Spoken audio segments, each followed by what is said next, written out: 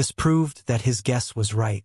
When he had unleashed the first flame snake spell, there was indeed a sliver of resonance with the sacred tree, resulting in a faint connection being formed.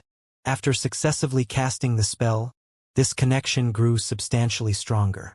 This resulted in Xianxia gaining the blessings of the sacred tree, allowing him to display what the goateed man recognized as sacred techniques. The so-called sacred techniques were just shamanic spells that had received a blessing of power. The citizens of human imperial city had assumed that the sacred tree was protecting the imperial family, resulting in the imperial family becoming existences that could not be provoked or disrespected, while granting them many different privileges that no one could go against. However, the truth was simply that the only shamans in human imperial city were from the imperial family, a status which allowed them to form a resonance and connection with the sacred tree to enable them to tap into the strength of the sacred tree. Other than the imperial family, there was basically no one else that could cultivate shamanic strength. In other words, they were obstructed from cultivating shamanic spells. This should be the method used to control human imperial city.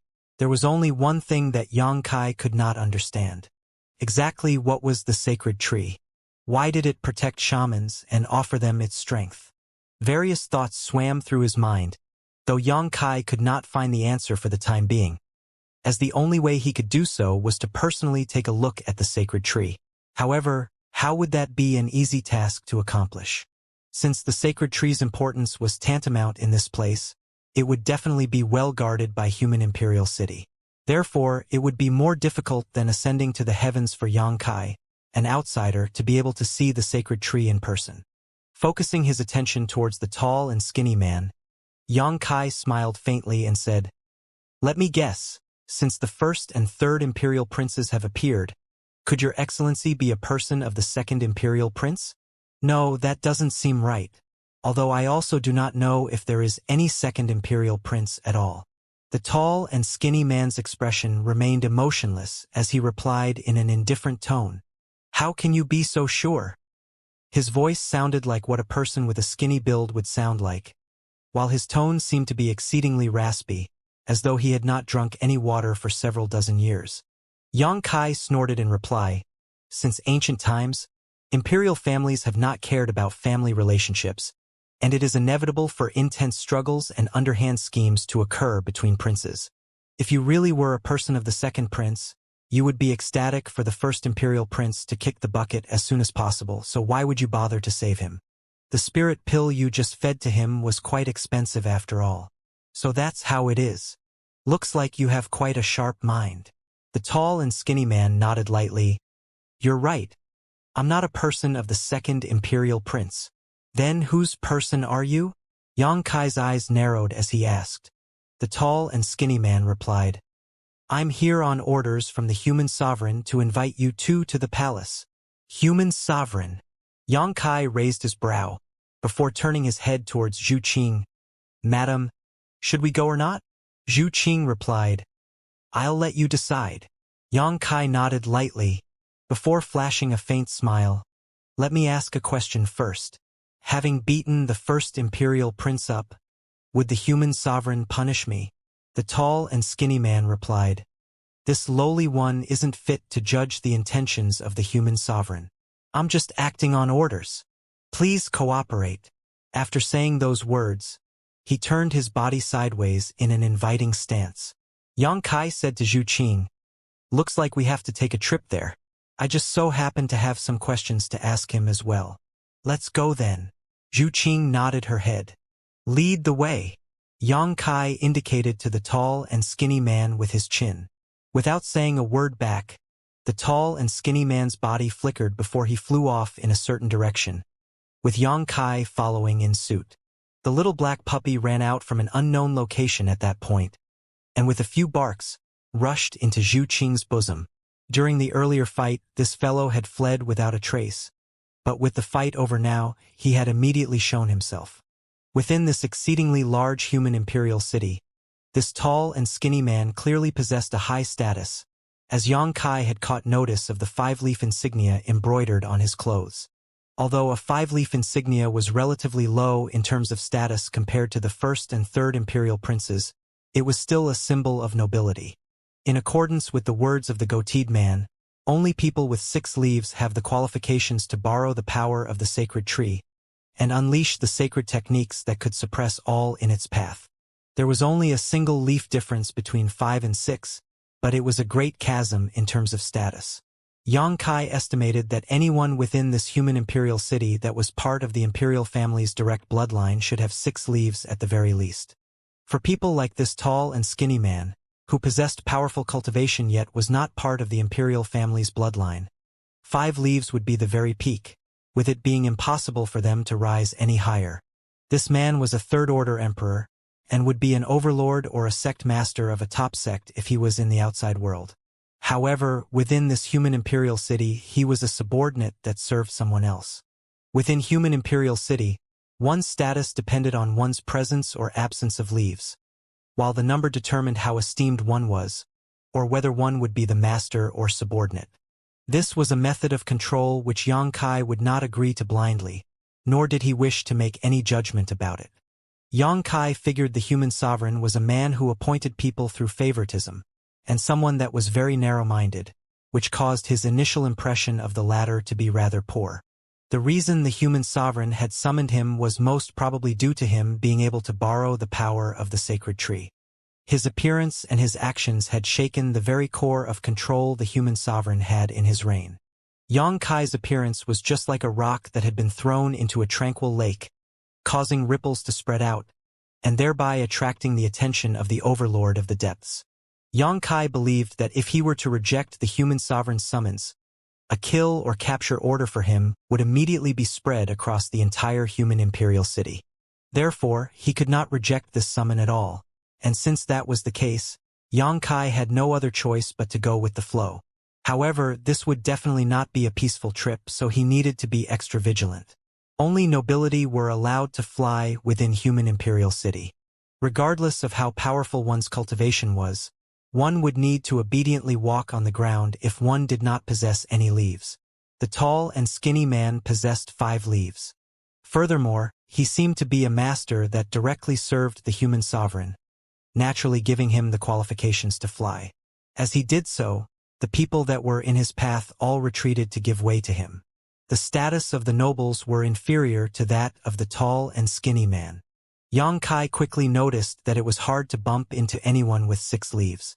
At the very least, he did not bump into a single one on this flight. The majority of the nobles he had bumped into possessed 3 leaves or less, with only a small handful possessing more than 3 leaves. With such a pool, the tall and skinny man with his 5 leaves appeared to tower over the rest. The only difference between him and the first and third imperial princes was his inability to borrow the power of the sacred tree. That was because he was not born into the imperial family, leaving him unable to cultivate shamanic strength, resulting in him not receiving the blessing of the sacred tree. The imperial palace was situated in the center-most region of human imperial city.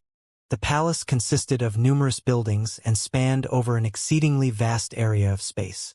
It was also precisely the direction that Xianxia had sensed the resonance coming from, where the power provided to him by the sacred tree came from. Xianxia squinted his eyes towards the direction he estimated the sacred tree was located, only to see a stretch of haze hanging over there, as though something was being encompassed by a powerful spirit array, leaving him unable to survey the situation within.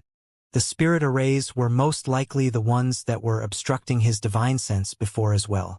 Not long after, the tall and skinny man descended from the air, before landing in front of a palace. This palace was exceedingly opulent and furthermore, it seemed to have been built a long time ago. Standing outside of the palace, an ancient and desolate aura came surging out to greet them, as though it was telling them the ebb and flow of time. Xianxia's expression turned solemn. The tall and skinny man passed the first imperial prince, whom he had been carrying over his shoulder like a sack the whole time, to the guards standing outside of the palace, before turning around. "Please enter. The human sovereign is waiting inside." Xianxia smiled. "This isn't a trap, is it? There aren't a few hundred blades and axes waiting to cleave us apart when we enter, right?" The tall and skinny man replied in an emotionless tone. "Is this a joke from the outside world? It is not funny at all." Xianxia shrugged. You obviously do not have any sense of humor. The tall and skinny man replied. The human sovereign is the most supreme existence in this world, and does not need any traps if his esteemed self wanted to deal with you. We're all emperors here, so what's the use of posturing? Xianxia spat in disdain, before striding towards the palace. The tall and skinny man pointed towards the little black dog in Zhu Qing's bosom. Leave the bastard behind. Zhu Qing shook her head and replied, Wang will not be left behind. The human imperial palace is not a palace where one can just enter like that, much less a mutt. Please do not add more difficulty to my job. The tall and skinny man obstructed their paths. Xianxia replied with a sneer. You are the one that said the human sovereign had summoned me and my wife, and yet now you are obstructing us. Can't you make up your mind? The tall and skinny man opened his mouth, appearing to be in the process of giving a reply, before his ears suddenly perked up. Clearly, someone was transmitting a message to him. After an instant, with a shift of his body, he moved to give way to Xianxia and Zhu Qing. This is the proper attitude to treat guests with. Xianxia smiled faintly, before walking forwards with Zhu Qing by his side. From the outside, the interior of the human imperial palace appeared to be filled with a dusky haze, making it seemingly impossible to make out anything within. However, upon entering, one would immediately notice how bright it was in here, with a dozen gigantic pillars erected in all directions, appearing as though they connected the earth to the heavens. Rays of light radiated out from the luminous pearl decorations that dotted the halls, encompassing the entire palace with a warm glow.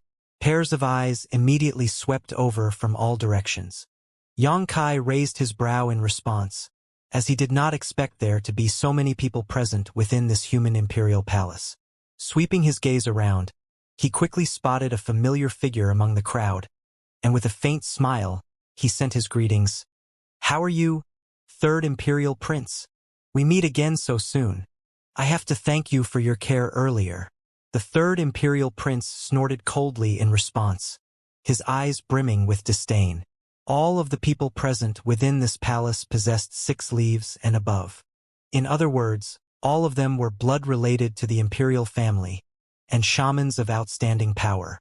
There was a great range in their ages, though, with both males and females present. There were not many 9 leaves present, with only 2 people having them.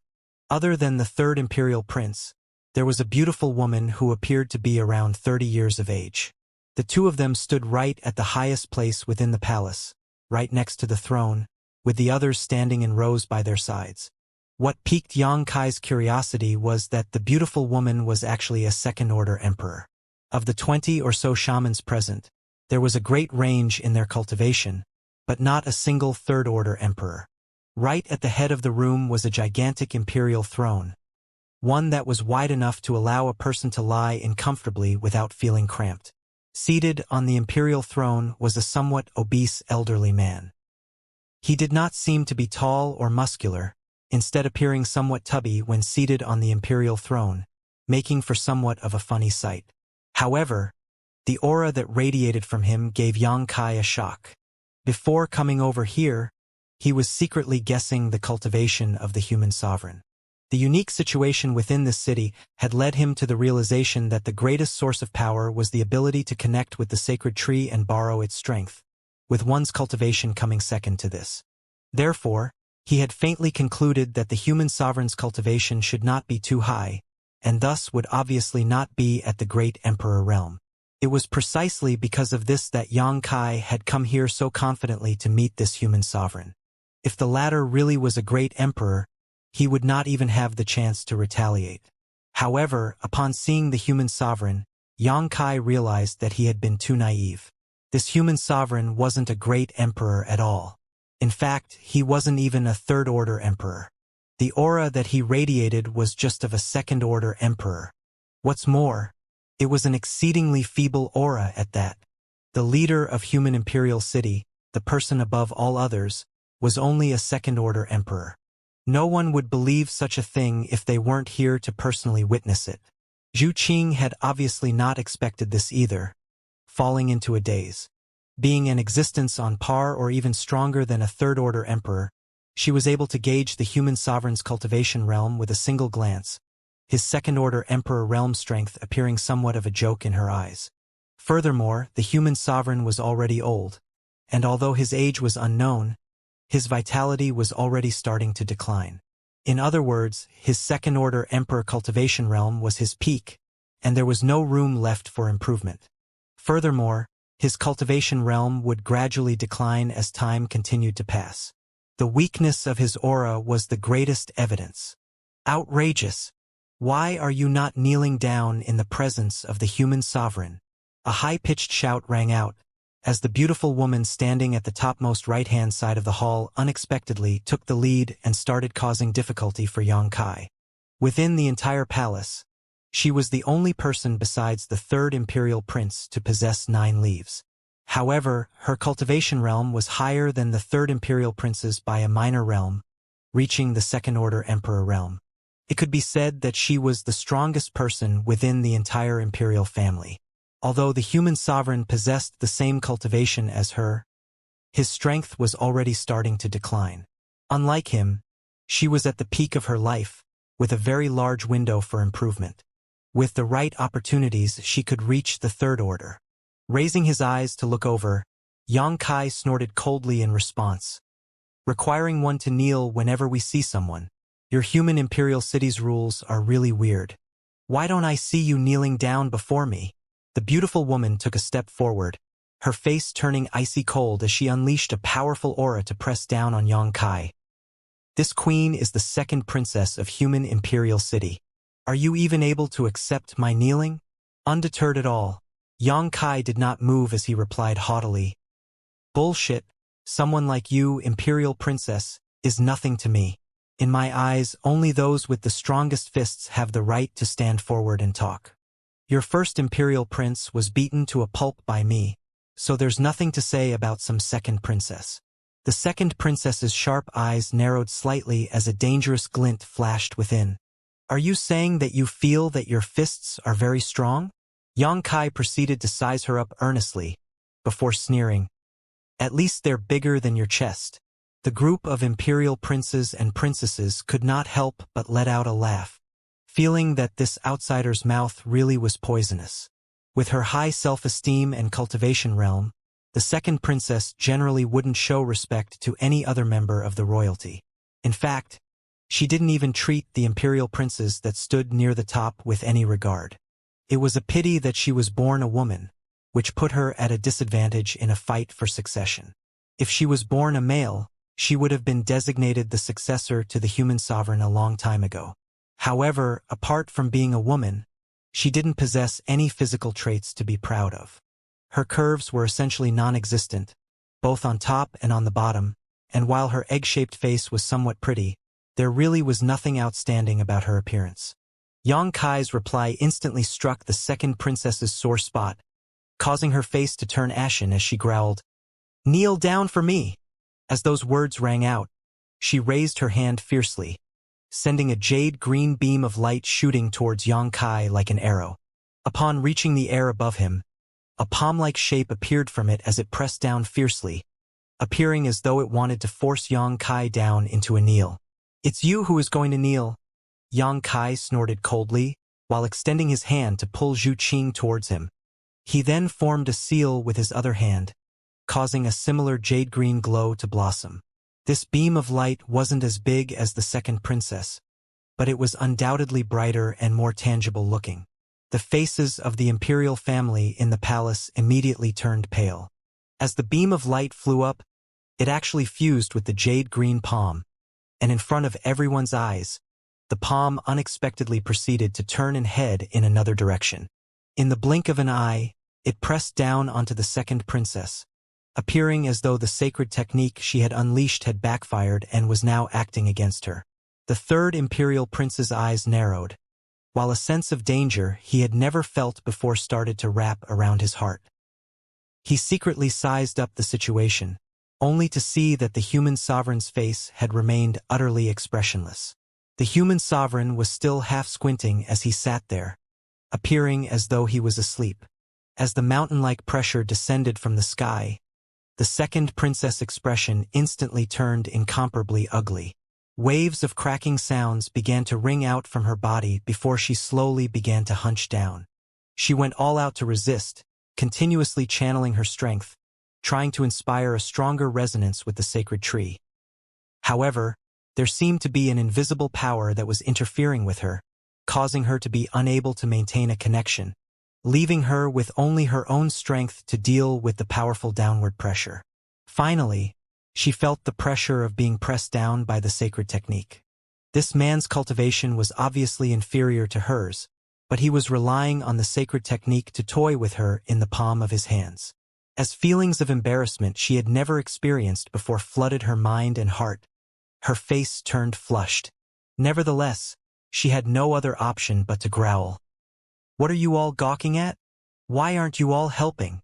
Only after her words rang out did the shocked imperial family members snap back to their senses. Right as they were about to take action, Zhu Qing suddenly spoke out in an emotionless tone.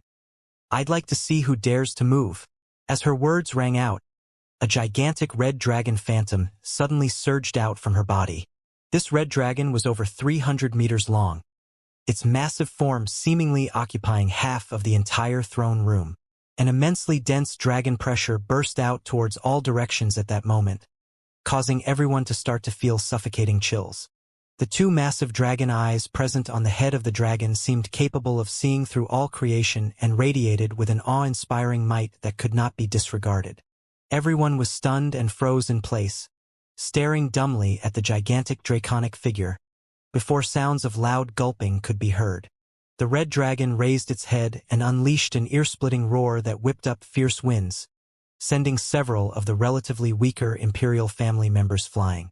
Unleashing the full might of her dragon source allowed Zhu Qing's strength to surpass that of an ordinary third-order emperor, and despite the protection of the sacred tree, these imperial family members did not end up unscathed from it.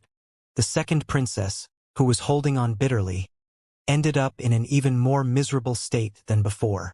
With Xianxia breaking her connection with the sacred tree, the impact from the dragon pressure caused her body to slump down even more, to the point of her knee touching the ground. Her face instantly turned incomparably pale, while overwhelming feelings of embarrassment and humiliation filled her heart, letting her experience a feeling that was worse than death. The human imperial city had stood for tens of thousands of years, ruled solely by the imperial family, which had resulted in the royalty developing arrogant and aloof characters since youth. It had always been the commoners kneeling down before them, so this was the first time in history that an imperial family member had even knelt down before a normal person. Xianxia did not continue to increase the pressure though, and instead turned his head towards the human sovereign and spoke. "Sir, what are you going to do about this? If you continue watching on, your daughter might really kneel down before me. Although I can accept her kneeling, bullying women isn't something to be proud of. There's a saying that goes, 'A good man doesn't fight with women.'" The human sovereign slowly stood up, before a voice that didn't seem too loud rang out within the human imperial palace. "This sovereign has been lacking in his teaching towards his daughter. Please restrain yourself, my guest." The faces of the imperial princes and princesses changed slightly upon hearing those words. Never had they ever heard the human sovereign speak to someone with such courtesy. He would even be exceedingly strict when talking to them in normal circumstances. When had he ever used such a gentle tone? A sliver of a peculiar glint flashed across the eyes of the third imperial prince, as he seemed to have caught onto something. When he looked back at Xianxia, the gaze he was holding was already completely different from the gaze he had sent out earlier. Xianxia grinned at the human sovereign, though he did not pull back, nor did he give a reply, leaving the situation hanging like that. The gigantic red dragon that filled half of the palace hall raised its head slightly, causing the intensity of the dragon pressure to rise. A sliver of frustration flashed across the eyes of the human sovereign, though he did not follow up with any action. Instead, he turned his head towards the second princess. "Fu Yu, you were insolent with your words, and caused a conflict with this sovereign's guests. Hurry up and apologize." "Imperial father." The second princess, with the name of Fu Yu, gasped in shock after hearing his words, an incredulous look appearing on her face as she looked at the human sovereign. Only after locking gazes with the human sovereign and noticing the fury contained within his imposing gaze did her eyes tremble as she hastily lowered her head and spoke out between her clenched teeth. Fuyu had eyes but failed to see and caused a conflict. Sir, please do not take offense. Her words sounded exceedingly stiff, especially the word sir, which she spoke extremely quietly and awkwardly. Clearly, this had never happened before, much less addressing someone with this term. Yang Kai chuckled loudly. Since the human sovereign has spoken, I naturally have to give face to him. Qinger, relax. As his voice rang out, he took the lead and dispelled his shamanic spell, causing the jade-green palm that was pressing down on Fuyu to dissipate away and vanish in the blink of an eye. This was followed by the red dragon phantom flickering and disappearing in a shower of light. As the dragon pressure dissipated, the various imperial family members took a slight breath of relief. Fuyu slowly stood up, her head still lowered, with no one being able to see her face and eyes. Nevertheless, her continuously shivering body revealed the extreme turmoil present in her heart. Bring in the chairs. The human sovereign raised his hand. 2 exceedingly luxurious chairs were immediately carried into the hall, before they were placed not far away from the imperial throne. Yang Kai smiled faintly. There's no need to sit. I think that the human sovereign should have many things to ask me, and I just so happen to also have some things to ask you, sir. The human sovereign did not insist further, and raised his head. That's right. I indeed have some matters to ask you about. Yang Kai adopted the stance of a listener. The human sovereign asked, Where are you two from? The star boundary. I don't know if you have heard about it, sir. The human sovereign nodded his head. I've naturally heard about it. The human imperial city has existed for tens of thousands of years, and there is a continuous influx of outsiders. This sovereign does not know when this started to happen, but all of them would claim they came from the star boundary. Furthermore, from the looks of it, you two seem to have also come from there. Yang Kai smiled faintly. The revolving world that you all have named this place is connected to the star boundary via a void channel. Therefore, those who were able to enter are naturally from the star boundary. The human sovereign followed up with another question. Then how did you two enter human imperial city? According to what this sovereign knows, there should have been no one that could have opened the space array for you two, as that person had already been killed. Yang Kai raised his eyebrows and replied, Your ability to gather information is quite impressive. It hasn't even been half a day since then, right? One of this sovereign's subordinates died, so there naturally has to be a detailed investigation. Yang Kai suddenly shook his head and said, I feel that this is very unfair for me, as it has only been Sir asking the questions and me answering. This isn't a good deal for me. How about we take turns to ask questions, with one person asking and the other one answering before exchanging roles? It can't be just one side asking and one side answering, right? The various imperial family members were stunned, as this was the first time they had ever seen someone bartering with the human sovereign. Furthermore, Yang Kai had replied in a righteous and almost offensive manner. Yet there was unexpectedly no trace of anger coming from the human sovereign, with the latter only remaining silent for an instant before nodding and replying, Let's do as you proposed. The strange glint in the third imperial prince's eyes grew more intense hearing this. Then, it is now my turn, right? As Yang Kai said that, his expression suddenly sank. Where is the couple that arrived with us in human imperial city? Are they alive or dead? The human sovereign laughed. You're asking 2 questions. Yang Kai shrugged. The earlier one doesn't count. They're still alive. How did you manage to enter human imperial city through the space array without possessing the human sovereign seal? Raising his hand, Yang Kai gave the space before him a pat, causing it to cave in and collapse, as though a piece from a complete puzzle had been shifted out of place. Although it quickly returned back to normal, this could be classified as a shockingly brilliant move.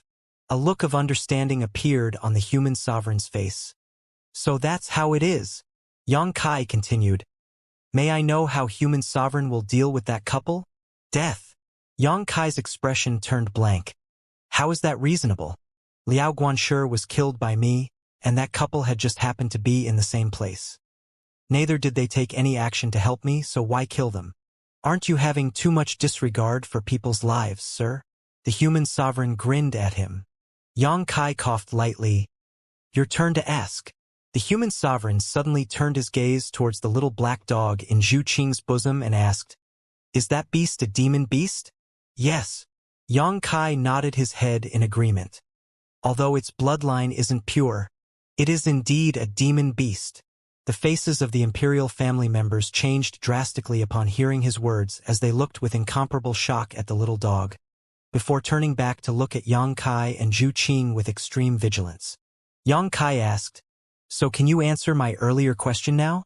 The human sovereign replied, Not reporting the matter is the reason for them to be killed. Yang Kai sneered coldly, How imposing of you, sir. Looks like you care a lot about those two. In accordance with what I know, you don't even know their names, right? You don't have any relationship with them either. I don't know what their names are, however, I did not kill them. Yet they will die for me. How can a person feel at ease about such a thing? You're unexpectedly kind-hearted. The human sovereign nodded slightly, before his gaze flicked like a bolt of lighting towards Yang Kai. Are you of the demon race? Yang Kai sneered coldly in response. If I was a demon, I would have already obliterated your human imperial palace rather than sit here and chatting with you. This sovereign also feels the same. Nevertheless, a confirmation is required to be on the safe side.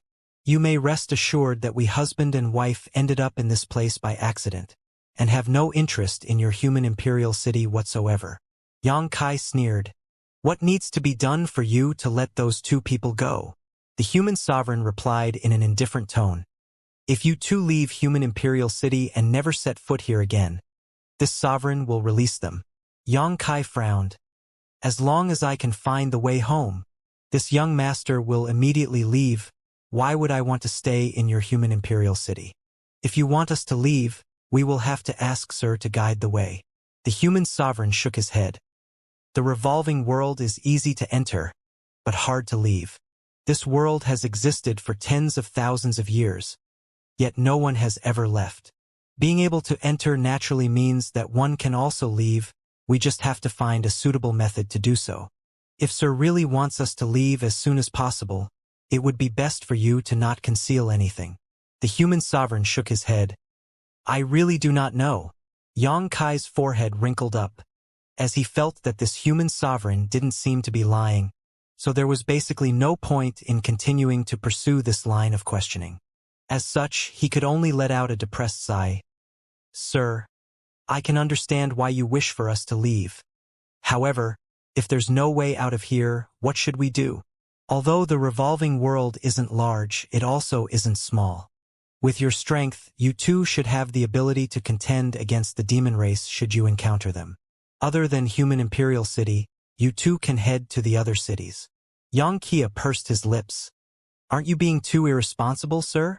If that's the case, we'll stay put in human imperial city for a period of time. The human sovereign narrowed his eyes. If that is the case, this sovereign has no other choice but to try his best to fight you. I hope you two also have the mental preparation to enter the Yellow Springs together. As he said those words, an exceedingly dazzling jade-green glow suddenly erupted from his body.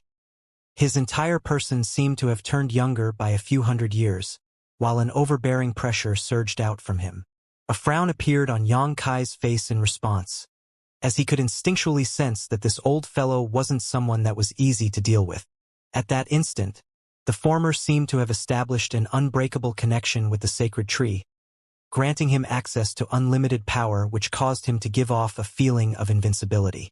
Not only that, but this phenomenon also happened to the surrounding imperial princes and princesses, as all of them stared covetously at Yang Kai and Zhu Qing. Provoked by their surging auras, the dragon essence within Zhu Qing's body started to churn as her face turned chilly. Patting her shoulder, Yang Kai signaled for her to calm down, before speaking out with a faint smile. There's no need to be that nervous, sir. Truthfully speaking, we can leave human imperial city. You just need to accept 2 of my requests and we will depart. The human sovereign nodded. Speak. Yang Kai raised a finger. Release those 2 unrelated people. They did not go against your will. The human sovereign replied, "Their lives are not of importance compared to your decision." Xianxia smiled faintly. "I'll take that as a yes. My second condition is, I want to see the sacred tree." Impudence! The third imperial prince and second princess growled in unison, as though they had been humiliated by Xianxia's words. Xianxia glared coldly at them. "Is this a hard request to fulfill? How impudent is it?" The second imperial princess replied, "The sacred tree is the foundation of our human imperial city. Since the beginning, only members of the imperial family have been allowed to approach it. Who are you to make such an outrageous request?" She turned towards the human sovereign. "Imperial father, your daughter beseeches you to grant me the authority to kill these people who are clearly harboring ulterior motives." Having just suffered a big loss at Xianxia's hands and losing all face, the second princess had been trying to find any means possible to retaliate. At this moment, with the opportunity presenting itself, she naturally didn't hold back in engaging in a confrontation against Xianxia. Although this couple seemed to be extremely strong, the imperial family was the strongest within human imperial city. As long as the human sovereign took action, this couple would not be able to cause any mayhem, no matter how strong they were. As if he hadn't heard anything Fuyu had said, the human sovereign looked deeply at Xianxia. "What is your reason for this request?" Xianxia shrugged. "It's purely out of curiosity. I just want to know exactly what the sacred tree is, and why it is able to provide such incredible blessings." The human sovereign replied, "What if this sovereign doesn't agree?" Xianxia chuckled lightly, before his laugh halted as he replied in a chilling voice, "Then we'll have to see if your imperial family or we husband and wife are more formidable. In any case, I will get to see the sacred tree." "Shameless boasting!" Fuyu erupted with fury. "Imperial father, your daughter is willing to take the lead and make sure this little brat knows the might of our imperial family."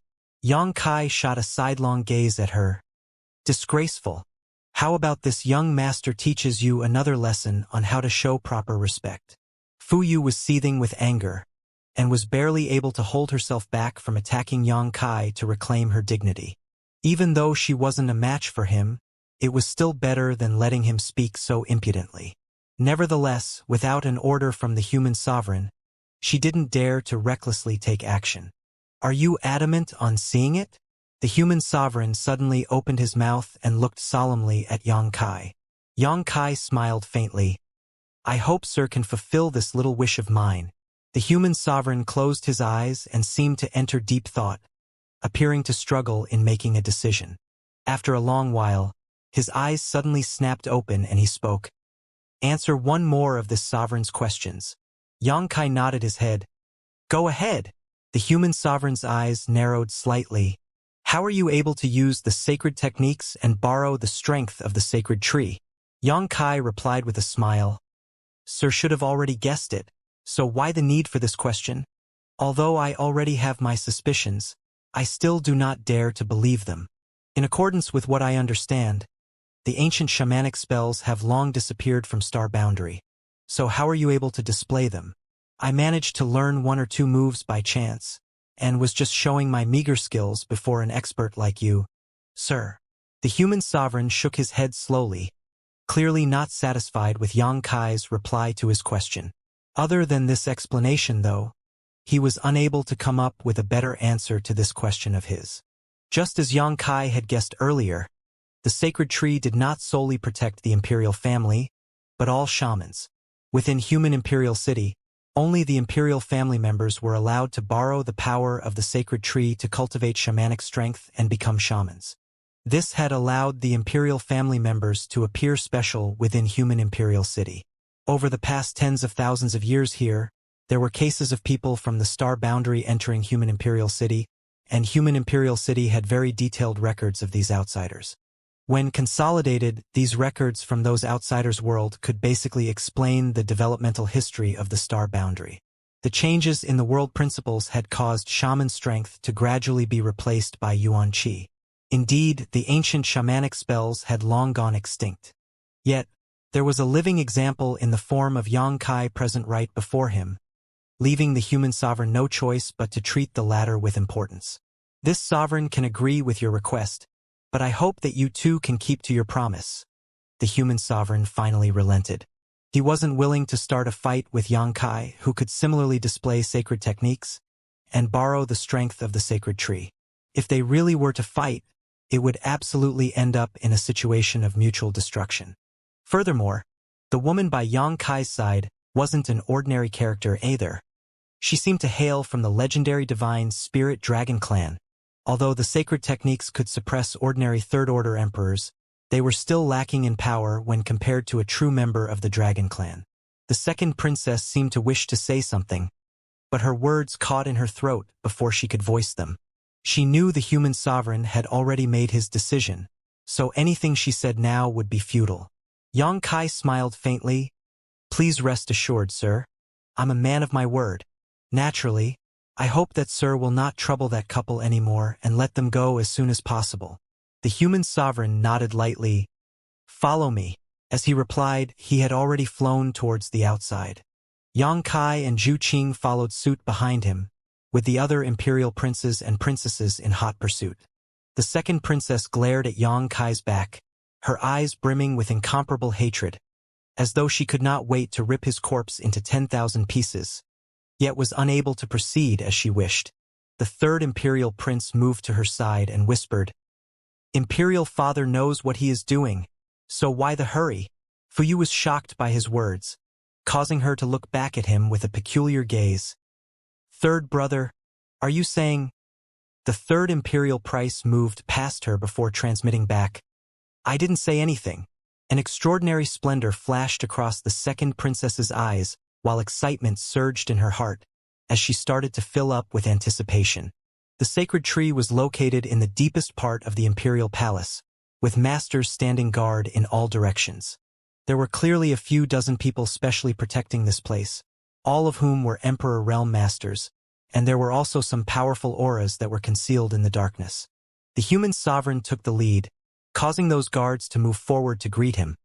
But upon seeing Xianxia and Zhu Qing, confused looks appeared on their faces, as they did not recognize these two people. These guards were stationed here all year round, and also weren't allowed to go within 1,000 meters of the sacred tree. Therefore, other than members of the imperial family, they had never seen anyone else come here at all. However, there were two other people today. Furthermore, they were brought here personally by the human sovereign. This shocking oddity obviously caught everyone's attention. The dense fog ahead of them seemed able to obstruct any surveillance from divine sense, and also limited vision, leaving one unclear of the situation within. The human sovereign came to a halt and pointed in front of him. The sacred tree lies ahead. If you want to see it, you have to enter there. Guest. Looking at the swirling haze, Xianxia smiled faintly, before turning his head towards Zhu Qing. Wait for me a while. I'll be right back. Be careful. Zhu Qing shouted back in a serious tone. After all, this was someone else's territory. Although Xianxia was no slouch compared to a head-on fight, it was harder to defend against an ambush. Therefore, there wasn't any harm to be more careful and vigilant. I will. Xianxia smiled faintly and strode in. Right after taking 2 steps forward, his figure suddenly disappeared within the fog, leaving no trace of him visible anymore. A slight frown appeared on Zhu Qing's face, and despite knowing that this was the effect of the spirit array, she could not help but to feel a sliver of anxiety. Are you, esteemed one, from the divine spirit dragon clan? The human sovereign suddenly asked. Zhu Qing's beautiful eyes remained locked in the haze in front of her, appearing as though she hadn't heard him speak at all. Not minding her reaction, the human sovereign continued to smile faintly. There aren't any divine spirits present in this revolving world. However, there are many records of them in the ancient books. It is rumored that the Dragon Clan are the leaders of the myriad spirits, and are exceedingly aloof and arrogant. Why would you, esteemed one, mix with an ordinary person and throw your Dragon Clan's face away for no reason? Furthermore, this sovereign can tell that your relationship with that man seems to be somewhat different from normal. If this was the outside world, a person like you wouldn't even have the qualifications to speak to me. Zhu Qing turned her head abruptly around and looked right at the human sovereign. A gloomy glint flashed across the human sovereign's eyes, while looks of fury appeared on the faces of the imperial princes and princesses. There had never been anyone who dared to speak like that to the human sovereign. She had basically treated him with no regard at all. Therefore, you better be careful with the words you use. Since you know I'm from the Dragon Clan, then you should be aware of the Dragon Clan's temper. After saying those words, Zhu Qing turned back and stared into the depths of the fog. The human sovereign remained silent for a good while, before chuckling. The arrogance of the Dragon Clan truly lives up to its name. All of a sudden, he waved his hands lightly, and a ray of dark green light shot out from the fog in front of them, transforming into ropes that immediately bound Zhu Qing up. Although the Dragon Clan are strong, they are still somewhat lacking in this sovereign's eyes. Zhu Qing's expression turned exceedingly cold. Lowering her head to look at the restraints that were binding her, she looked up and replied, "I hope you know what you're doing." The human sovereign sneered in response. This sovereign obviously knows what he is doing. Human Imperial City has stood for tens of thousands of years, and our imperial family has been protecting the human race's way of life all this time, allowing the human race to have a foothold in this world. This sovereign will not allow any accidents to happen. That friend of yours is the greatest accident possible. Since he is an accident, he must be eliminated. Therefore, you had lured us here to give yourself an advantage before taking action? The human sovereign sighed. This method is indeed somewhat despicable. However, this sovereign has no choice but to do so for the sake of the human race. I hope that you, esteemed one, can understand. Our imperial family can only unleash our full strength here.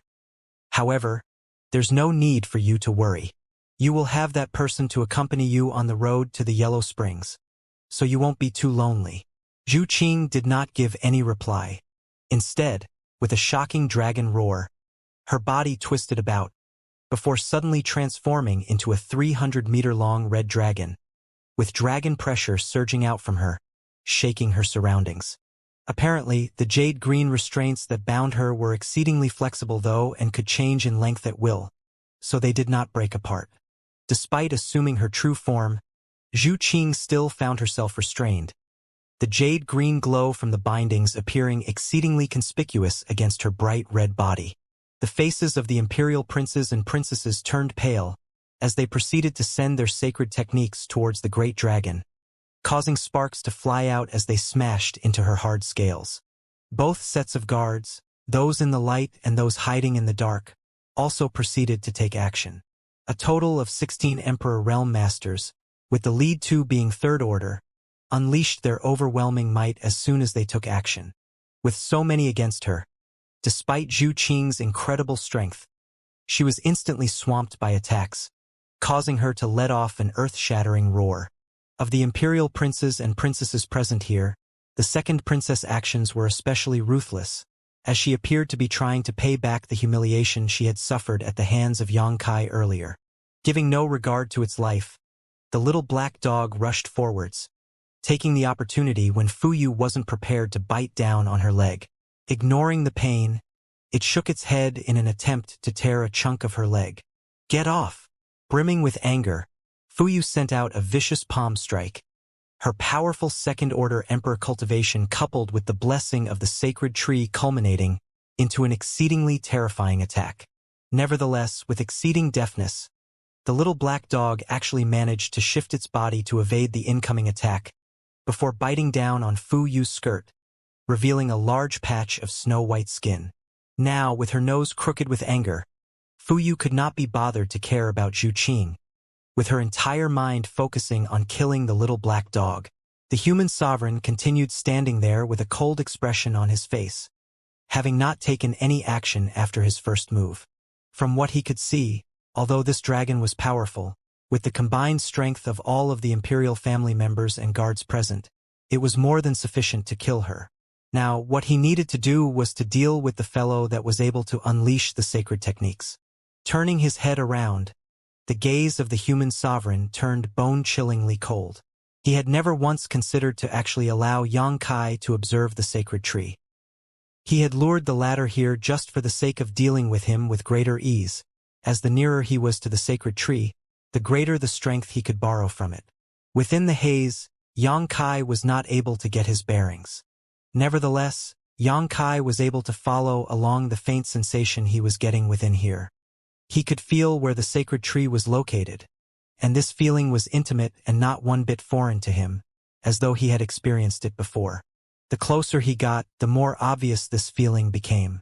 Finally, after stepping across layer after layer of restrictions, Yang Kai arrived before a large tree that towered the heavens.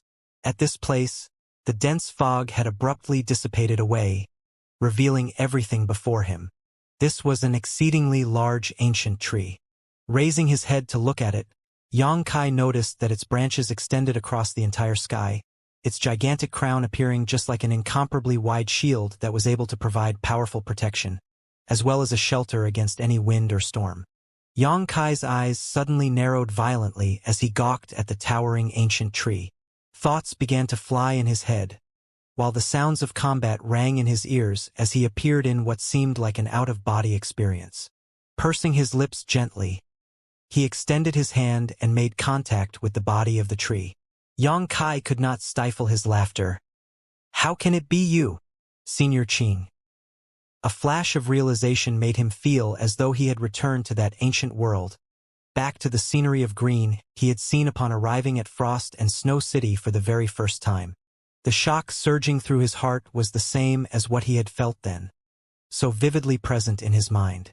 In that world, Frost and Snow City was the capital of the Frost and Snow clan, while the evergreen divine tree stood tall within it, protecting the entire city for all calamities and disasters. In the final battle between the ancient barbarian and demon races, Senior Qing had even supported the last hope of mankind with his life.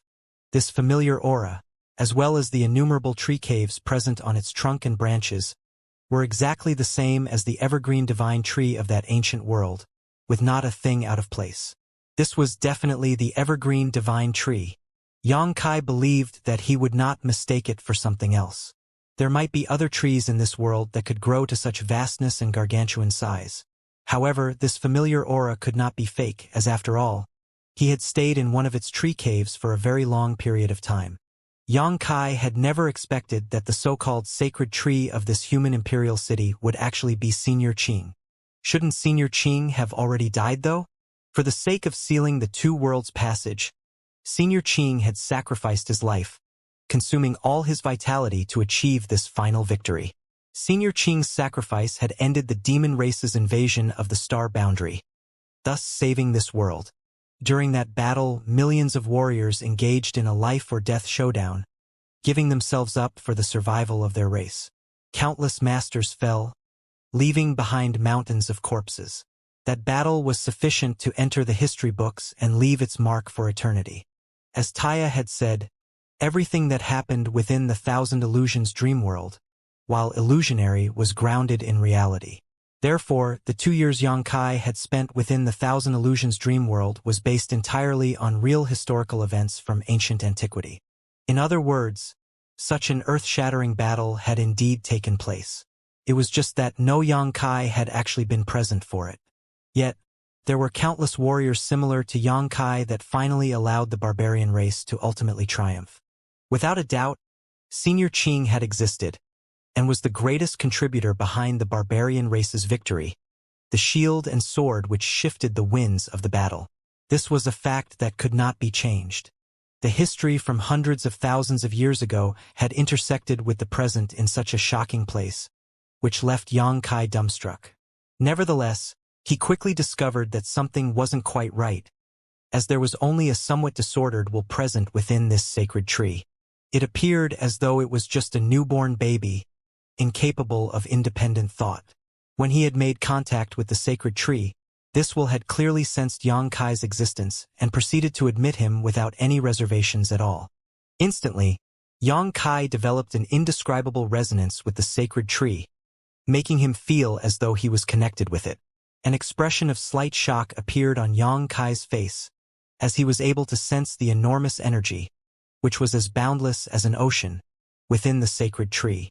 The gargantuan amount of energy was sufficient to rival any great emperor, and might even exceed that of one. It was precisely through the usage of this power that the imperial family of human imperial city was able to display their sacred techniques and unleash moves far surpassing their cultivation realms. At this moment, if Xianxia wanted, he would be able to pull all of this gargantuan power out, with the sacred tree not putting up any resistance at all. On the contrary, it had become intimately connected with Xianxia's existence. A frown suddenly appeared on Xianxia's face, as he had unexpectedly sensed another element that seemed aloof, or even hostile towards him within the body of the sacred tree. This element gave him the feeling akin to a pustule on one's skin, making people feel exceedingly uncomfortable. "Get out!" With a loud shout, Xianxia extended his hand into the sacred tree and made a fierce pull. With another exertion of force, a human figure was forcefully pulled out from within the sacred tree. Unexpectedly, this person was the human sovereign, whom he had just separated from not long ago. Utter shock had covered this old man's face, as he could not imagine that he would end up in such a state, leaving him dumbstruck. Only after seeing Xianxia's chilling gaze did he snap back to his senses. Raising his hands to form a seal, an incantation rang out from his mouth before he pointed towards Xianxia.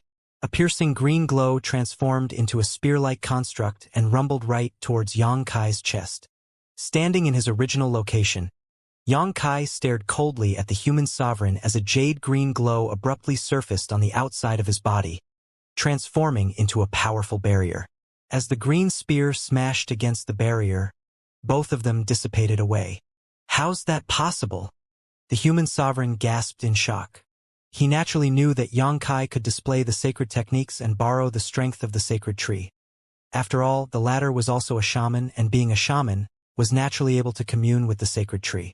However, without even a baptism, why would the sacred tree automatically protect him? The reason why the imperial princes and princesses could obtain the sacred tree's protection and remain safe even in times of danger was due to them undergoing an exceedingly complicated baptism ritual.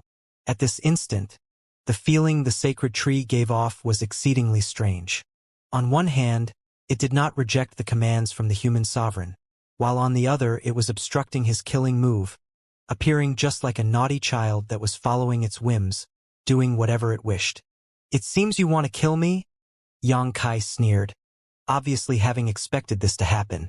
The human sovereign did not reply, though his expression grew a few shades more solemn.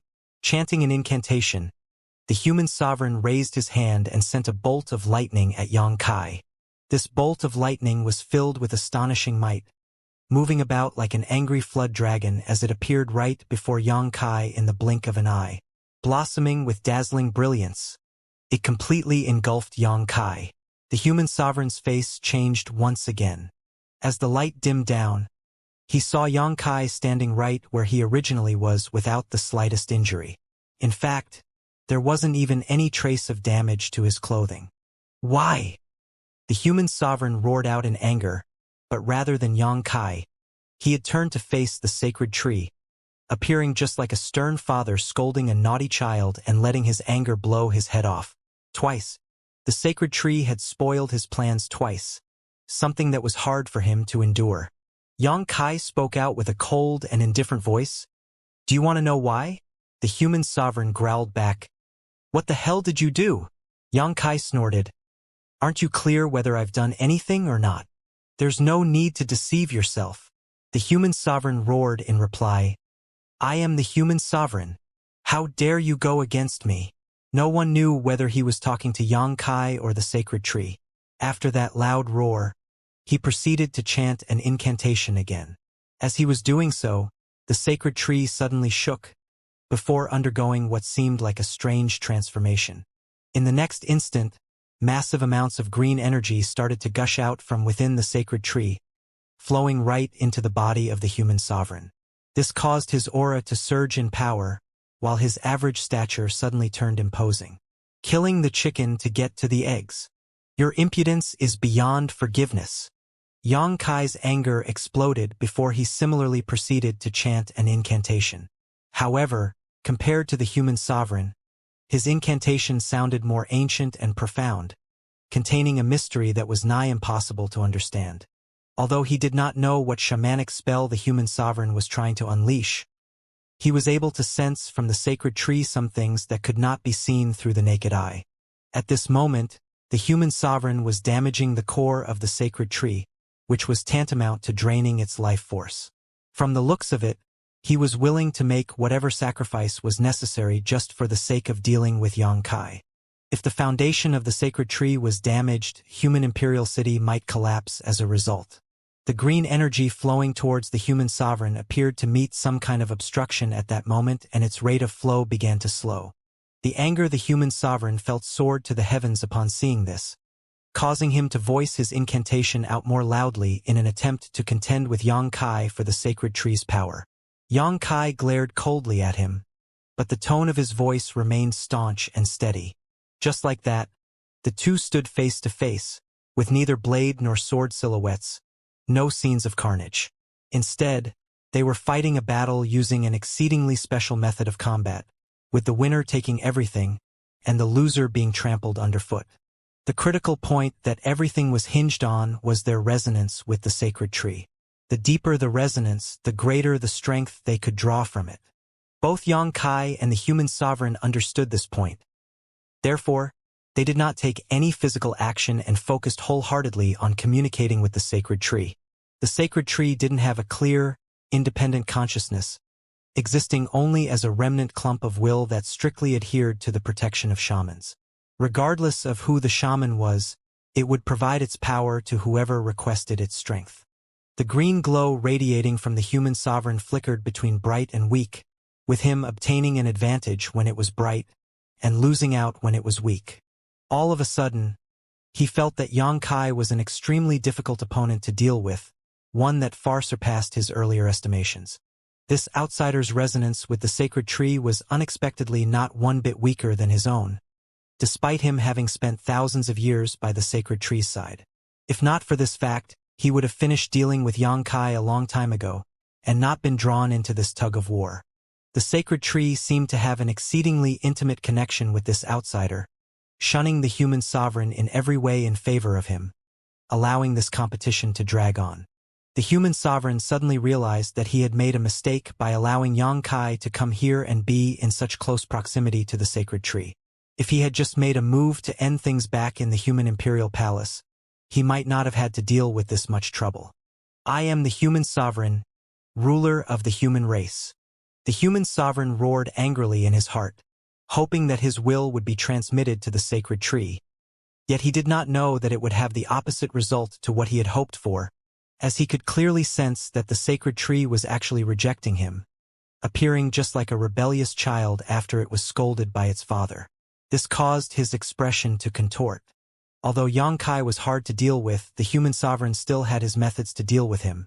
However, if he were to lose the support of the sacred tree, he would become just an old, dying second-order emperor with many others in human imperial city far stronger than him. Not daring to dwell in those messy thoughts, the human sovereign knew that he had no choice but to deal with Xianxia here and now. While chanting more and more fiercely, he suddenly communicated using his divine sense. Rather than fighting with this sovereign here, shouldn't you be more worried about your woman? If this sovereign is not mistaken, she should be on the brink of death now. So what if she was from the dragon clan? So what if she stood at the apex of all living beings? There was no shortage of masters in human imperial city, so even a dragon would not be able to gain any advantage here. Remaining unmoved, Xianxia replied strongly, "My woman doesn't need my concern. You, on the other hand, should take a look at yourself. TSK. You, sir, aren't young anymore. From the looks of it, you won't live much longer no matter what you do, so why not step down now? From what I can see, several of the imperial princes are quite good, especially that third imperial prince. His cultivation is outstanding, and he has a firm and resolute mentality, a suitable successor as the next human sovereign. The only negative is that he's a bit sinister, though no one's perfect. The second princess is also not a bad choice. I don't know if there's any case of an empress ruling human imperial city in the past, but if there is a precedent, you can pass your crown on to the second princess. I can see that princess has big ambitions." "Shut up," the human sovereign roared in anger. Yang Kai chuckled lightly. So those two don't meet your standards? Looks like you are intending to pass it on to the first imperial prince? The first imperial prince is addicted to wine and women, and truthfully isn't a good choice for a successor. Human imperial city won't have a good end if he's in charge. When that happens, brothers will quarrel and internal strife will run rampant, to the point that you will not be able to rest even in your grave. No, the first imperial prince clearly is a piece of trash that cannot be propped up at all, yet he just happens to have a high 8-leaf status. From the looks of it, you are really biased towards the first imperial prince. Could it be that the first imperial prince's mother is the one you love the most, causing you to love anything that is connected to her? The human sovereign's expression flinched, and despite it being minute, how could it be hidden from Yang Kai's eyes? Yang Kai continued to fan the flames. Looks like I've struck a nerve. Furthermore, from the looks of it, that one true love of yours has already passed away, right? I couldn't tell from our first meeting, but it seems you're a man of great sentimentality. I guess that when you were young, you had spent the prime of your life with that beauty, though the dead cannot be brought back to life, so please restrain your grief, sir. Memories are also a kind of beauty. Reminiscing of the past from time to time and crying your heart out is also quite a good experience to have. The human sovereign's face twitched violently, as though he had been prodded in a sore spot. Unable to control himself anymore, he started to madly draw upon the power of the sacred tree. Yang Kai snorted coldly, "You lose!" As his words rang out, the human sovereign let out a muffled grunt and retreated a few steps while the faint green glow surrounding his body suddenly dissipated into nothingness. His resonance with the sacred tree had actually been severed, just like that. Even though he wanted to reconnect with the sacred tree, there was utterly no response from it. The sacred tree was actually not responding to him anymore. He knew that the tumultuous emotions present in his heart were too overwhelming, causing him to react impatiently, which led him to lose everything in this one-on-one struggle. So what if I don't have the protection from the sacred tree? This sovereign's cultivation is still higher than yours. Not willing to accept his defeat, the human sovereign's aged body abruptly straightened up, while his second-order emperor realm cultivation erupted in full force. Raising his hand, he palmed towards Yang Kai, creating frenzied winds as the prince smashed down with incomparable might. With a sneer, Yang Kai sent out a single fist covered in emperor chi, unleashing a torrent of explosive power. As the fist and palm collided, the human sovereign spurted blood from his mouth as he suffered a severe blow and was thrown back like a kite with torn strings before landing heavily on the ground, not moving even after a long while. The sound of footsteps sounded lightly as Yang Kai slowly walked over before lowering his head to look down at him. The human sovereign coughed up the blood pooling in his throat and staggered to stand up, growling manically, "I am the human sovereign, the king of the human race. How can you treat me like this? Do you know why you lost?" Yang Kai replied in an emotionless tone. The human sovereign was stunned by the former's words. He really wanted to know the answer, but his self-esteem prevented him from doing so. Only after a long struggle did he reply stiffly, "Why? Those who follow the Tao help others. Those who lose their way help none. You all treat the sacred tree as an energy source that can be accessed and used as you pleased. A tool to lord over the masses with. That is your greatest folly." The human sovereign shouted, "The sacred tree is exactly that kind of existence." Yang Kai snorted coldly, "How stubborn! It's pardonable if you committed a wrongdoing when you knew nothing. However, your death isn't worth pitying after you commit a wrong you know is one. The blessing of the sacred tree isn't just for your imperial family, and isn't just for shamans, but for the entire human race, yet you all treat it as your personal property. What utter foolishness!" The human sovereign replied, "Nonsense!" Yang Kai sneered coldly, "I'm talking nonsense?" The spirit array barrier surrounding the entire human imperial city draws its power from the sacred tree. It shelters all of human imperial city from any outside danger, so how am I talking nonsense? I see that you've become blind from old age. After resonating with the sacred tree, Yang Kai could clearly feel its energy covering the entirety of human imperial city. It was precisely due to it that human imperial city was able to stand within this revolving world, unchanged throughout eternity. The human sovereign turned depressed. What's the point of saying all of this? This sovereign has already lost. Kill or extort me as you please. Yang Kai cast a sidelong gaze at him.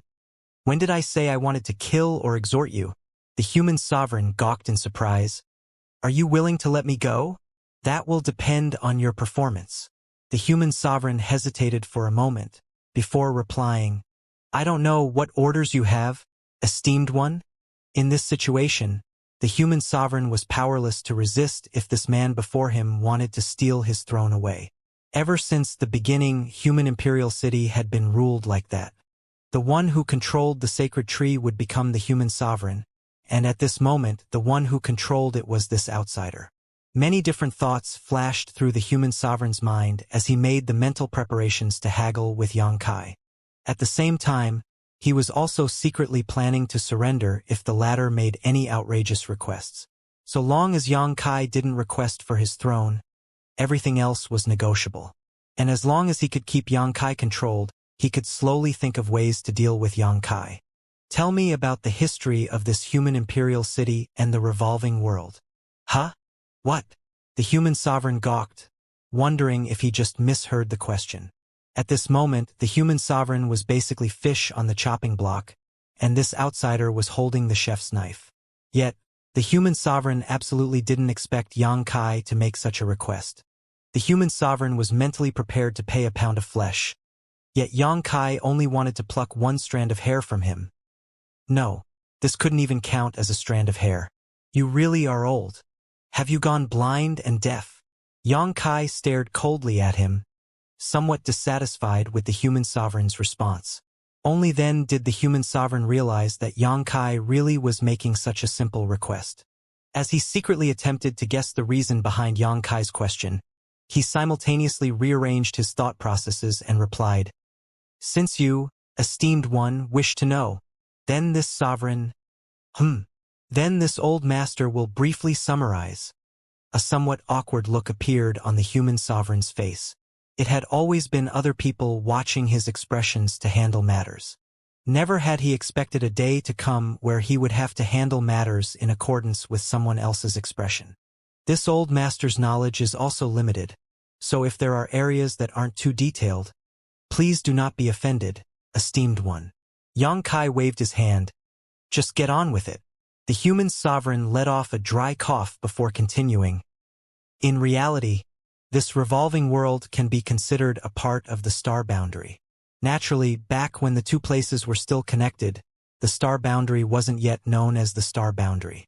I'm also not too sure what that ancient people called it, but it seems our ancestors called themselves the barbarian race, while their masters cultivated shamanic strength. Clansmen gathered together into tribes to form the structure of society.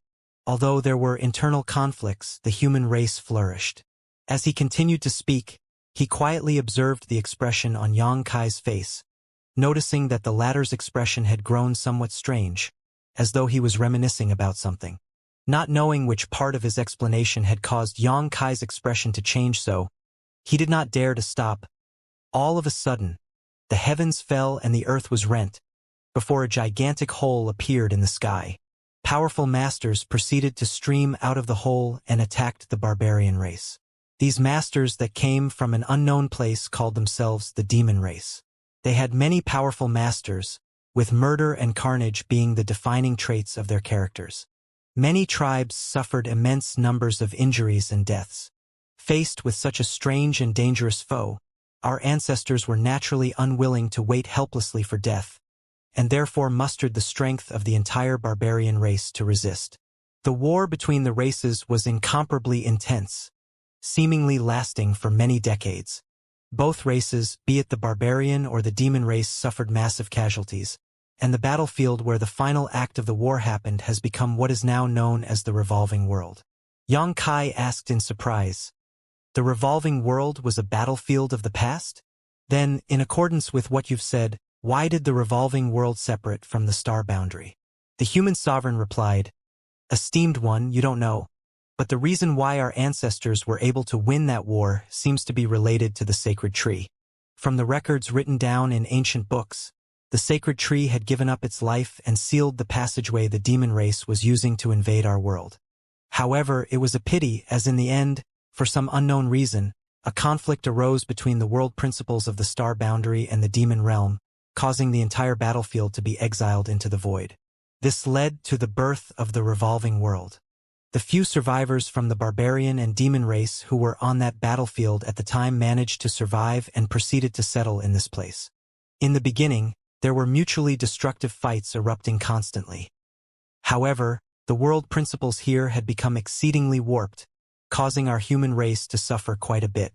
Furthermore, the revolving world's world principles were not constant.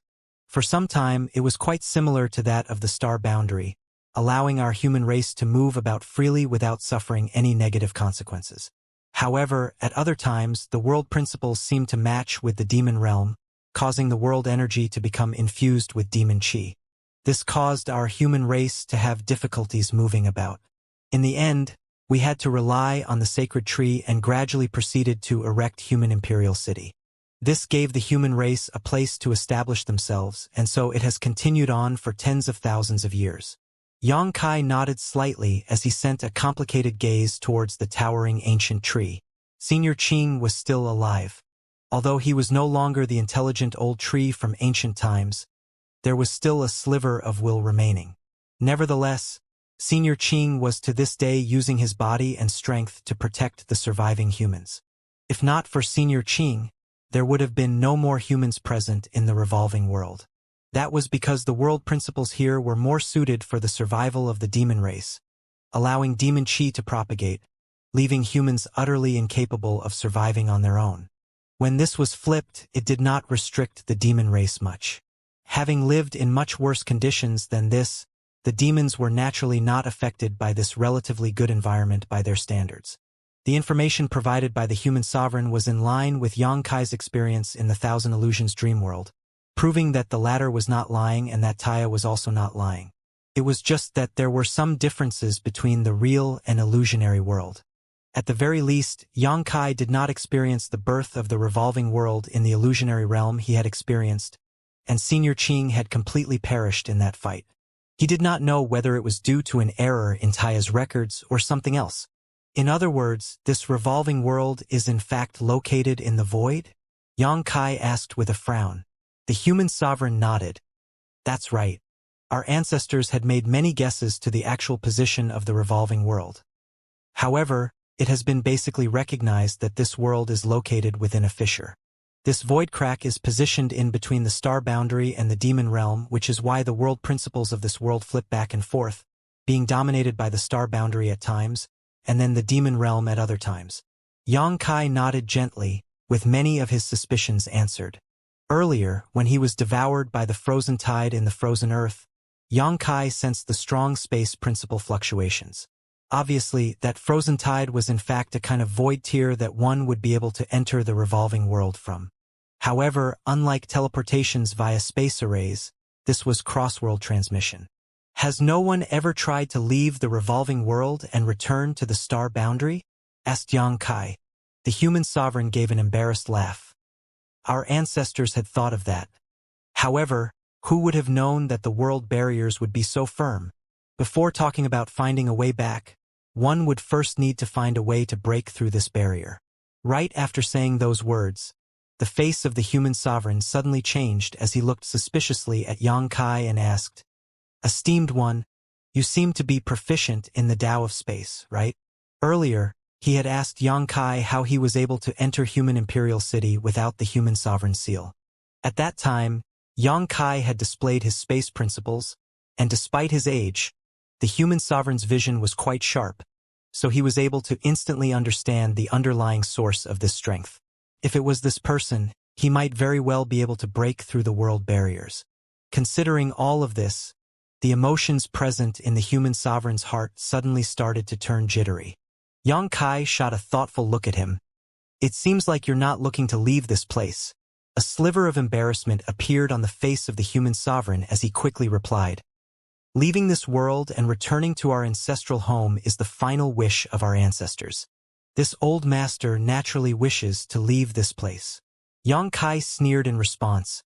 What nonsense are you talking about? In human imperial city, the human sovereign stands above all, with his every word being law. No one, regardless of how strong or weak, dares to go against him. If I were you, I also wouldn't wish to leave this place. Who would leave such a carefree and happy life? The human sovereign gave a couple of dry coughs as Yang Kai had obviously hit upon the truth. Although he wasn't too strong, he understood the situation he was in. If he were to really leave the revolving world and return to the star boundary, he would be knocked off his throne right back down to the masses. Yang Kai changed the subject and asked, "Is there really no way to leave this world?" Before waiting for the human sovereign to reply, Yang Kai continued, "You better speak the truth. Although I'm not too willing to kill an old man, I will not hesitate to do so if I'm forced to." The face of the human sovereign changed slightly as he replied hastily, "Wind Mountain. Where is this Wind Mountain? Can I leave this revolving world from that Wind Mountain?" The human sovereign replied, "There's a very small possibility of that being true, and I don't dare to guarantee its existence. Naturally, this is only for a master like you, as it is a forbidden zone for anyone that doesn't cultivate the Tao of space. During these years, many of our ancestors gave their all to leave this place, trying many different methods, but all ending in futility. In the end, they finally managed to confirm that there was a passageway they could leave from that was located at the peak of Wind Mountain.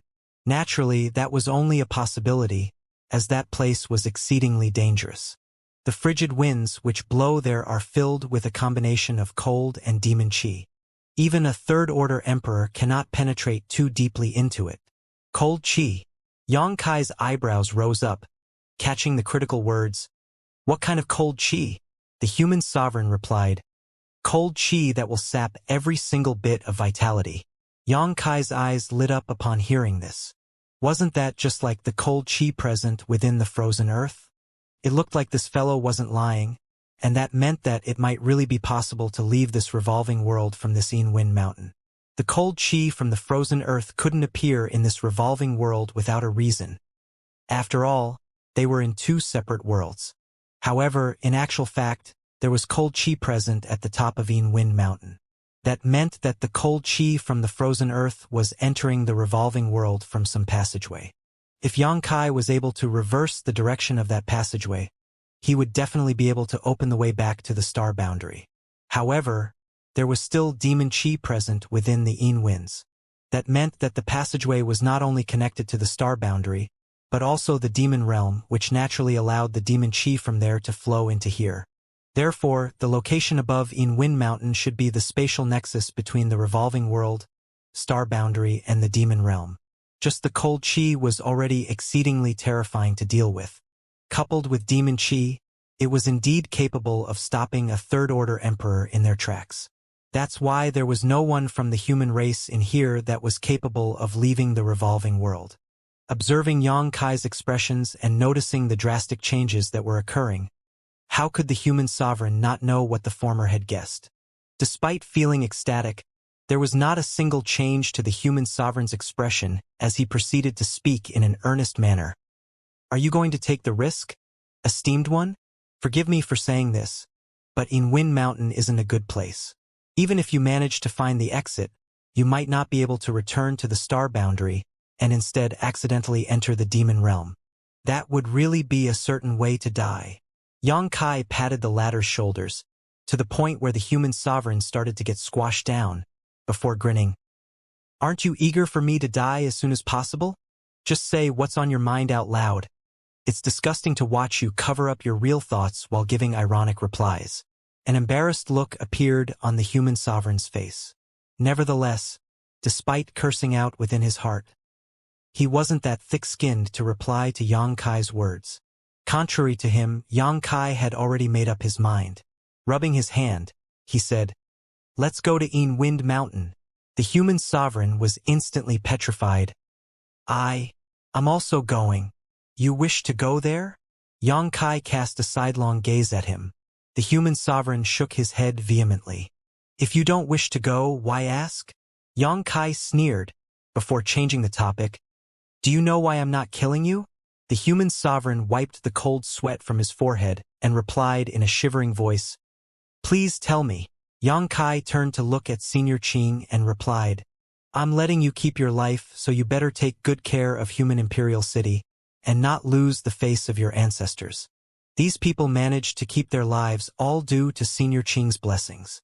Yes, the human sovereign had become a yes man, completely unlike his earlier aloof and haughty attitude. With the support of the sacred tree being stripped away from him, and his personal strength being of no use, he had no other choice but to wag his tail and act obediently.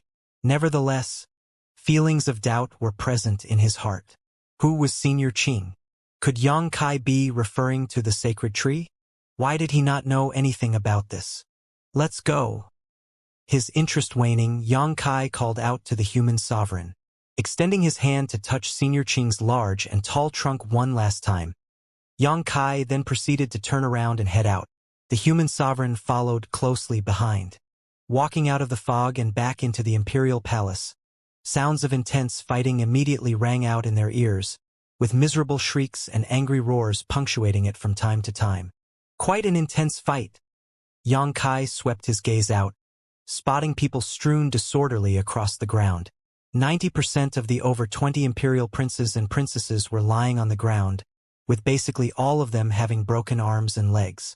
A few of them appeared to have suffered serious injuries, with large pools of blood surrounding them, their lives teetering on the brink of death.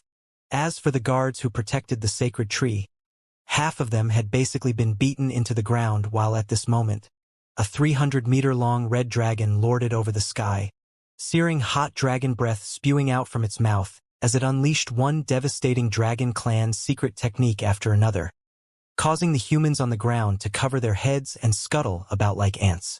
The human sovereign was utterly shocked by what he was seeing, as unconcealable terror surfaced within his eyes. Although he knew that it was not easy to deal with the dragon clan, he didn't expect this young woman to be this terrifying. He had basically gathered all of the masters at his disposal here, yet they were still unable to take down a single dragon. Instead, his people suffered serious injuries and were almost all completely incapacitated. Despite its gigantic body making for a very clear target, every single attack coming from the red dragon was exceedingly powerful and terrifying, which left those masters that were still able to move teetering between life and death. In the blink of an eye, 2 more Emperor Realm guards were engulfed in the dragon breath attack, their entire bodies covered in flames as they fell from the sky, crying out miserably. "Stop! Everyone stop!" The human sovereign hastily shouted out. The imperial princes and princesses, as well as the guards that were still able to move, proceeded to retreat, increasing the distance between them and Zhu Qing. Looking up, all of them gawked in shock upon seeing Xianxia and the human sovereign. That was because Xianxia was actually standing in front of the human sovereign.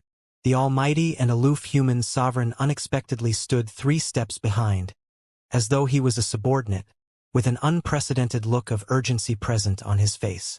"Imperial Father," the second princess shouted. With her second-order Emperor Realm cultivation, she was the strongest among the imperial family. Furthermore, she had been tangled up in a fight against the little black dog and did not take direct action against Zhu Qing. This resulted in her not suffering any serious injuries, only looking miserable with her clothes tattered, revealing her skin to the world. She looked in shock at the human sovereign, wanting to ask the latter exactly what was going on.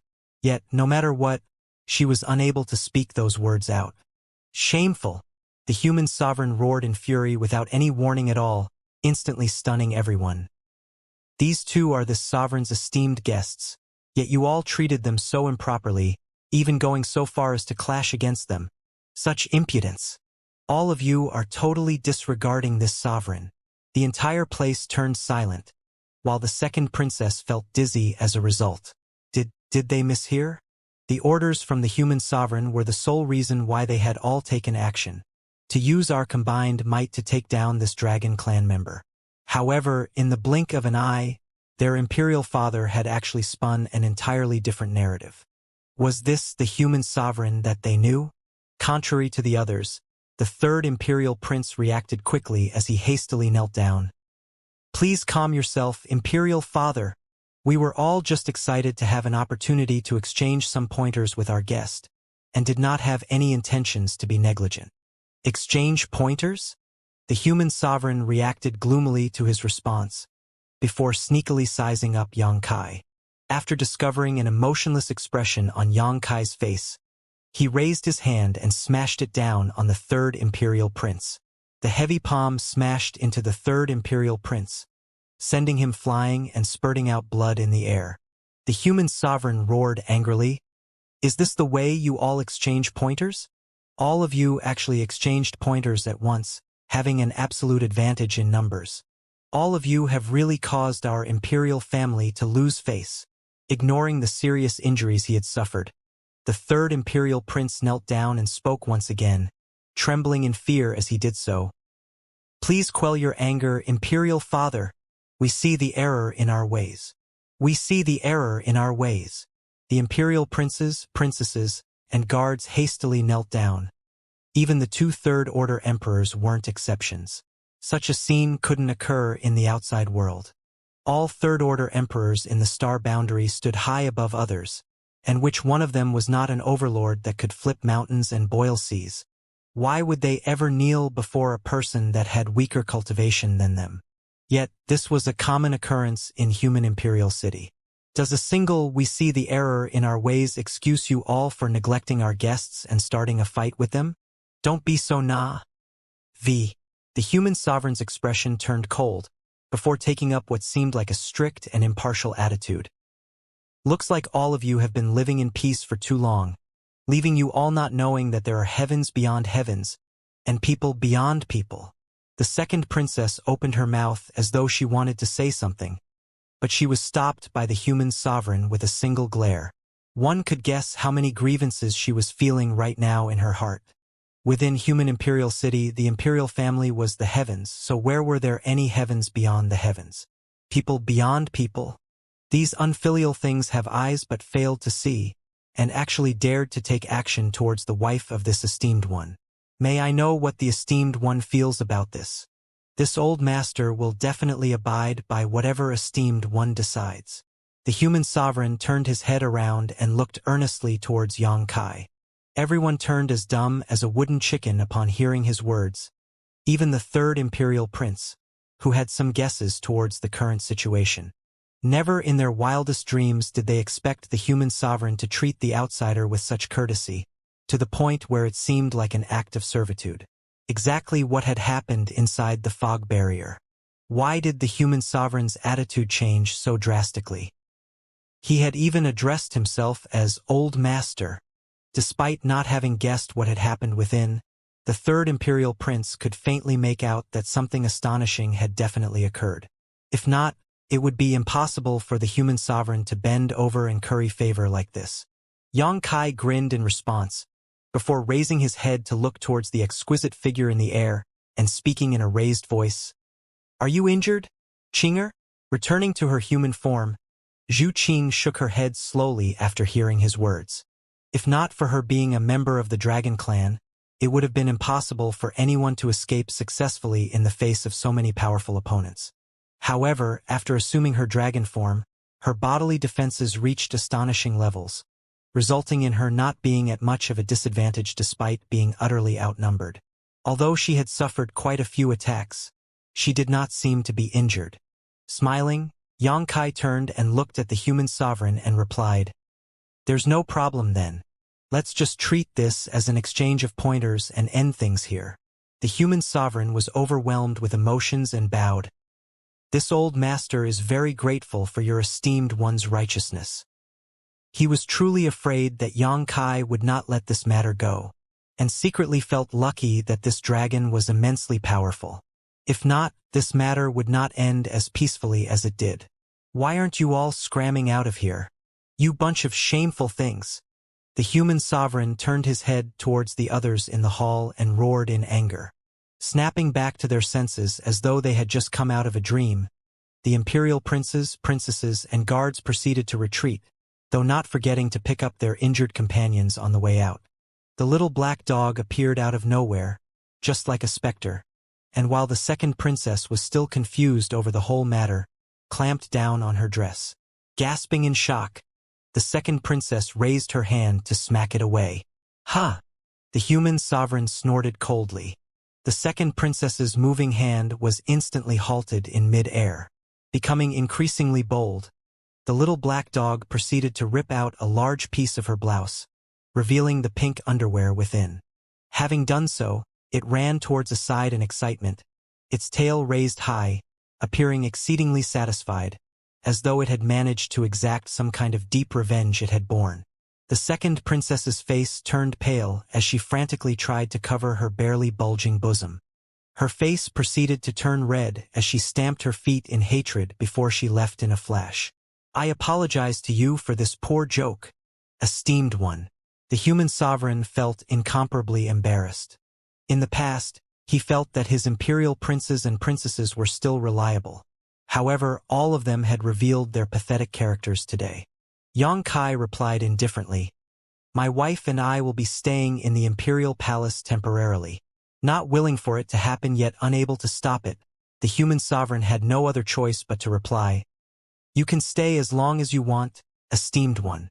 Rest assured, I will not be staying here for long. After making our preparations, we will set out." The human sovereign did not dare to continue speaking, as one would be bound to slip up if they spoke too much in a short period of time. "Additionally, I need all of the information you have about this revolving world and Wind Mountain. Send over everything as soon as possible." "Yes.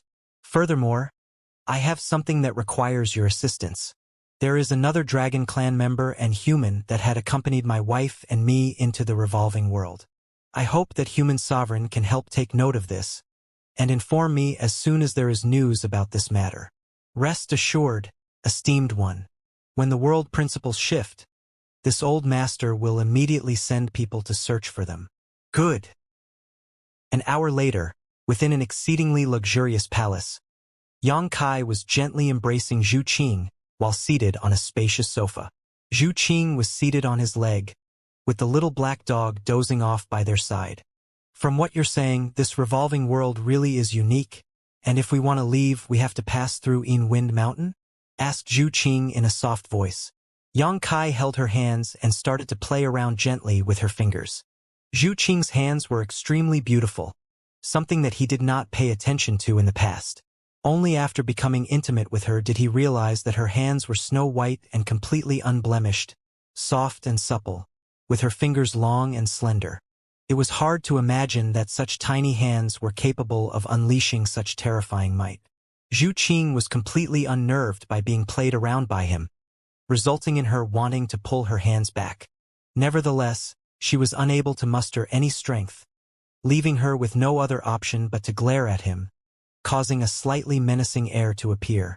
Pretending to not notice her reaction, Xianxia continued to play with her hands and replied in a leisurely manner, "From the information we have in hand, Wind Mountain is the only way out of this place, so we have no other choice but to head there." Zhu Qing said worriedly, "But the Winds are not easy to fend off. Earlier, we did not travel too far into the frozen earth, so we don't know what the Winds in the depths of the frozen earth are like.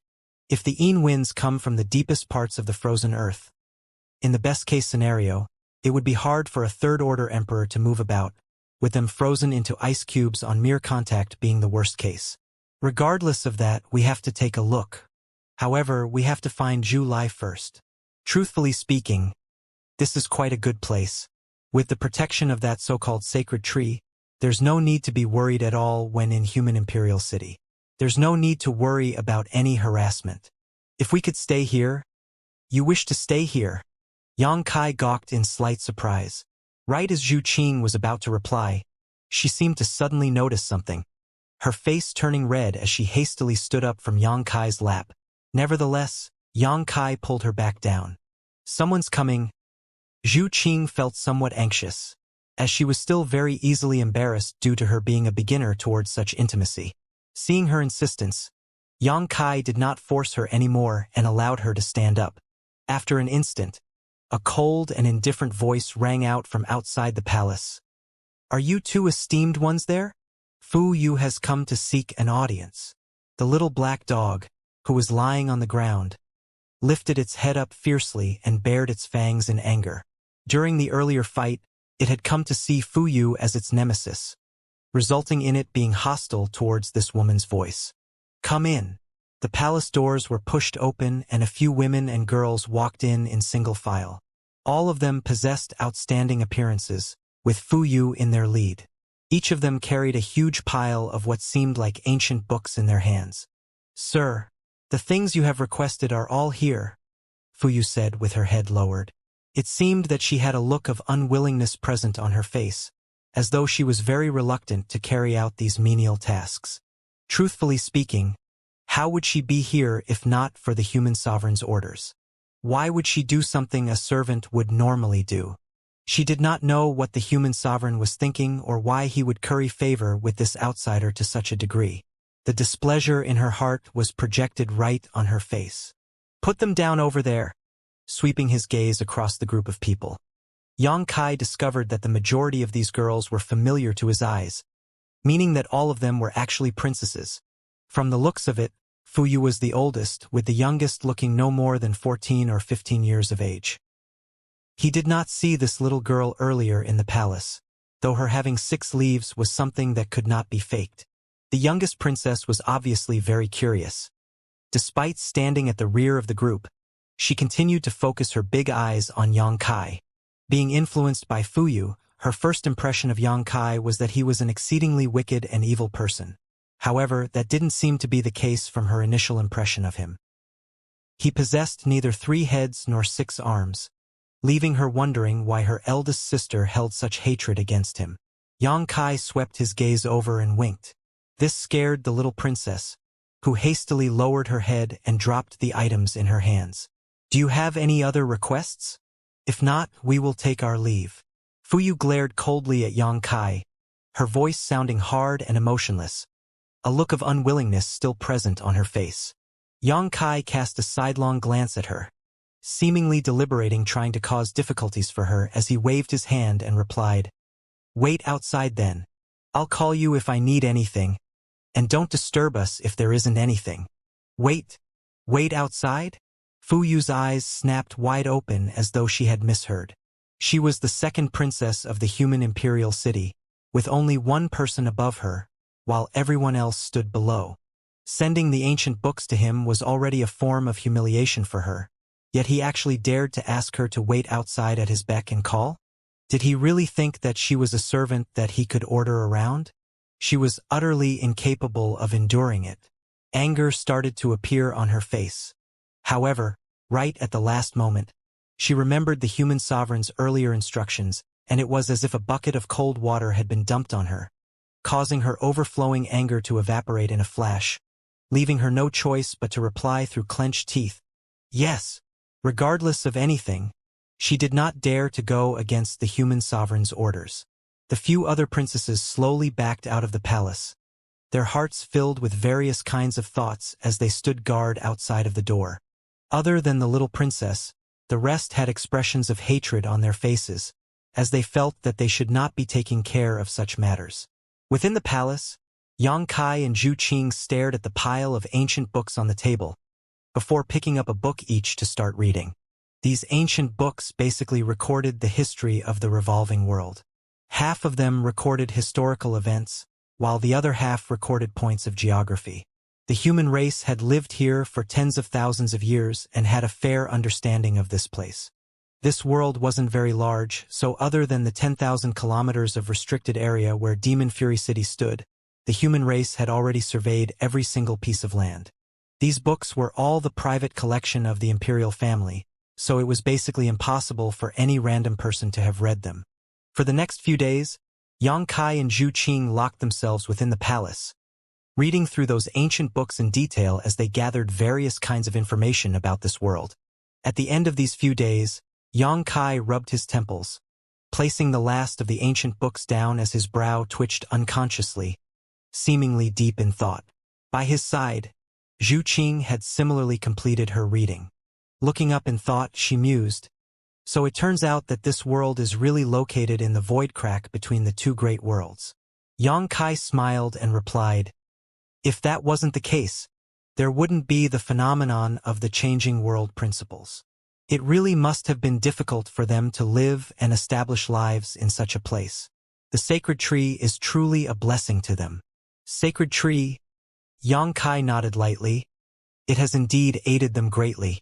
Not only did it shelter the entire human imperial city, but it also left behind the inheritance of shamanic spells. Xianxia originally assumed that it was the old ancestors of the imperial family that had passed down the shamanic spells to them, allowing the flame of shamanic spells to not be extinguished. However, from the looks of it, that was not entirely the case. After tens of thousands of years, with the constant change of world principles, that shaman strength that once filled the star boundary had gradually been replaced by the modern martial Tao. The occasional contacts with the world principles of the star boundary meant that the revolving world naturally wasn't suitable for the cultivation of shamanic spells. However, the existence of Senior Qing allowed for the continued inheritance of shamanic spells here. Those imperial family members had no other choice but to cultivate in the vicinity of Senior Qing, comprehending the latter's strength. Only by forming a resonance with Senior Qing would they truly be able to cultivate shaman strength. Even if they had the cultivation methods, the world principles of the revolving world wouldn't allow them to cultivate their shamanic strength if not for the aid Senior Qing provided. Senior Qing was the hero of an entire era, the torchbearer for the power of the entire ancient world. Without him, shamans would have long gone extinct in this revolving world. It was a pity that his consciousness had disappeared during the final battle between humans and demons, leaving only a faint remnant behind. This remnant will continue to uphold the wishes he had while he was still living, to protect the human race and pass down the shamanic ways. No one knew whether there was any hope for Senior Qing to regain full consciousness. Nevertheless, Xianxia knew that the possibility of that happening was exceedingly bleak. That was because, after tens of thousands of years, Senior Qing would have already awakened if it were actually possible, and not wait all that while to do so. Furthermore, Xianxia guessed that Senior Qing would not be able to remember his past experiences even if he could truly awaken, and would instead be reborn with a clean slate. He should be granted a new life. There were records of Wind Mountain within the ancient books as well, though they were rather sparse. Most of the records were of its approximate location, without any information about the situation present on it. That was because not a single human had ever stepped foot onto it for the past few tens of thousands of years. On the contrary, members of the demon race would frequently visit it, relying on the pure demon chi gushing out from Wind Mountain to cultivate. Therefore, if they really wanted to go to Wind Mountain, they would definitely end up in a conflict against the demon race. Xianxia did not mind this though, as he had managed to subdue a dozen demon kings within the illusionary realm that would heed his every order. He had the knowledge of the various unique traits of the demon race at his fingertips, so they would be the ones in trouble if they were to run into him. Other than that, there was still no news about Zhu Lai from the human sovereign. The world principles of the revolving world had already changed, allowing all of human imperial city's masters to be mobilized, searching in all directions for news pertaining to Zhu Lai. Nevertheless, there was no new discovery yet. Xianxia and Zhu Qing were not too worried about Zhu Lai, as he was also an 8th Order Red Dragon after all. He wouldn't be a Dragon Clan member if he could be easily dealt with. Therefore, the two of them continued to stay leisurely within the imperial palace. Today, Xianxia suddenly woke up from his seated rest, his eyes glowing faintly as he seemed to be in an excited but also somewhat confused mood. What happened? Not needing to cultivate in a traditional fashion, Zhu Qing was currently flipping through a book, but sensing Xianxia's movements, she raised her head to ask him. I think I've become stronger, Qinger, Xianxia replied with elation. It's a good thing to become strong. So what's with that look? That's because I don't know why I became stronger. Which aspect of yours became stronger? My bloodline. Xianxia looked at Zhu Qing in curiosity. I didn't seem to do anything during this period of time, so why do I feel that my bloodline has become quite a bit stronger? The increase in the strength of his bloodline was apparent as Xianxia was able to sense the golden divine dragon source's strength fusing with him on an even deeper level than before. During this period of time, he did not cultivate the dragon transformation secret art, nor did he engage in any life or death battles to stimulate his potential, so there was no plausible reason for him to become stronger at all. The increase of one's strength would also require one's efforts for it to happen. Let me test it. For the sake of removing any feelings of misconception, Xianxia proceeded to roar as he displayed the dragon transformation's secret art. After a high-pitched dragon roar, a large golden dragon phantom appeared in a flash. Creaking sounds rang out as loud cracks rang out from Xianxia's body as he proceeded to grow in size. His combed hair scattered apart, and at the instant when dragon pressure erupted from within him, Xianxia felt his head turn itchy, as though something was wanting to break through his scalp. His arms grew longer, his hands transformed into claws, his clothing was ripped apart, revealing tough and resilient dragon scales that covered the entirety of his figure. He was somewhat used to these transformations, and also knew the changes that were happening to him, so he continued to focus on experiencing the entire transformation process. By the time the transformation had stopped, Xianxia had already become a gigantic creature. With a gentle breath, 2 white jets of smoke instantly spewed out from his nostrils. Seated on the chair, Zhu Qing closed her book, raised her head, and looked towards him. Taking big strides, Xianxia made a round within the hall, before exclaiming in surprise, "Oh, I seem to have grown a bit larger." Earlier, the fight against Zhu Lai in Azure Sun Temple had allowed Xianxia to achieve a breakthrough in his dragon transformation secret art, going from 20 meters in length to 40 meters. However, his current body had actually increased in size again, and from the looks of it, it had already reached around 45 meters. This increase was definitely not a misconception, but something that had really happened. Ever since he had started to cultivate the dragon transformation secret art, Xianxia had been able to faintly grasp onto some critical points that allowed him to deepen his mastery, resulting in a stronger fusion with the golden divine dragon source within him. This had increased the purity of his dragon bloodline, which corresponded to the growth in his size. The stronger and deeper his cultivation, the taller and bigger his half-dragon form would be. Xianxia suspected that when he finally fully refined the golden divine dragon source, he would be able to transform into a true golden dragon and traverse the myriad worlds. "How tall were you in the past?" asked Zhu Qing. "Around here." Xianxia extended his hand to indicate his previous height. Fortunately, the construction of this palace was extremely extravagant, or he really wouldn't be able to stand up straight. "That means that you've really become stronger," Zhu Qing smiled. "But how is that possible?" Xianxia scratched his head, which ended up in him using his dragon claws to scratch at the scales on his face, creating a string of sparks that shot everywhere. It was a good thing to become stronger, but it wasn't good if he didn't know where the strength originated from. He needed to find the reason so that he could put effort in that direction in the future. He started to reflect on the matters that had happened during this period of time, only to discover that there was really nothing noteworthy. Furthermore, it had been less than 2 months since his earlier breakthrough in the dragon transformation secret art. Xianxia was able to remember every single thing that had happened since then, but was unable to recall anything special that had taken place. Zhu Qing lowered her head as a reddish blush flashed across her face. She continued to read her book, though her heart wasn't focused on its contents anymore. "Do you know something?" Xianxia turned his head to look over after discovering her strange actions. Zhu Qing shook her head like a rattled drum as her face turned even redder. "Hurry up and say it." Xianxia walked towards her and knelt down, despite that he was still a few times taller than Zhu Qing. Lowering his head to look at her small figure made him feel exceedingly weird. This might be a similar view that Zhu Qing would have if she transformed into her great dragon form. "I really don't know," Zhu Qing whispered back in reply. "Does this concern the secrets of the dragon clan?" Zhu Qing shook her head. "Then say it." Extending his hand, Xianxia carefully coaxed Zhu Qing into his palm, as though he was lifting the most exquisite porcelain, before saying in a threatening tone, "If you know the reason but do not report it, be careful about being disciplined by our family law." "What family law?" Zhu Qing's eyes snapped wide open as a black look appeared on her face. Nevertheless, she quickly caught on to what Xianxia meant, causing her entire body to turn flushed. Raising her head, she glared at him, only to discover that his eyes were wide open, while his breathing had turned rough.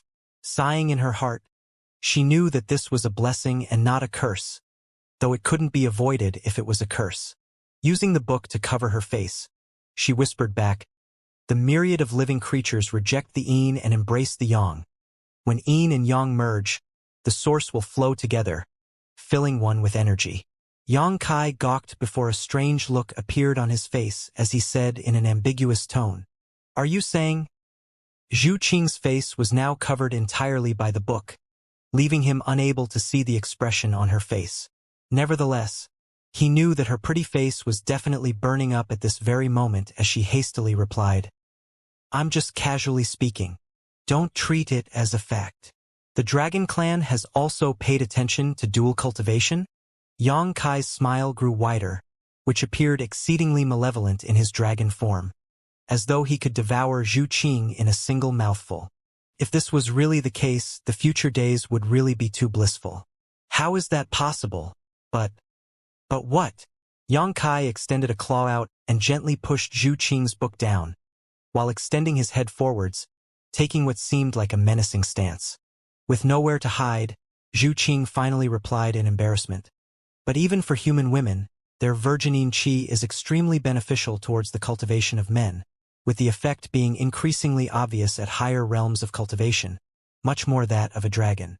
Yang Kai replied, "Are you saying that I've grown stronger because that was your first time?" Zhu Qing nodded gently. She was feeling utterly embarrassed being forced by Yang Kai to say such words out loud, and could not help herself from wanting to dig a hole to hide in. "So there will be no effect in the future?" "No." Zhu Qing shook her head decisively. "I don't believe it." As he said that, Yang Kai grabbed Zhu Qing and scuttled in a direction. As he took big strides forwards, he dispelled the dragon transformation secret art, causing his gigantic body to rapidly shrink in size. "What are you doing?" Zhu Qing exclaimed in shock. A test is needed to know if it works or not. Having returned to his original appearance, Yang Kai proceeded to lift Zhu Qing by her waist, pressed against his chest and feeling the fiery temperature of his body. Zhu Qing was instantly flustered as she hastily replied, "There really are no further results." "I'm not lying to you," Yang Kai replied with a wide grin. "I already said to give it a try, so don't struggle and resist, all right? It's useless." As he said those words, he tossed Zhu Qing heavily onto the bed. She shrieked in response, while Yang Kai had already launched himself at her like a ravenous dog. Although she had experienced this before, Zhu Qing hadn't adapted to it fully, resulting in the intense thumping of her chest as her heart appeared to be wanting to jump out at any given moment. The male on top of her was extremely invasive, lunging right at her with reckless abandon, causing her weak defenses to crumble and shatter apart with a bang. As her clothes started to unravel, Zhu Qing tilted her head and closed her eyes tightly. Her hands gripped the sheets of the bed, as though she was about to enter the execution grounds, her entire being brimming with nervousness. All of a sudden, Yang Kai seemed to have realized something as he turned his head to the side and pointed, before speaking a single word at a time. "Get out!" The black puppy had been roused from its sleep, resulting in it quietly trying to doze off during these last few moments. It did not bark nor cause any trouble, and was extremely clever and obedient. However, right at this moment, it had raised its head and opened its eyes wide to stare towards the direction of the large bed. It did not move an inch, with its breathing sounds coming to a halt as it earnestly took in everything in sight. The dog's eyes gleamed with curiosity and a vacant look. Upon hearing Yang Kai's words, it whined as it stood up in reluctance, its tail hanging between its legs as it slowly walked towards the door. Reaching the door, it still shot a longing glance back, its eyes filled with entreaty, as though it was begging Yang Kai to allow it to stay here. Instead, Yang Kai replied with a snort, leaving it no choice but to push open the door dejectedly with its head. Slinking away through the crack between the doors, it still knew to close the doors properly after leaving. At this moment, there were a few women of varying ages that stood outside of the palace, and every one of them appeared to have a layer of frost covering their faces. These few princesses had basically had enough of this. A few days ago, Yang Kai had asked them to wait outside of the palace, leaving them no choice but to obey.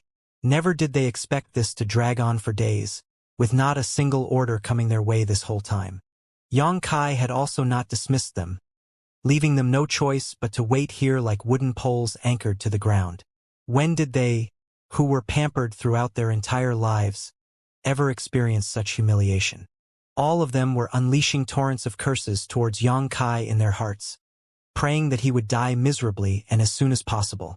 The only exception was the innocent and pure little princess, who did not have a single inkling about the entire matter that had happened. She only knew that her imperial father had ordered them to come over, listen to the orders from the man inside, and make sure to fulfill his every demand. Being young and innocent, she had yet to be corrupted by the complicated issues present within the imperial family. Therefore, she was the only one that did not feel any grievances towards Yang Kai, with only feelings of boredom and tiredness surfacing within her after standing for the past few days. At this moment, she was dozing off while resting her head on one of her elder sister's shoulders, her head rocking slightly, coming close to falling down onto the ground on a few occasions. When the black puppy walked out, it was noticed by all of the princesses, instantly drawing their attention to look over towards it. A look of hatred immediately appeared on the face of the second princess, Fuyu, as she still vividly remembered the matter of this little bastard causing her to lose all face through a wardrobe malfunction a few days ago. Therefore, she was naturally incomparably hellbent on getting revenge, with her heart being filled with thoughts on how she would exact vengeance, like whether she should take the chance to capture this little bastard, chop him into little bits and make a hot pot of him. Seemingly sensing something, the black puppy turned its head towards Fuyu, bared its fangs and let off a threatening growl at her, all while moving into a pouncing stance. "Little bastard, if you dare act rampantly, I'll make sure to kill you and eat your meat," Fuyu cursed out in her heart, while an ambiguous feeling of happiness surged through her entire body as images of her accomplishing that feat played through her mind. Right at this moment, a cry of surprise suddenly rang out from within the palace. The shout shocked all of the princesses, with all of them exchanging blank looks with each other, not knowing exactly what had happened within the palace. The drowsy little princess was also shocked awake. Opening her eyes wide, she snapped to her senses faster than anyone else and asked in a fluster, "What happened?" Nonetheless, no one bothered about her as the other princesses had perked their ears to listen for any follow-up sounds. Yet another shout rang out, but this time the group of ladies heard it clearly. However, this shout seemed a little strange, as it did not sound like what one would let off when met with an incident. Instead, it sounded suppressed, somewhat raw, and almost like the faces of the few princesses turned red. Having clearly realized what this cry represented, how would they have the heart left to continue eavesdropping? On the contrary, they wished they could block their hearing out to prevent that sound from fouling their ears. The stifled sounds grew increasingly clearer as they continued on, increasing and softening in varying intervals, sounding as though someone was dying. Jumping in fright, the little princess's face turned pale. "What's happening? The voice sounds strange. Is someone in trouble? Should we go inside to take a look?" Her questions left her elder sisters hanging between laughter and tears. The sixth princess, who was standing by the little princess's side, hastily replied, "You better not go in." "Why? Why can't we go in?" The little princess wanted to get to the bottom of this mystery. The sixth princess stamped her feet. "Little kids shouldn't ask so much." The little princess nodded her head obediently, although she could not wrap her head around the current situation. Since her sixth sister had told her so, she definitely had her reasons to oppose. All of a sudden, she looked curiously at her other sisters and asked in a worried tone, "Second, sixth, and 11th sister, why are your faces so red? Are you all sick?" The 11th princess glared back at her and replied with an irritated tone, "What's sick? When did we get sick?" "But—" The little princess extended her little hand out and touched the sixth princess' face, which resulted in her pulling her hand back in fright. "Your face is really hot, sixth sister. This is bad." Let's go to Imperial Father to have him take a look. The 11th princess shot a glare at the 6th princess, before covering her mouth to hide her grin. There's nothing Imperial Father can do for what your 6th sister is going through right now. Then who should we see? The 11th princess pouted. She'll be all right if you call the man inside to take a look at her. After finishing her words, she could not contain herself, letting a laugh slip out from her mouth. One so strong that it caused her waist to buckle as she shook like a willow in a gust. Then I'll go call him over. Believing everything she was told, the little princess strode forwards in an attempt to rush into the palace. However, after taking 2 steps forward, she hastily retreated, before speaking out in fear. It sounds like he's killing someone, right? I don't dare to go in. The smile on the 11th princess' face grew even wider as a light flashed across her peach blossom-like eyes as she indicated towards the palace. Of course he's killing someone, but not just killing. He's eating someone. Eating someone. The little princess's face drained of so much color it turned into a shade that rivaled that of snow. The 11th princess continued on. The man inside is an incorrigible tyrant, and he loves to eat tender little girls like you. If you get captured by him, he will first devour your fingers, then your nose, then your ears. As she spoke, she made a gnawing action, as though she was really chewing something, before wrapping it up with a look of satisfaction. Yee! Terrified, the little princess immediately drilled herself into the bosom of the 6th princess, shivering as she replied in a trembling voice, "6th sister, save me. I don't want to get eaten. I don't want to get eaten by him. What are you scaring her for?" The 6th princess glared angrily at the 11th princess. Little sister is pure and naive, and believes anything people say, so what's the point of telling her such a frightening tale? The 11th princess shrugged her shoulders. Since we're all bored, I'm just trying to have a little fun. Ha! It's really not fun to only hear but not participate in this color-filled spring scenery. Fuyu replied in a cold tone, "You can go in if you wish to participate, though I don't know if they'll welcome you or kill you." The 11th princess said, "Forget it. It's not good to provoke that fellow. As for me, I'm afraid even my bones won't be left after he's done eating me." Hearing those words, the little princess became increasingly frightened, causing her to hug the 6th princess tightly and cry, "Bring me away, 6th sister. I don't want to be here. Save me, Imperial Father. Save me, Imperial Father. Woo woo woo." Fuyu glared at her and growled, "Cover her ears."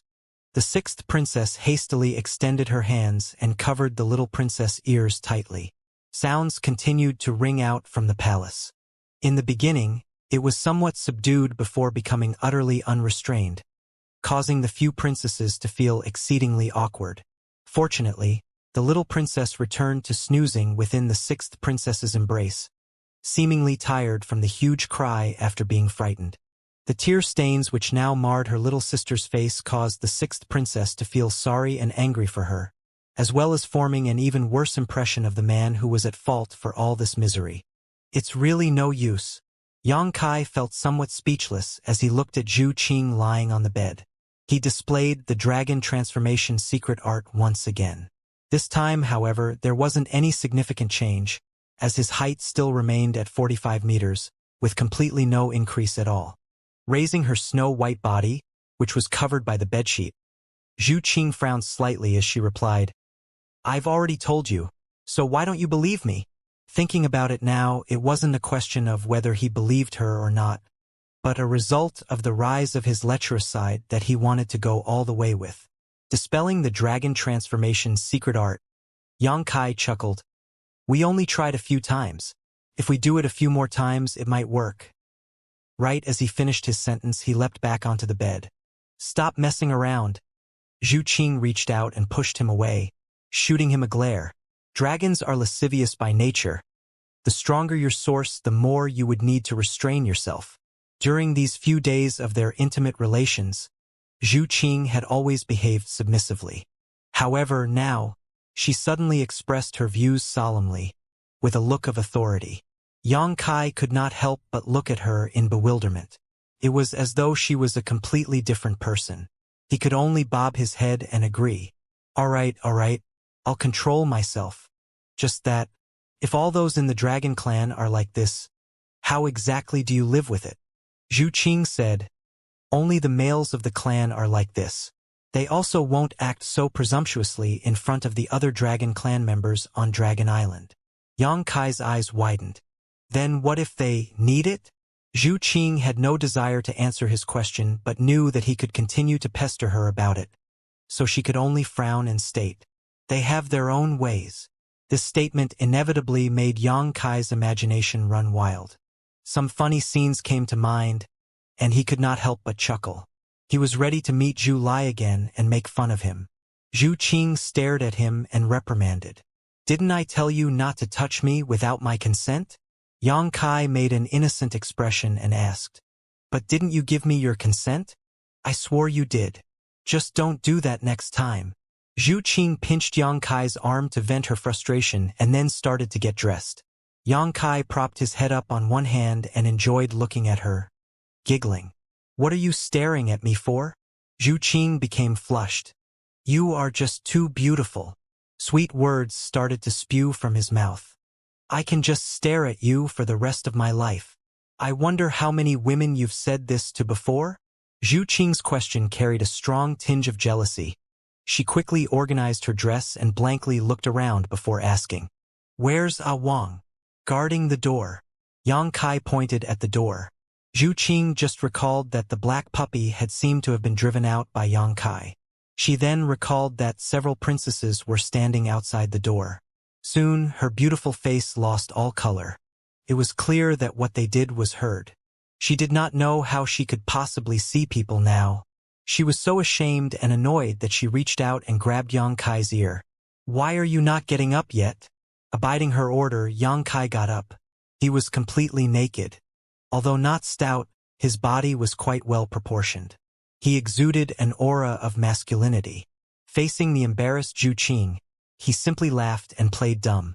Zhu Qing gave him an angry look. Her eyes were wandering here and there. She was trying to look away from where she shouldn't be looking. She picked up his clothes from the bed and started carefully dressing him. It was the first time the dragon girl was doing this, so she was a little unfamiliar.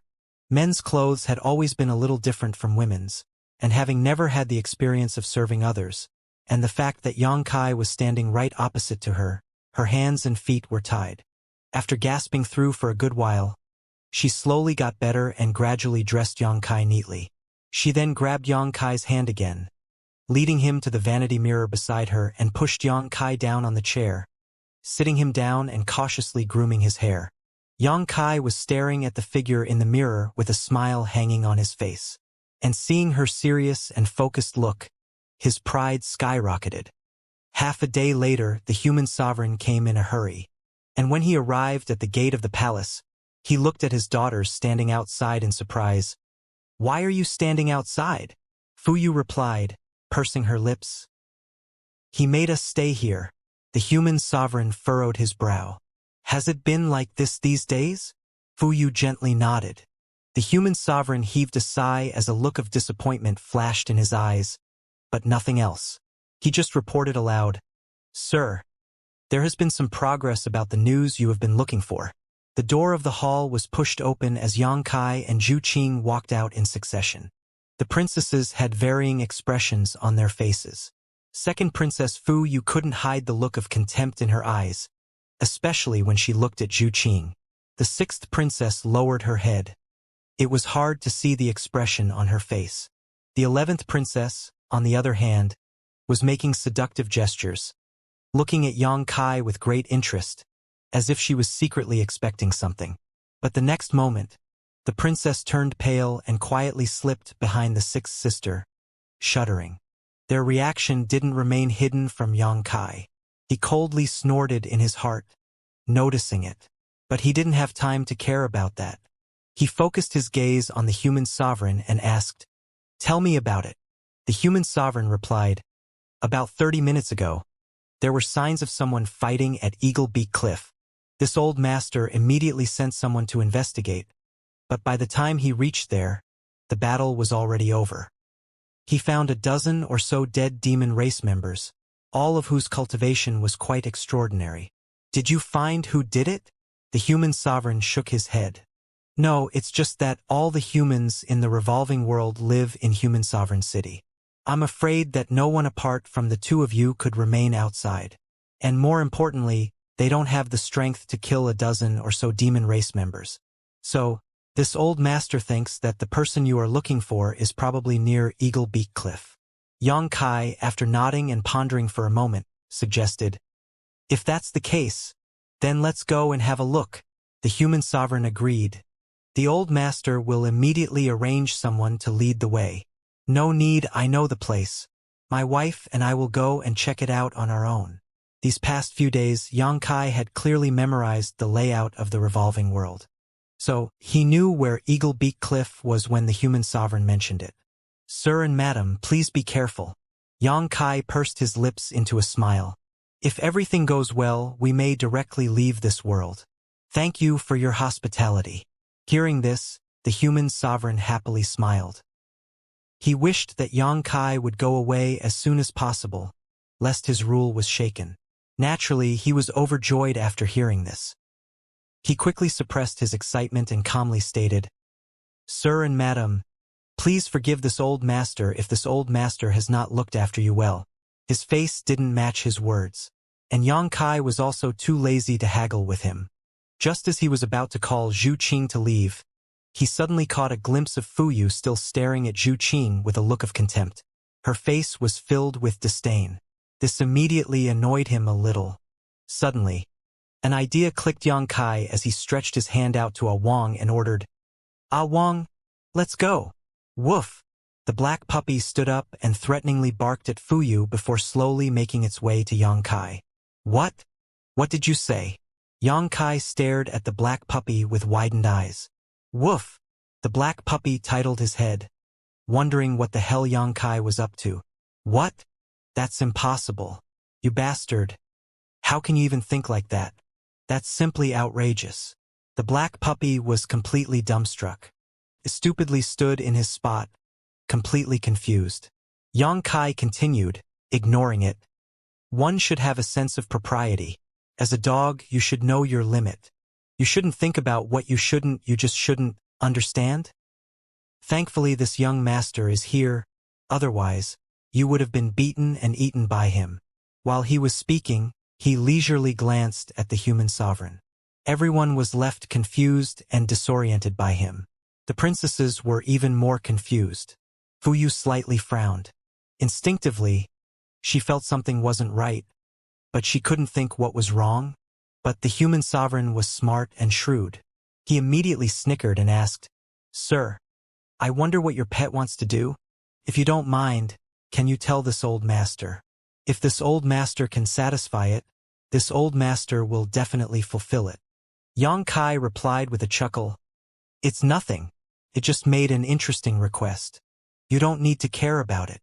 The human sovereign criticized in his heart but still asked, "If it's interesting, why not tell us? There is no harm telling us." Yang Kai pointed at Fu Yu. "This bastard has actually come to take a liking to the second princess. It has hit it off with the second princess and actually wants to take her with it. Don't you find it funny?" The smile on the human sovereign's face immediately froze. He really didn't know how he should answer as a drop of cold sweat trickled down the corner of his forehead. Blood immediately drained from Fu Yu's pretty face as she cried in horror, "Impossible!" Yang Kai's face turned cold as he asked, "Why is it impossible?" Fu Yu replied, panicked, How can it like me?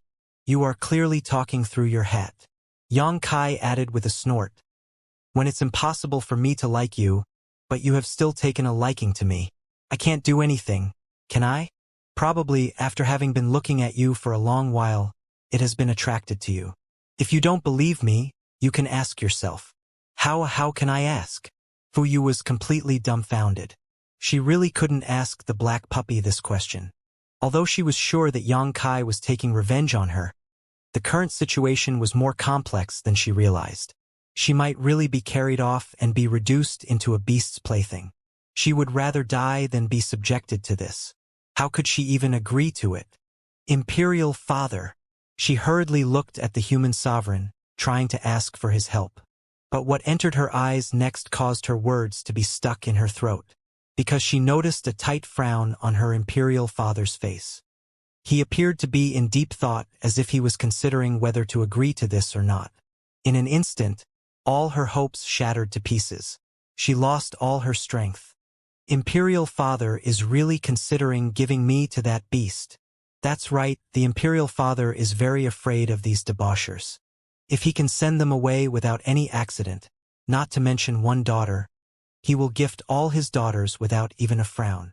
Since ancient times, the imperial family has been devoid of any familial love.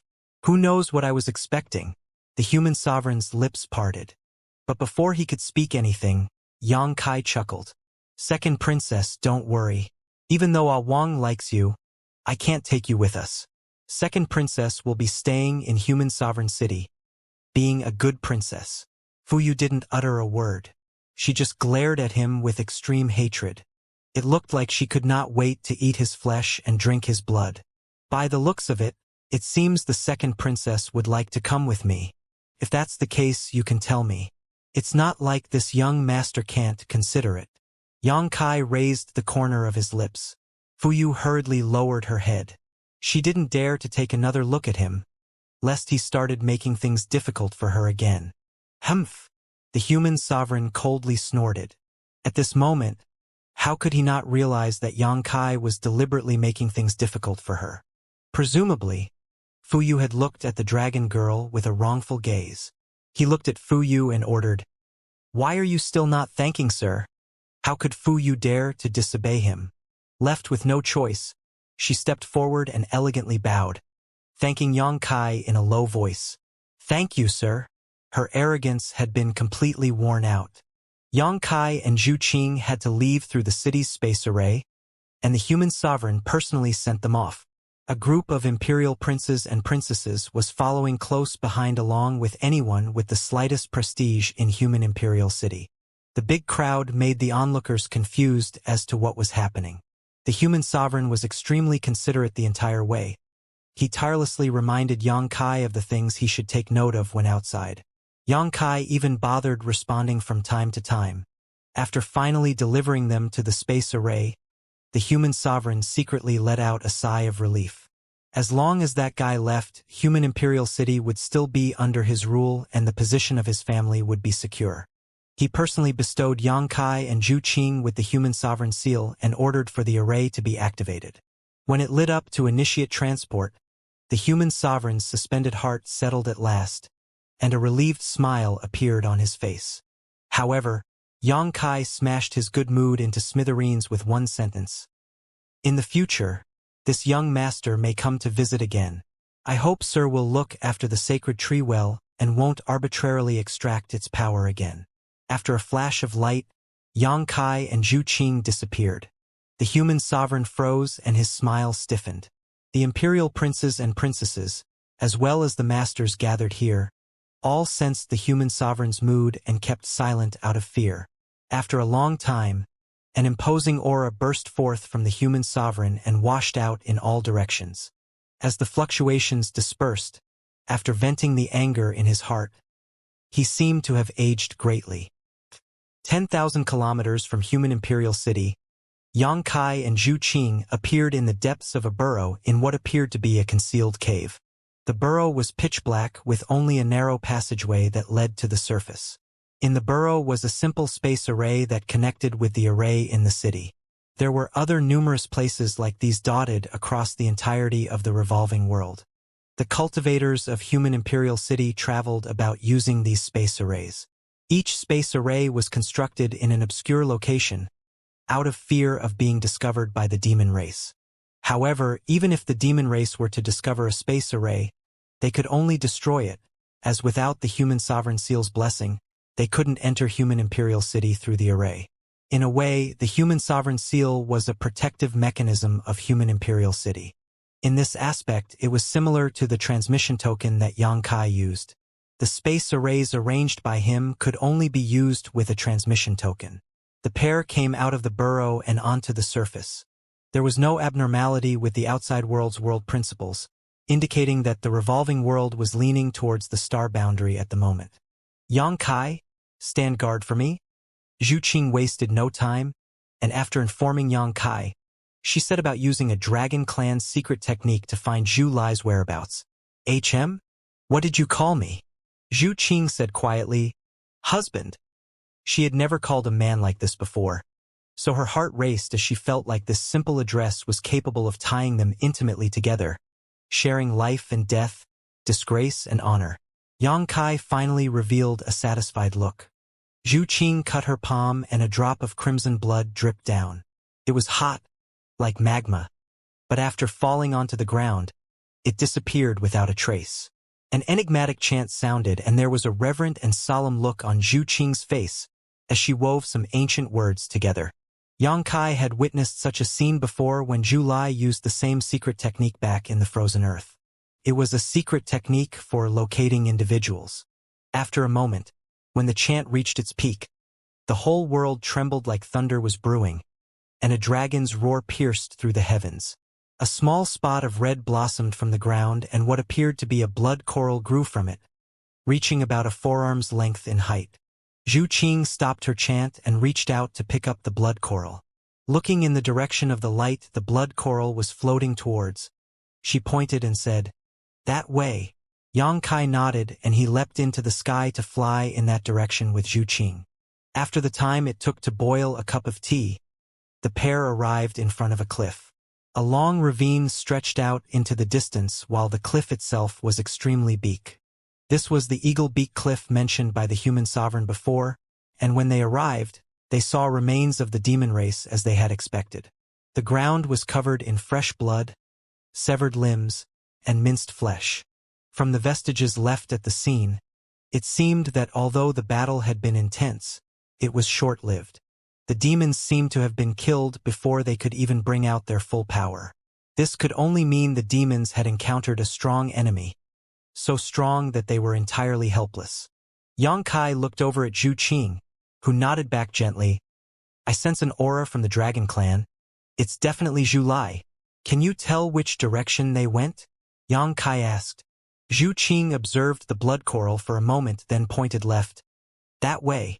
After half an hour, Yang Kai, who was traveling quickly, let out a sound of surprise. He raised his head and looked into the distance, seemingly having discovered something. Zhu Qing also noticed it and looked ahead with keen eyesight. The world energy over there was fluctuating, and there were faint sounds of battle. There seemed to be an ongoing dispute. The two shared a glance before speeding up. After a while, the scene ahead unfolded before their eyes.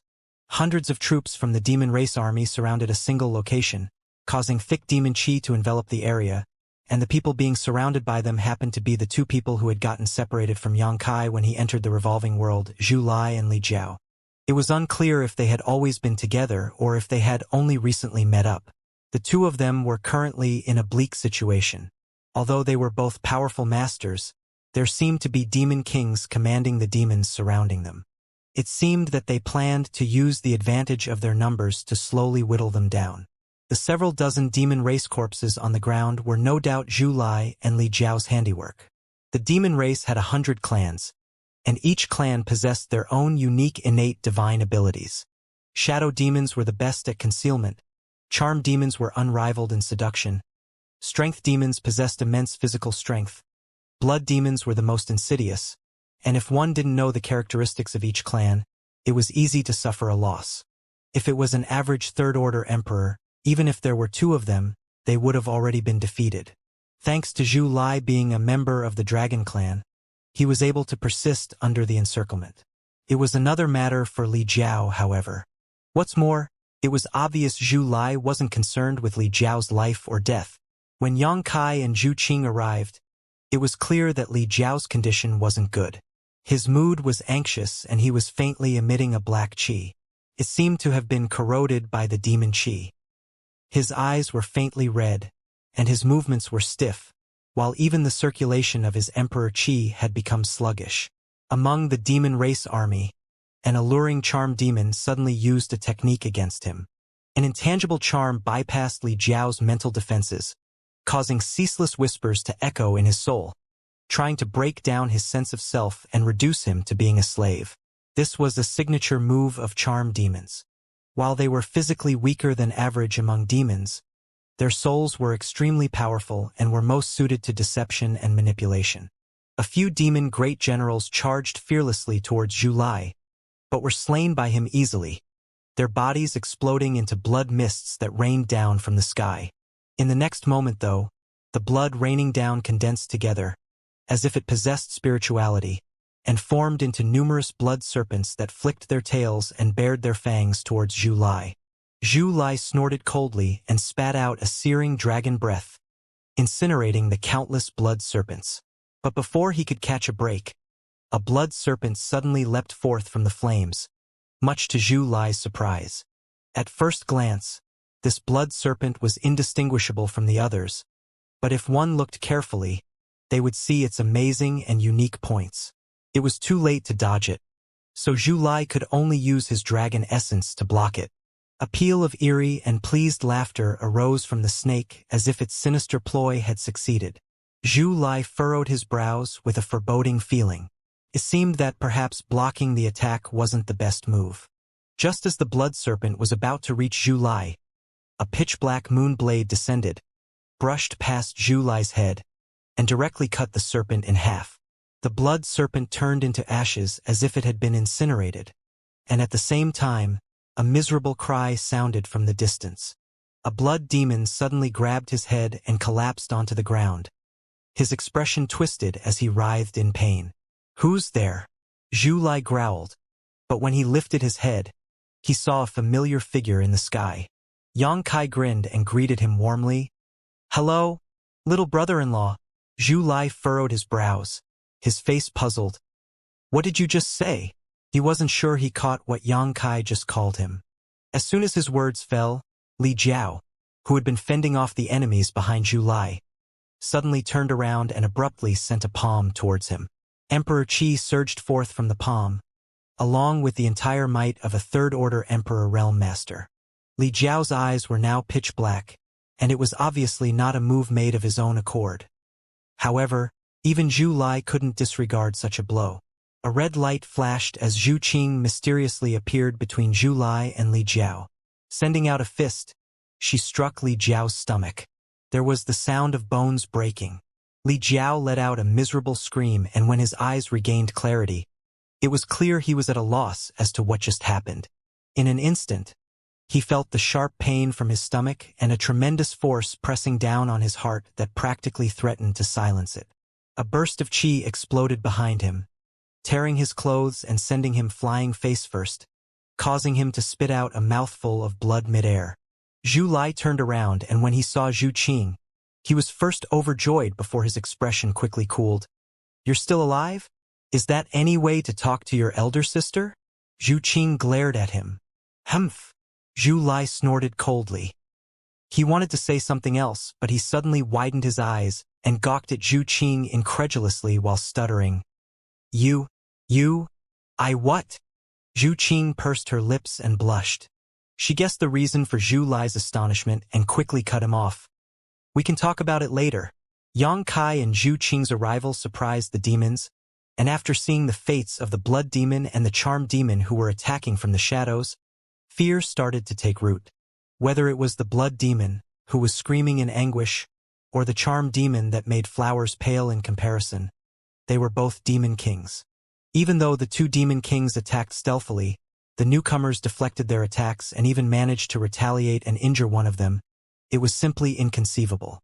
While they were shocked, they suddenly heard the sound of a dog barking. Following after, a black puppy charged over, its 4 tiny legs blurring as it dashed towards a demon general. It looked as if it was in heat and had seen a beautiful female dog inviting it, making for a funny scene. That demon general should be a strength demon. He was tall, burly, and held an axe in his hand. The blade of the axe was bright and sharp, exuding a dense black qi, clearly identifying it as a demon artifact. Seeing the black puppy charging towards him, the demon general's expression became ferocious. He shook his head, lifted his axe, and swung it down on the black puppy. His movements were relaxed as he could feel that the black puppy wasn't strong, and that he could easily kill such a beast. The other demon's attention was all on Yang Kai and Zhu Qing right now, so other than the few demons who glanced at the black puppy, no one else paid it any attention. The axe swung down, but the small dog dodged it nimbly with shocking prowess, leaving the demon general shocked and humiliated when his attack only hit air. Without giving him a chance to make another move though, the black puppy launched in his direction. The puppy's head, which originally wasn't big, suddenly inflated to the size of a door panel and swallowed the demon general in one bite. Everyone was stunned.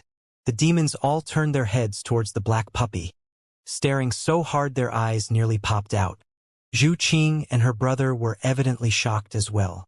Who could have imagined that this little puppy could be so powerful, able to swallow a demon general in one gulp? Although that demon general wasn't particularly strong, he was still comparable to a human cultivator in the Origin King realm. Furthermore, he was a strength demon, so even some Dao Source realm cultivators may not have been his opponent. Zhu Qing was especially surprised, as although she realized the black puppy was somewhat peculiar during her interaction with it, she never imagined it would possess such a powerful divine ability. Only Yang Kai was unsurprised while he rubbed his chin as if in thought. According to Gong Yu, the black puppy had the bloodline of the Abyssal Returner, one of the demon realm's unique ancient beasts. The power of this bloodline was deeply hidden, but was drawn out by Gong Yu using a demon race secret technique back at Azure Sun Temple. At that time, the black puppy became as strong as an entire army, allowing Gong Yu to use its divine ability to hold out against 10 Emperor Realms Masters. This puppy was even able to swallow a second-order emperor like Feng Ming in one bite, so nothing needed to be said about a trivial demon general. However, the black puppy's abilities weren't stable due to its low strength, so other than swallowing Liao Guanshi, it didn't use this devouring divine ability again. When it fought Fu Yu in the Imperial Palace the other day, it didn't swallow her despite fighting with her for quite a long time. But now, the black puppy was acting as if it had been injected with chicken blood, shocking everyone. Yang Kai estimated it was because it was consuming demons. After all, the Abyssal Returner was a unique beast from the demon realm, so the aura of the demons must have delighted it. Perhaps demons were a delicacy to it. As Yang Kai was pondering these thoughts, the demon general captured in the black puppy's mouth fought hard. Visible to the naked eyes, the black puppy's large mouth would bugle from time to time, its large head disproportionate to its small body swaying about from the demon general's struggle. Abruptly, it raised its head and made a swallowing motion. In front of everyone's eyes, a small bulge arrived at its throat, then disappeared into its stomach. As its door-sized mouth returned to its original size, its stomach showed no signs of change at all. It was a mystery where the demon general had gone, along with the demon general's demon axe artifact, which had also vanished. There were sounds of sharp inhales, and the demons felt their blood run cold. The black puppy merely licked its mouth with a hungry look. Its bright eyes looked at where the demons were gathered, and every demon its gaze fell on, regardless of their cultivation, erupted in goosebumps, their heart trembling in fear as if they had met their natural nemesis. There was no need for any prompt. As the moment danger approached, the demons all released their secret techniques. Pitch-black energy condensed into attacks one after another and launched intimidatingly at the black puppy. Yang Kai's expression changed, but he intended to observe first before acting. The black puppy howled, not out of fear, but rather excitement. It jumped a meter into the air and opened its mouth again. Its mouth became even larger than before, and inside its maw seemed to be a corridor that led to an unknown world, exuding a strong suction force. The attacks directed at it were swallowed up without exception, and it was not the slightest bit affected. The black puppy became bolder, and under the attacks from the demons, its mouth expanded until it was the size of a house before biting down. The space where it chomped shattered, showing bits of the void. The 10 demons standing within range of this bite also disappeared in an instant while the rest ran off in a flurry, quickly putting distance between themselves and the black puppy. Gudong, the black puppy swallowed again, but it still wasn't satisfied as it turned its gaze to the other demons. World-destroying beast. Abyssal returner? A voice sounded from among the demons. It was someone dressed in pure black, crying out in horror. He realized the origins of the black puppy and his voice was full of terror. This demon was also a demon king and the aura around him was considerably stronger than the rest, around the second-order emperor realm. Added to the fact that he was a shadow demon, if he harnessed the element of surprise, he could even assassinate a third-order emperor realm master with ease. He was the strongest among this group of demons and he should also be its leader. But even a powerful figure like him screamed after realizing the origins of the black puppy before he turned into smoke and escaped in 9 different directions. The Abyssal Returned was famously known in the demon realm as the world-destroying beast. Although it was born in the demon realm, it could be considered a natural enemy to all demons. It lived to devour anything that contained demon chi. Rumor had it that, in the original demon realm, there used to be an Abyssal Returner that wreaked havoc in all directions, even outmatching demon saints. In an age without a great demon god, the Abyssal Returner was practically the overlord of the demon realm. The demons it devoured and the demon cities it destroyed were beyond number. The Abyssal Returner represented obliteration. It left ruins in its wake. So came its name, Abyssal Returner. Finally, a powerful demon saint led all the demon race masters into a decisive battle against the Abyssal Returner. The battle lasted for a dozen years, and the demon race suffered innumerable casualties, nearly having the entire population while simultaneously shattering the demon realm itself. In the end, the demon race triumphed over the Abyssal Returner and obtained victory. The demon saint also had a breakthrough, and after becoming a great demon god, became the ruler of the demon realm. However, the war made much of the demon realm uninhabitable, leaving the masters of the demon realm with no choice but to search for new land, for a more hospitable great world.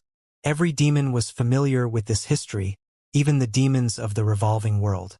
Therefore, when the black puppy showed its devouring ability, this demon king immediately thought of the world-destroying beast.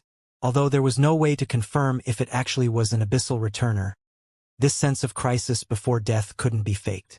Being devoured by the Abyssal Returner meant certain doom. This demon king was frightened out of his mind and even went so far as to use his life-saving divine ability to escape. Out of the 9 wisps of smoke, only 1 hid his true body. The other 8 were merely diversions. With a divine ability of this caliber, even an enemy 1 minor realm above him wouldn't necessarily be able to stop him. Shadow demons specialized in stealth and speed, and this was a perfect example. However, the Shadow Demon King had miscalculated this time. The scattered wisps of smoke had barely gotten 1,000 meters away before they hit upon an invisible barrier. 8 of the wisps of smoke dispersed while 1 revealed the body of the Shadow Demon, his face ashen as he raised his head and looked at the human flying up in the sky. Xianxia smiled down at him as the space principles around him surged with him as their center. The space within a 1,000-meter radius of Xianxia had transformed into a cage, one filled with a viscous feel that made it difficult to move about freely. Zhu Qing and Zhu Lai both felt slight discomfort even though Xianxia wasn't deliberately targeting them. However, the strength of the 2 dragon clan members wasn't weak, so they were much better off than the demons. Li Jiao groaned, seemingly having regained his consciousness, but his injuries were not light after Zhu Qing's struck his stomach. He could only continue lying on the floor, using his Emperor Qi to recover while resisting the Demon Qi's corrosion. "Ah Wang, what are you waiting for?" Xianxia said lightly. The black puppy sprang forth towards the blood demon who had used his secret technique to attack Zhu Lai. Evidently, it seemed to think that this demon was more delicious than the others. The blood demon's sneak attack failed as Xianxia used his moonblade to intercept it, resulting in his divine sense being injured and his strength plummeting. Now, seeing the black puppy charging towards him, this blood demon's expression sank as he turned and transformed into a bloody light that charged towards the black puppy. He had naturally heard of the Abyssal Returner before, but even if this black puppy was a descendant of that calamity, it was still merely a puppy. As a demon king, he had the confidence to contend against it. The bloody light spread out in mid-air until it became bigger than a house, resembling a blood-colored net that enveloped the black puppy. The black puppy tilted its head, puzzled how that guy became even bigger than its mouth. It struggled to widen its mouth, but it was unable to outgrow the blood-colored net, making it angry and inhale sharply. Out came an incredibly strong suction force, and a shriek came from the blood-colored net as it was sucked and folded like a pancake before disappearing into the black puppy's mouth. The dense bloody light was sucked into the humongous mouth. In a panic, the blood demon revealed his true body, but that only made it even more convenient for the black puppy to devour him. Its humongous mouth suddenly closed and bit into the blood demon's lower half, and no matter how hard the other struggled, he couldn't escape. The blood demon's face went pale as he cried for help, but which demon present dared to rescue him? The aura of the black puppy wasn't strong, but its unique air made them feel a chill run deep into their bones, and added with how the shadow demon had called it an abyssal returner just now, it made them even more frightened. At this moment, they only wished to be as far away from it as possible. The blood demon was sucked in, little by little, completely unable to use any of his strength. It was like he had become a demon who had never cultivated before, unable to even circulate his demon chi. Looking at it, the scene was reminiscent of a python swallowing its prey. Snake species like pythons could swallow prey larger than themselves whole, so why couldn't the black puppy? Crimson flames blossomed and a searing force burst forth. It was Zhu Qing and Zhu Lai making their move. They were both red dragons and cultivated fire attribute source strength. The temperature of the surrounding space rose sharply and the world seemed to have turned into a refining furnace, melting all the demons nearby.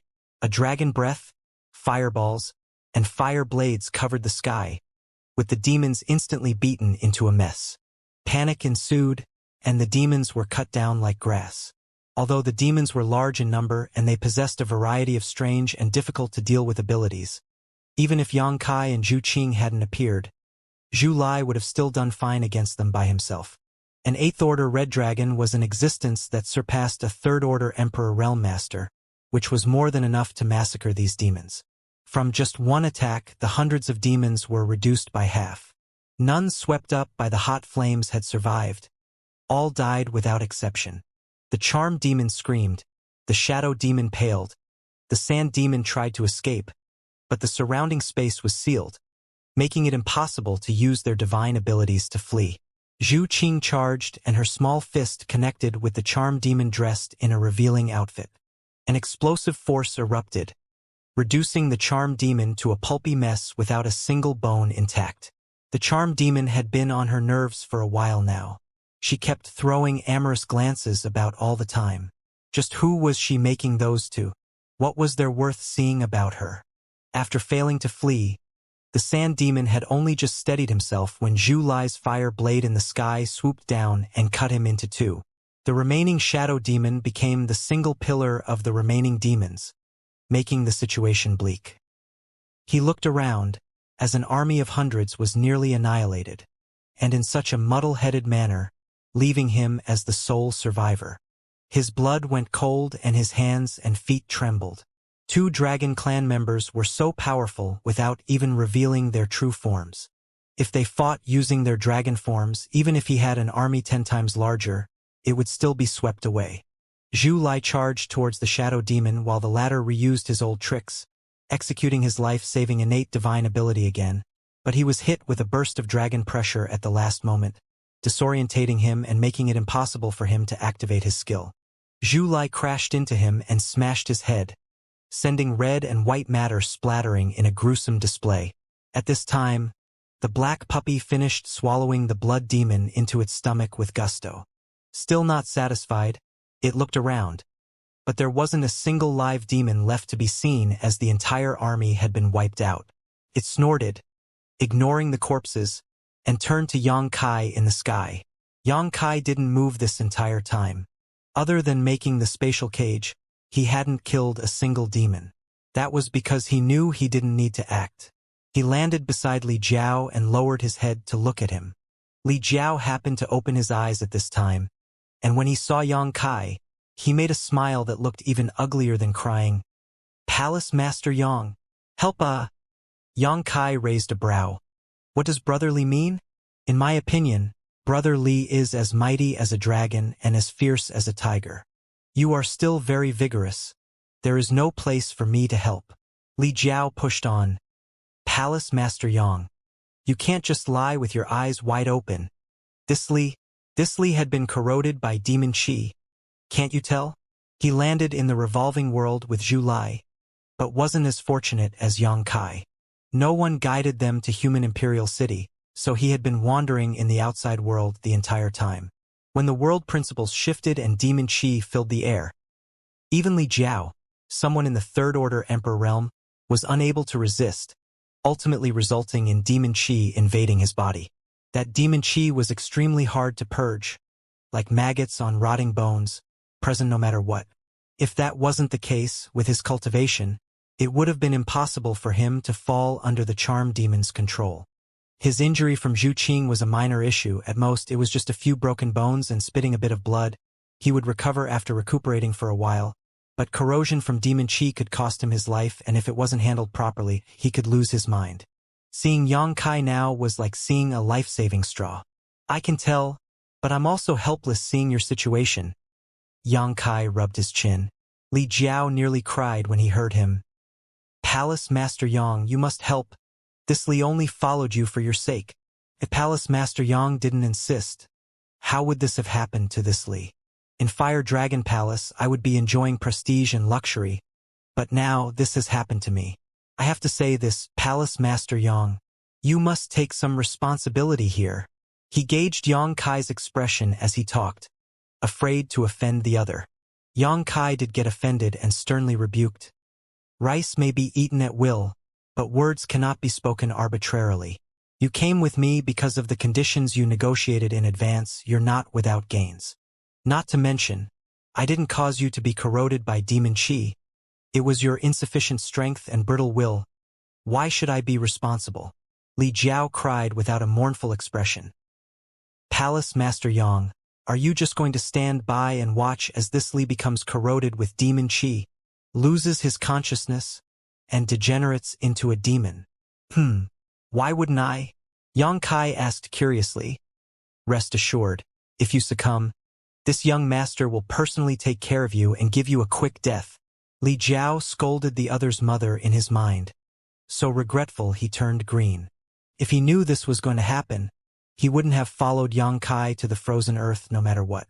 Now that he was like this, he was sure what the future would be like and was at a loss. All right. Yang Kai suddenly chuckled. He patted the other's shoulder and pulled him up. Li Jiao was disorientated by the sudden change of attitude. He looked at him blankly and asked, Palace Master Yang, are you? Yang Kai replied, Isn't it just demon qi corrosion? Anyone else would have really become a demon by now, but fortunately, Brother Li, your cultivation is high. Although you've been corroded, it's not incurable. Li Jiao's eyes lit when he heard this. He said hurriedly, This Li knew Palace Master Yang wouldn't be so heartless. Palace Master Yang, please tell me the way to save me. The way to save you is right in front of you. Yang Kai chuckled. Li Jiao was perplexed. Yang Kai nodded in a direction and whispered, Go find Zhu Lai and ask him to give you some dragon blood. Dragon blood carries high resistance to any kind of corruption and can certainly drive out the demon qi in you.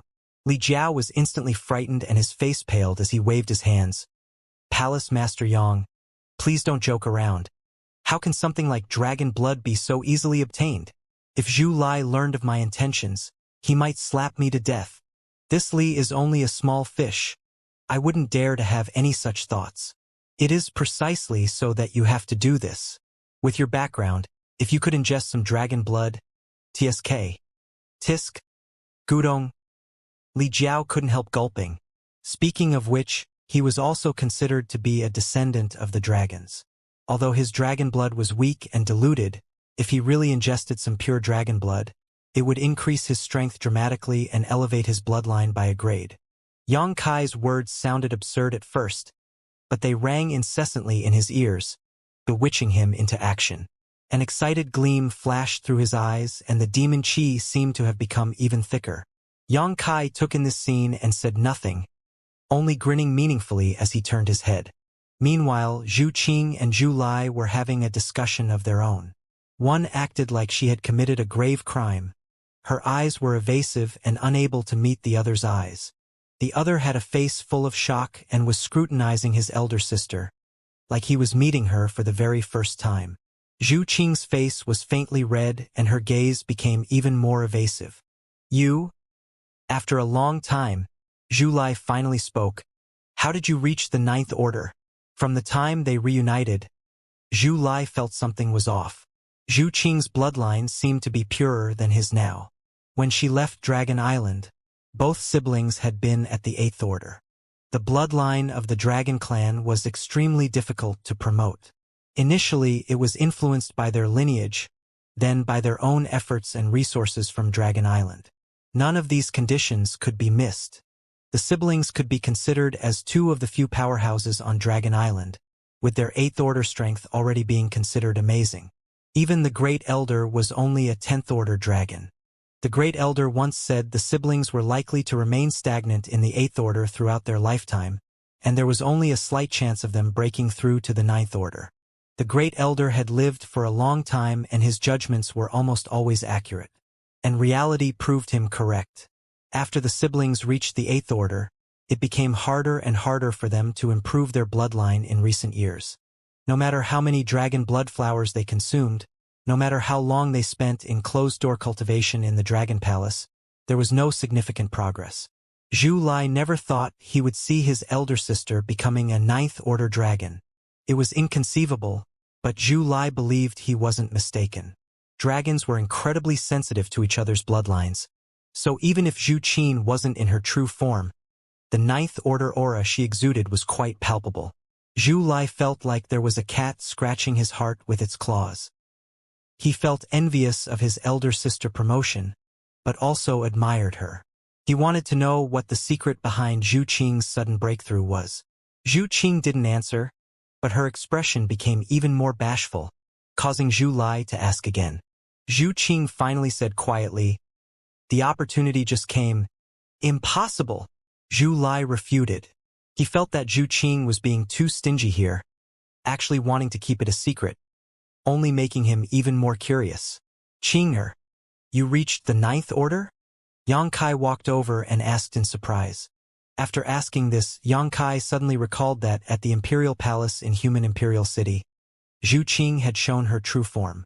It was a 300-meter-long red dragon.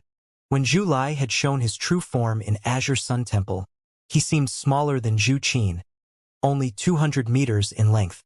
Similar to his situation, the purity of a dragon's bloodline would be determined from the size of its true form. Like this, Zhu Qing's bloodline was indeed a grade stronger than Zhu Lai's. Zhu Lai saying she was in the 9th order wasn't without basis. But Yang Kai found a point puzzling.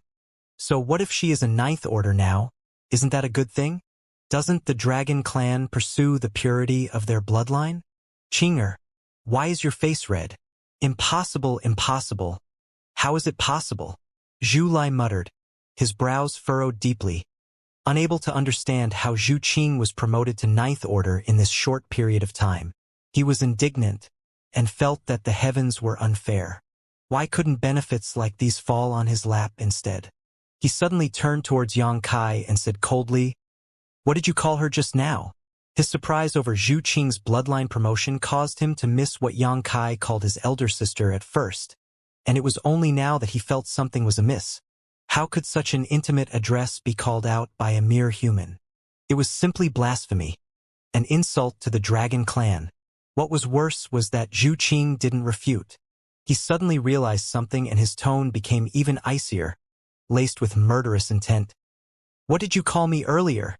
Yang Kai walked to Zhu Qing's side, and under Zhu Lai's incredulous gaze, put his hand on Zhu Qing's shoulder, grinning as he commented, "You're Qing'er's younger brother, so naturally I would call you little brother-in-law." Zhu Qing squirmed, but she didn't pull off Yang Kai's evil hand, simply allowing him to do as he pleased. Zhu Lai's pupils shrank. He wasn't a fool, so he could tell that Zhu Qing didn't reject Yang Kai's intimate behavior and even welcomed it. Added with how Yang Kai addressed the siblings, a daring thought popped into his head. His face paled like it was covered in a layer of frost. To the side, Li Jiao's mouth was open wide enough to fit a melon into. He looked at Yang Kai with shock and admiration as he thought to himself, he actually got together with a dragon girl? Li Jiao wondered if he was dreaming. If it was true, wouldn't Palace Master Yang be the son-in-law of Dragon Island? That was nothing short of an extraordinary feat. He wanted to prostrate to Yang Kai in deep admiration. Moments before, there were still complaints in his heart, but they were nowhere to be found now. Compared to his matters, hooking up with a dragon girl was a heinous crime against Dragon Island. Since Yang Kai had the guts to do even this, what would he not dare to do? The both of you, are you serious? Zhu Lai's eyes seemed to burn with flames as he looked at Zhu Qing then Yang Kai, asking in a heavy voice. Feeling Zhu Lai's murderous intent, Yang Kai furrowed his brows and said, displeased, do I look like I'm joking with you? I must hear your answer. Zhu Lai ignored him, his gaze fixing on Zhu Qing. Is this how you talk to your elder sister? Yang Kai's face sank as he said darkly, don't think I won't hit you just because you're my little brother-in-law. If you continue being discourteous to your seniors, don't blame me if I beat you until even your elder sister won't recognize you. Veins bulged on Zhu Lai's neck as murderous intent spread out, and he glared at Yang Kai and snarled, I'd like nothing more. I just said a few words and you're already like this. Today I'll give my little brother-in-law a lesson on showing proper respect. Yang Kai rolled up his sleeves and walked forward, but Zhu Qing grabbed him. What are you stopping me for? Yang Kai said with an unhappy face. Your brother has no manners, he should be taught properly. Don't worry, I won't kill him. I only plan to break a few bones, so he drills into his head how to speak to you. Zhu Qing shook her head softly before turning to Zhu Lai. You saw everything and heard everything. There is nothing more for me to say. Zhu Lai trembled and staggered back a few steps. Yang Kai's words and actions were all hints, and he himself had already guessed it. But for Zhu Qing to confirm it herself, he still found it hard to accept.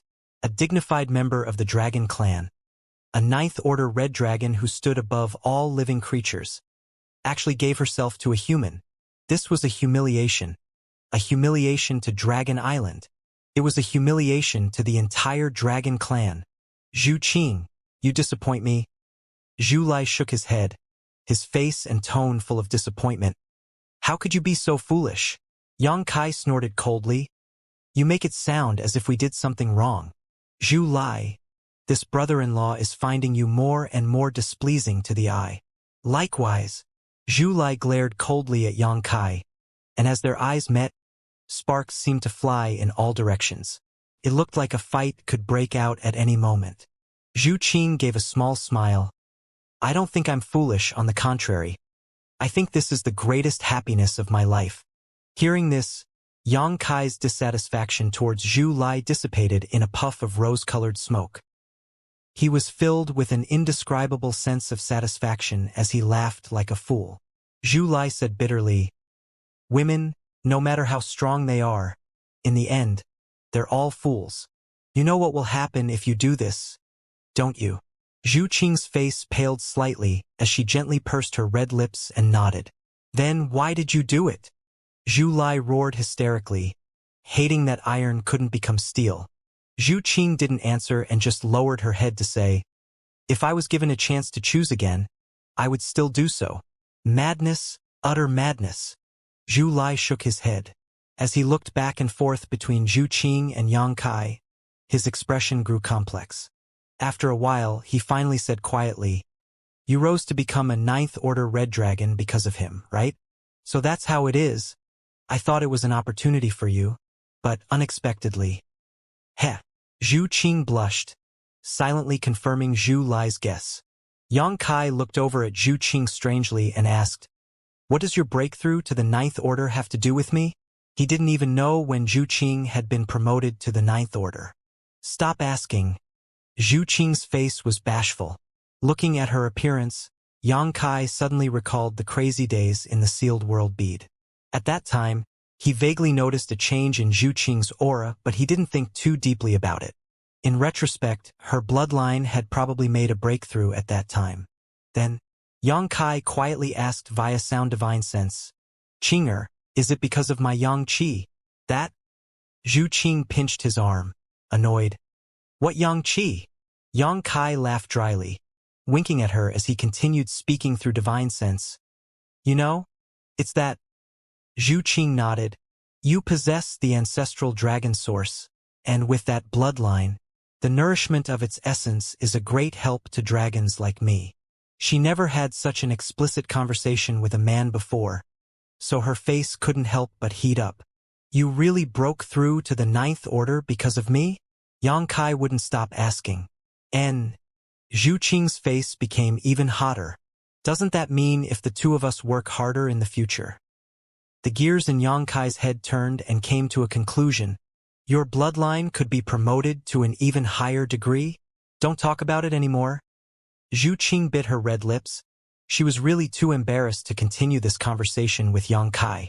I understand now. Yang Kai chuckled. Ji Lai watched them from the side with cold eyes.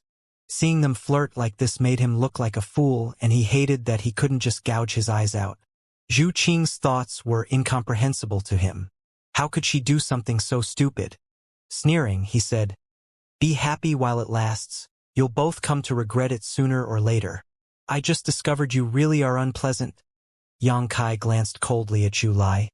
If you weren't my little brother-in-law, I would have taught you a lesson by now. Zhu Lai gritted his teeth. You think I like being your brother-in-law? Don't think too highly of yourself. Yang Kai grew angry. If I don't teach you a lesson today, I won't be surnamed Yang. Qinger, step aside. Saying this, he pushed Zhu Qing to the side and with a low murmur, used the dragon transformation secret technique. His body expanded rapidly and turned into a giant behemoth as he smashed a giant fist down on Zhu Lai. Affected by the bloodline suppression, Zhu Lai was unable to use more than 40% of his cultivation. He was secretly alarmed. The last time he fought Yang Kai, the other hadn't been nearly this tall or suppressive. This time, though, the ancestral dragon source seemed to be giving off even more power, making it impossible for Zhu Lai to fight back. With a crash, Zhu Lai was sent flying and light flashed wildly on his body. Yang Kai chased after him, and before Zhu Lai could regain his footing, a thunderous attack came aiming at his face, followed by the sound of things breaking. Zhu Lai was beaten like a sandbag. Stop! Zhu Qing stomped her foot anxiously. One was her man while the other was her younger brother. Why couldn't they get along? They acted like enemies that moment they met, and she was stuck in the middle of a difficult situation. No need to worry. I'm only educating him. He won't die. Yang Kai replied from afar, but his actions were truly quite ruthless. Regardless, an 8th Order Red Dragon was extremely tough and durable, so a little harshness wasn't going to matter. The situation was extremely one-sided, and Li Jiao was frightened stiff as he watched. However, his admiration for Yang Kai increased a lot as well. Forget about getting together with a dragon girl. This High Heaven Palace Master actually pummeled his little brother-in-law dragon like this. From the past to the present, Palace Master Yang was surely the first to accomplish this. Though even if Palace Master Yang caused disastrous trouble, he wouldn't have any self-awareness at all. Don't hide behind the bloodline suppression. Do you dare to face me in a real battle of strength? Zhu Lai clenched his fists and roared. Although his injuries weren't heavy, he had lost all face. He was filled with fury but had nowhere to vent it other than with his words. You said the same thing last time. Don't you remember how that ended? What a stupid brat. Yang Kai snorted and continued raining down kicks and punches on him. In the time it took to boil a cup of tea, Zhu Lai's face became swollen and bruised. Lying on the floor, his clothes were in disarray, and he was panting heavily, like a girl who had been ravaged by 180 strong men. His eyes swelled and became nearly imperceptible slits while his handsome face was even worse off, looking practically deformed. The next time you dare to be disrespectful to Qinger and me, the consequences will be worse. Yang Kai looked down at him condescendingly. Zhu Lai turned his head, ignoring him as he thought. As long as the forest remains, there would be no lack of firewood. Isn't that the saying among humans? A wise man knows better than to fight when the odds are against him. I'll show him one day. Yang Kai released the dragon transformation secret art and returned to his human form. Yang, Palace Master Yang. Li Jiao timidly called from the side. Help! Yang Kai looked over and suddenly wanted to laugh. The black puppy had run over to Li Jiao at some point and was sniffing him curiously. Occasionally, it would even stick out its tongue to lick Li Jiao. Li Jiao, being corroded by demon qi, now exuded a similar smell to the demons, thus attracting the black puppy's interest. The scene where it swallowed the blood demon was still vivid in his mind, so Li Jiao was naturally afraid of it. Not to mention, since it was a pet beast brought by Yang Kai, he didn't dare to act rashly towards it, and could only ask Yang Kai for help. "Ah Wang, that's not food," Yang Kai called out.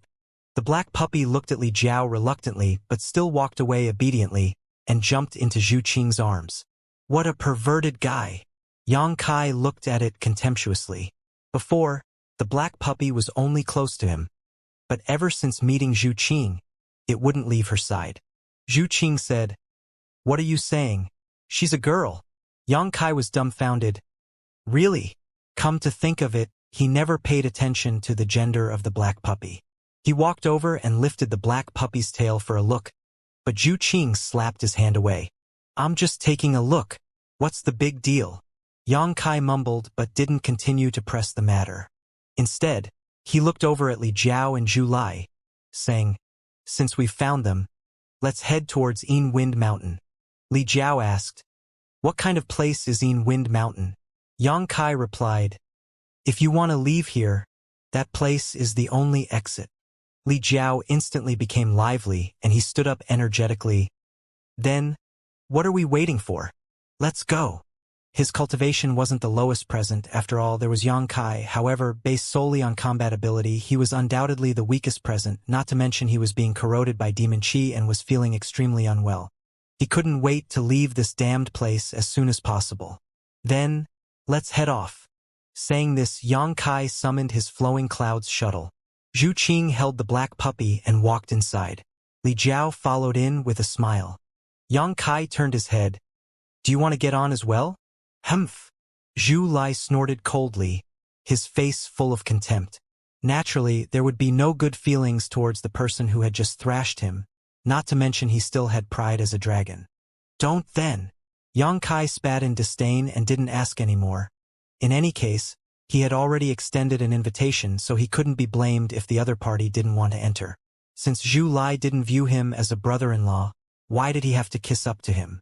Entering the shuttle, Yang Kai confirmed his destination, then used his Emperor Qi to guide the flowing clouds shuttle towards the Wind Mountain.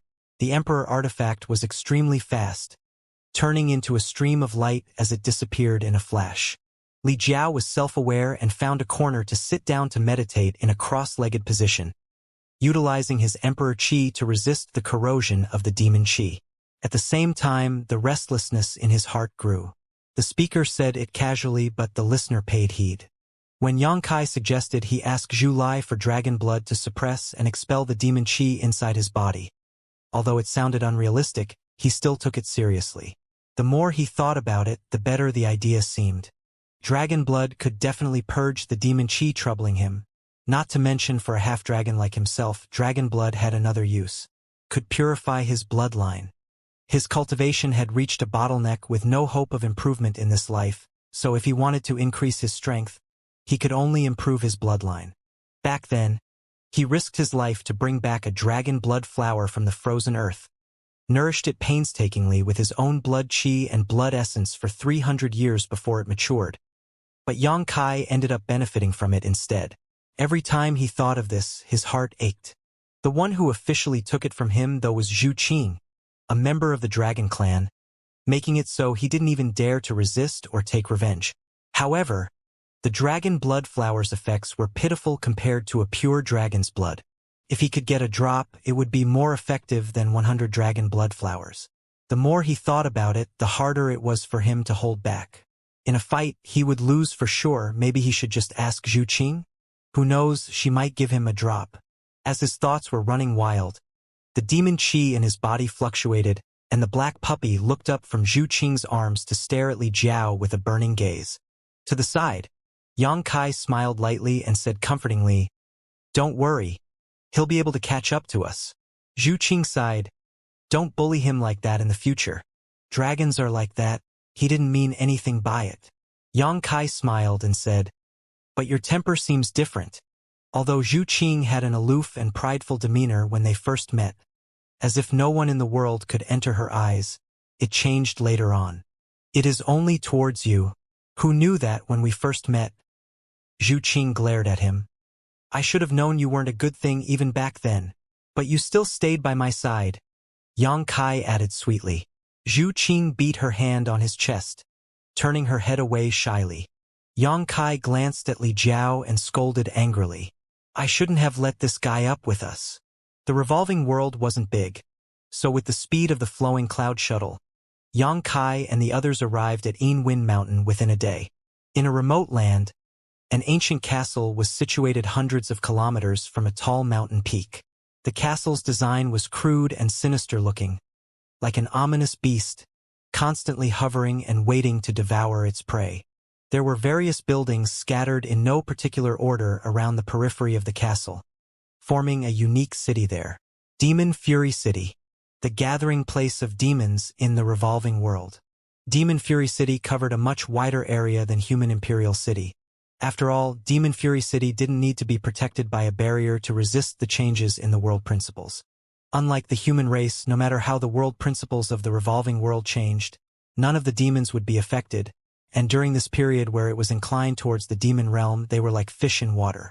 Currently, the demon chi was dense, and it also carried a hint of coldness that could almost be called cold demon chi. This couldn't be helped though, as Demon Fury City was located near the foot of Wind Mountain, and winds blown down from the mountain had the characteristic of being bone-piercingly cold, attracting demons to live here. The demon race obviously chose this spot to build Demon Fury City for the sake of a better cultivation environment. The closer you were to Wind Mountain, the stronger the demon chi would be, and the more suitable it was for the demons to enhance their strength. Hundreds of thousands of years of research had allowed them to reduce the impact of the cold while incorporating the maximum amount of demon chi to enhance their strength. When the flowing clouds shuttle arrived in the sky, the masters of Demon Fury City naturally took notice of it and leapt into the sky. In the blink of an eye, a dense crowd had formed above Demon Fury City. There were at least 1,000 people gathered, and among them were a number of demon kings. The flowing clouds shuttle stopped outside the city, and Yang Kai slowly walked out. Countless eyes gathered on him, and powerful divine senses swept over him, warping the surrounding space to a degree. Yang Kai was calm and relaxed, with a smile on his face. Impudent human, actually daring to trespass into my Demon Fury City. Preposterous. Who are you? State your name. Kill him, kill. Let me do it. I'll suck his yang chi dry, the demon kings hollered. No human ever dared to come into Demon Fury City in such a bold manner. It was simply against common sense. Many of the demon kings felt that the majesty of the demon race was in question, so they wouldn't let this matter go. Dark demon chi soared into the sky, covering it, forming a large black cloud that slowly advanced towards Yang Kai. Yang Kai chuckled and said loudly, "This young master is heading to Wind Mountain. Passing by here was just on the way, and he has no intention to cause conflicts with everyone. If it is possible, this young master asks for your understanding." Ha ha ha, what did this brat say? Heading to Wind Mountain? Is he courting death? It's said that humans don't know the immensity of heaven and earth. It seems to be true. He wants to go to Wind Mountain with his pitiful strength? This king is going to die of laughter. Little brother, why rush to die? Even I can't easily approach Wind Mountain as a demon king. If you go there, I'm afraid you'll die a cold, lonely death. Why not stay here and accompany this elder sister instead? Elder sister is so lonely. Yang Kai cupped his fists and said, "Many thanks for elder sister's concern, but I must go to Wind Mountain, so I can only thank elder sister for your kindness. If it is possible, could elder sister speak with the other demon kings so they would let us pass?" The charmed demon smiled elegantly with a pure expression that unconsciously aroused goodwill in others. Hearing Yang Kai's words, she asked innocently, "Little brother, why are you headed towards Wind Mountain? It's rumored that atop Wind Mountain there is a way to leave this world, so I'm going to find it." The charmed demon nodded. There is indeed such a rumor, but no one can confirm its authenticity. It's all right, I'm just trying my luck. If I can't find a way out, I'll come back to accompany elder sister. This little brother is well-equipped and skilled. I'm sure elder sister won't be disappointed. The charmed demon covered her mouth and tittered. My, what is little brother saying? How shameless. All right, seeing how sincere you are, elder sister will help you. But whether or not they let you go is not something I can control. Saying this, the charmed demon actually turned around and made the request on Xianxia's behalf. But the demon kings she asked all shook their heads. They looked at Xianxia as if he was dead meat, their expressions full of ridicule and mockery. The charmed demon turned back and looked at Xianxia regretfully. Little brother, it's not that elder sister is unwilling to help you, but they're not willing to let you pass at all. What are you going to do? Xianxia grinned and said, regardless, I still have to thank elder sister. Please step aside first for now. What are you planning to do? The charmed demon was taken aback. Xianxia said frankly, if they're not willing to retreat, then I can only use force. Elder sister, your skin and body are delicate and soft. You should stand farther away to avoid being accidentally injured later. The charmed demon was confounded and felt that Xianxia's words were ridiculous. For a boy no better than a low-rank demon king, he sure talked big. Was he tired of living? But seeing his serious expression, she asked again, you mean, you want to force your way through? Indeed. Xianxia nodded. If they wanted to fight, he'd humor them. Raising his hand, the unadorned mountains and rivers bell was summoned and an ancient and desolate aura burst forth from it. On the bell were magnificent patterns that gleamed with fascinating light while an oppressive force descended from the sky like an invisible hammer. Feeling this suppressive force, the demon masters hovering in the sky paled. It felt as if there was a lofty mountain suddenly placed over their heads. Their insides churned, and they couldn't breathe as they fell to the ground involuntarily. Some of the weaker demon great generals spurted blood as they flailed about to stabilize themselves.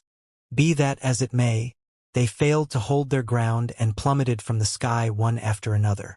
Even the demon kings with powerful cultivation found their movements impeded. Left with no choice, they used their respective secret techniques to free themselves of the suppression. But suddenly, the mountains and rivers bell grew bigger and fell straight from the sky. The enormous bell overshadowed quite a few demon kings, swallowing them like the mouth of a giant beast, inducing their panic-stricken shouts. Honk! The mountains and rivers bell fell to the ground, quaking the entire demon fury city, causing many old and unsecured buildings to collapse. Everyone and everything sunk into silence. All the demon race members' eyes were filled with shock, gawking in the enormous bell's direction. At this moment, several demon kings with fairly good cultivations were suppressed under the bell, and one of them was ranked among the top 10 masters of Demon Fury City. But even such a powerful demon king failed to react before this fearsome attack.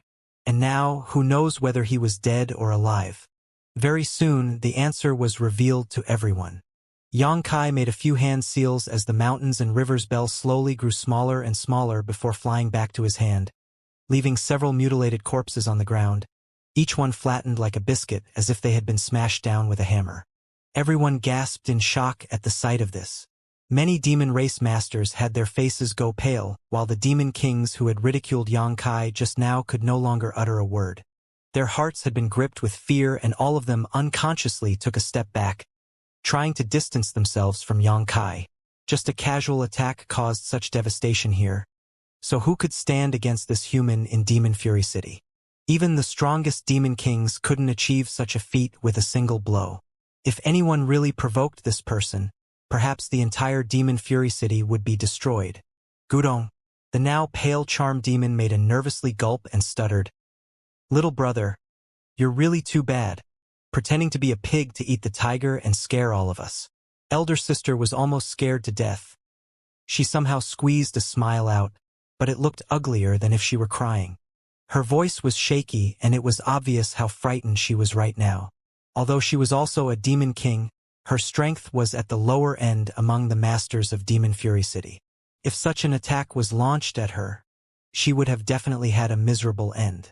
It wasn't until this moment she finally realized that this harmless-looking human with an amiable smile actually wielded such destructive power. Yang Kai, holding the mountains and rivers bell, shook his head in denial. "Elder sister, you're mistaken." "How so?"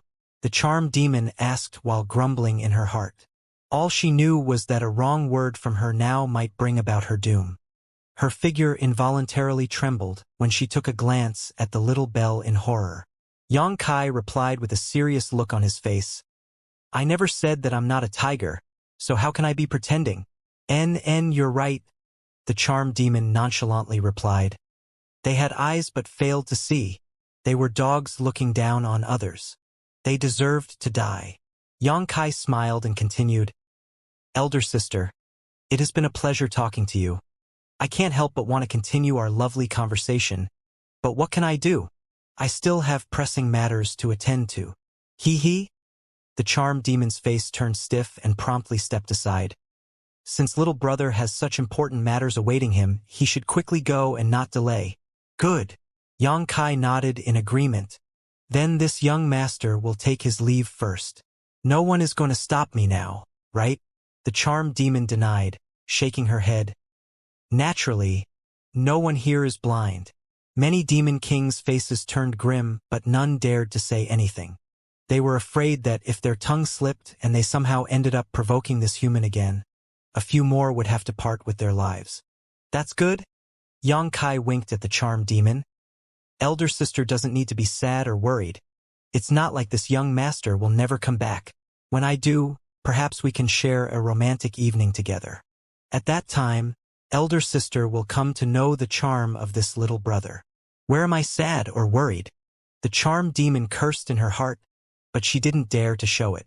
The crowd of demon kings' faces turned incomparably ugly.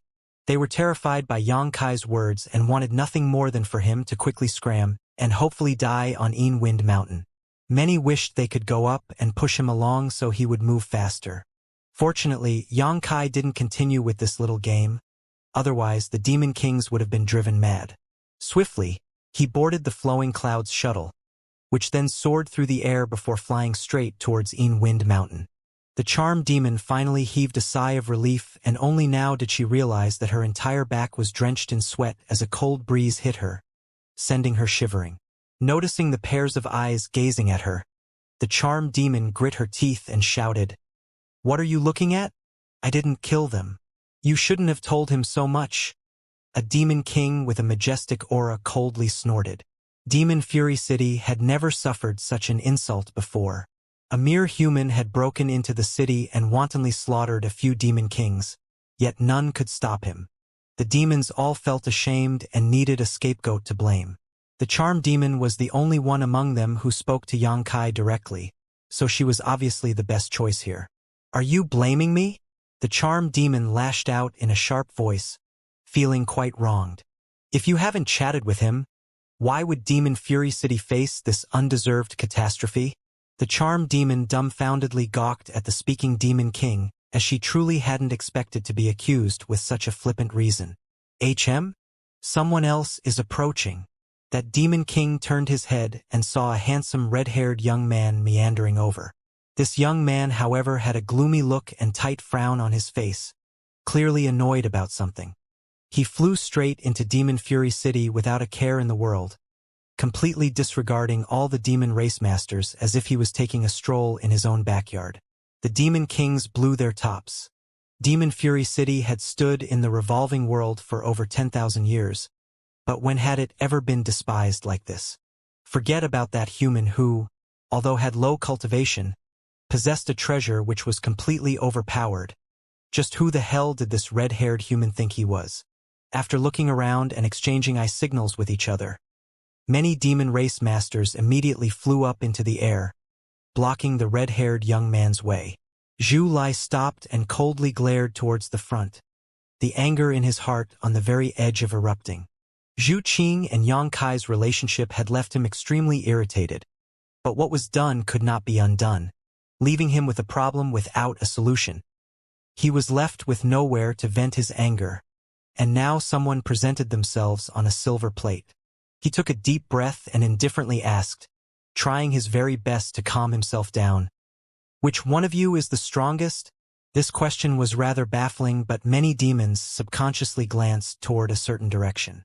Before everyone's eyes, a demon king with a robust waist and soaring demon chi stepped forward and replied in a thunderous voice.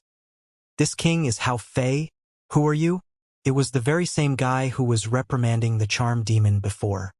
He was acknowledged by all the demon kings here as the strongest and was just a step away from breaking the shackles of the world to reach the demon saint realm. He was confident that he would break through within a century, and as long as he could become a demon saint, he could attack human imperial city and finally break the unchanging pattern of the revolving world, enslaving all humans and turning this place into a paradise for the demon race once and for all. He had such ambitions and also had the potential to achieve them. When Xianxia had just used the mountains and rivers bell to launch that terrifying attack, he reckoned that he couldn't take the blow after weighing his chances a little. So he swallowed his pride and arrogance, but at this moment, he couldn't remain hiding in his shell like a turtle. The demon race was belligerent by nature and respected strength above all else. If he hadn't answered, he would have been looked down upon by his clansmen, and most importantly, it would be detrimental to his own cultivation. He secretly made up his mind to humiliate this red-haired young man and let him know the strength of Demon Fury City's strongest master. He disdainfully stared ahead, his eyes indifferent, seemingly not putting anyone in them.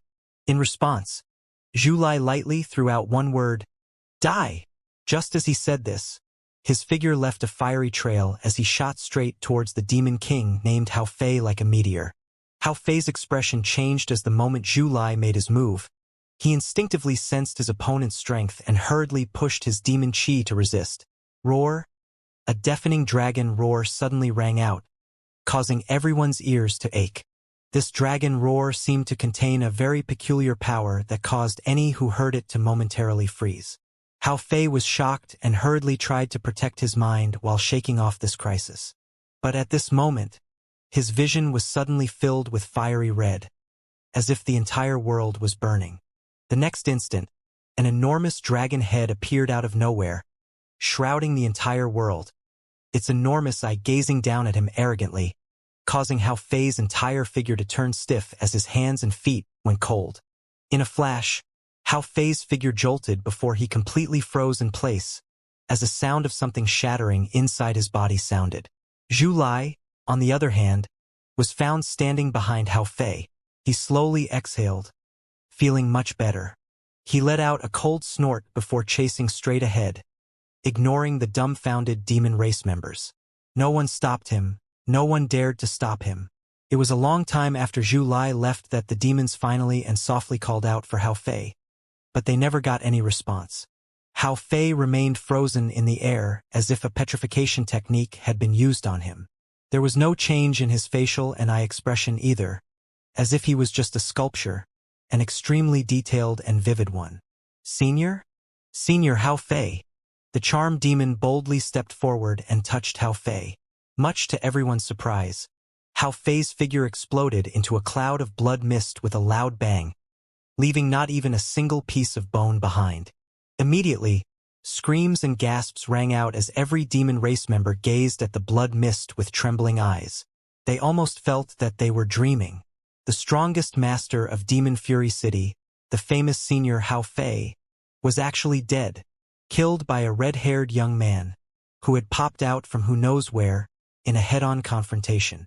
If they had not seen it with their own eyes, perhaps no demon would have believed it, but the facts were laid out before them, so they had no choice but to believe. Compared to the sight of demon kings dying under the treasure of the previous human, the sight of Hao Fei being killed in an instant was even more shocking. After the shock, though, came the doubts. Who was that red-haired young man? Who was that human? Why hadn't they heard of such fearsome masters in human imperial city? If those two were from human imperial city, the demon race would have no place in the revolving world. All of them would have already been massacred. Demon Fury City had gone through a lot. First, several demon kings lost their lives, and now the strongest master of Demon Fury City also died. The entire Demon Fury City was covered in gloom, and each member of the demon race was on tenterhooks.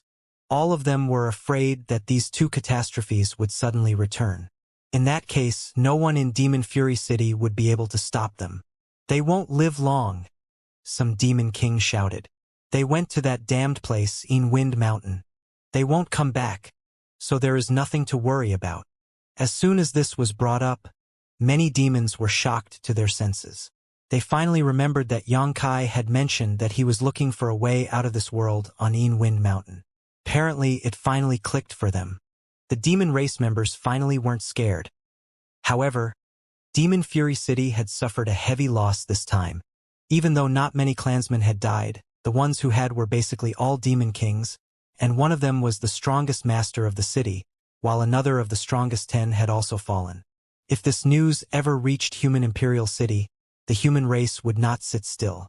For a while, many demon race members were overwhelmed with worries. 1,000 meters up Wind Mountain, Xianxia and others finally stopped with solemn expressions on their faces. Before this, they were flying in the flowing clouds shuttle all the way, but after ascending just 1,000 meters, they were unable to move forward. They had no choice but to get out of the flowing clouds shuttle and face the wind blowing from the top of the mountain. Xianxia took the lead and Zhu Qing was in the middle, holding the black puppy in her arms. Li Jiao brought up the rear. After traveling 1,000 meters more, Xianxia actually felt that he could no longer advance a single step. Wind Mountain lived up to its name. The ancient books in human Imperial City only described a fraction of how terrifying this place was.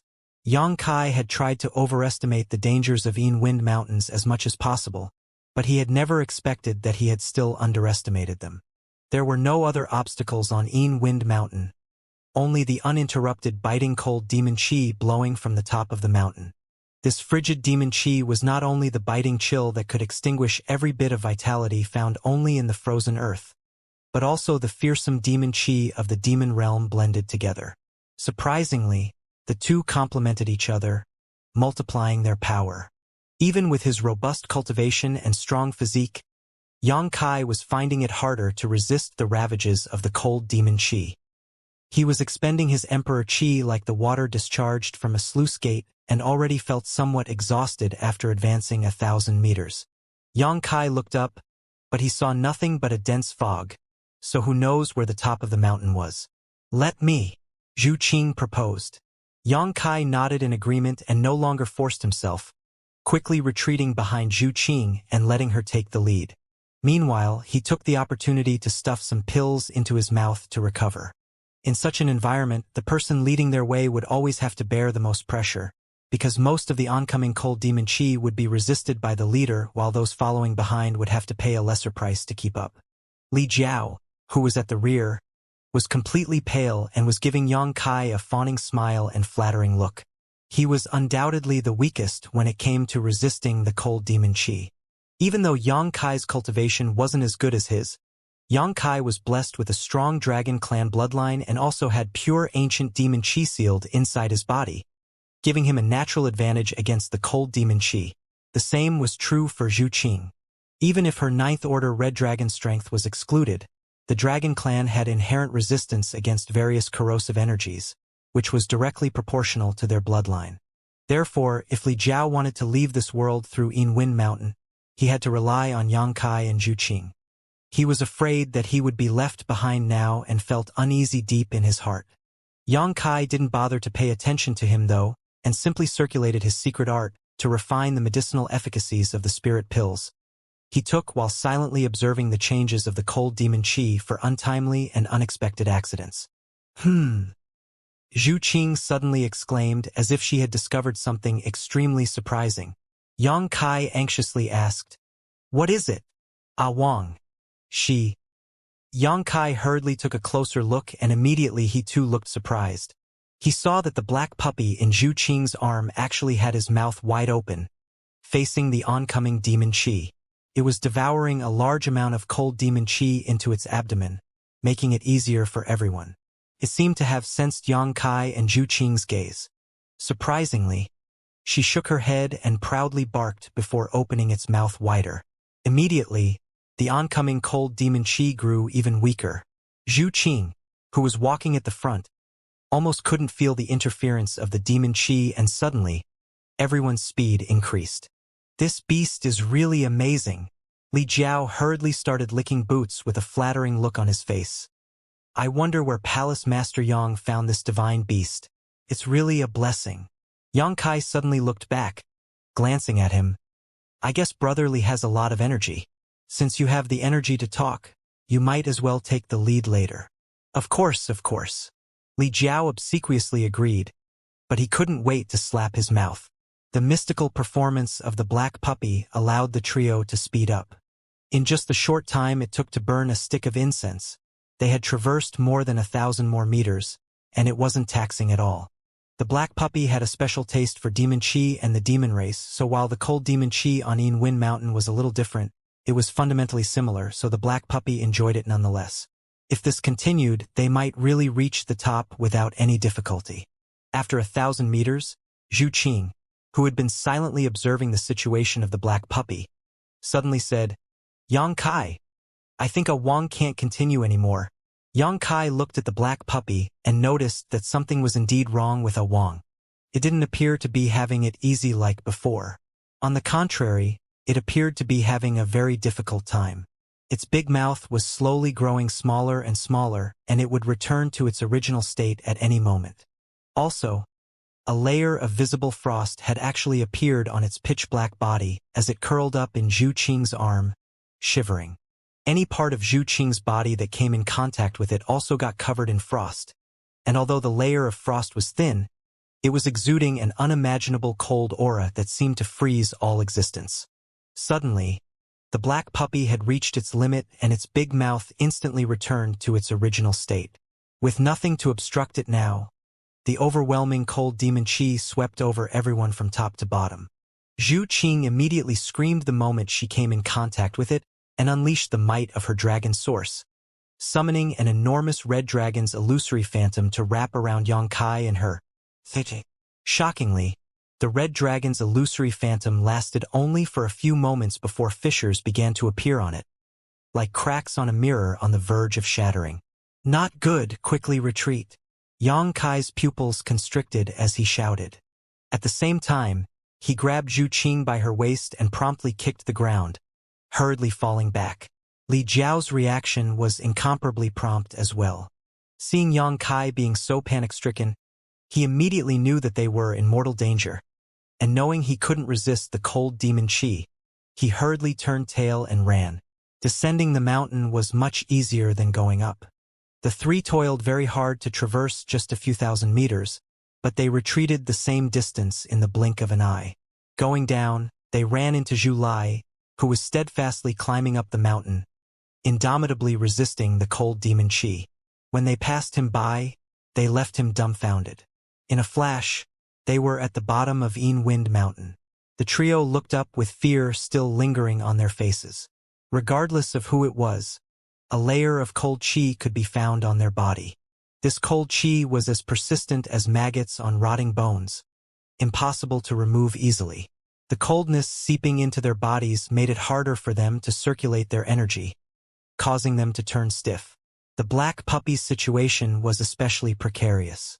It was curled up in Zhu Qing's arms, motionless. Its entire body was frozen inside a block of ice, and no matter how much Zhu Qing called it, it gave no response, as if it was already dead. Don't worry about it. It has a very tenacious life. It won't die that easily.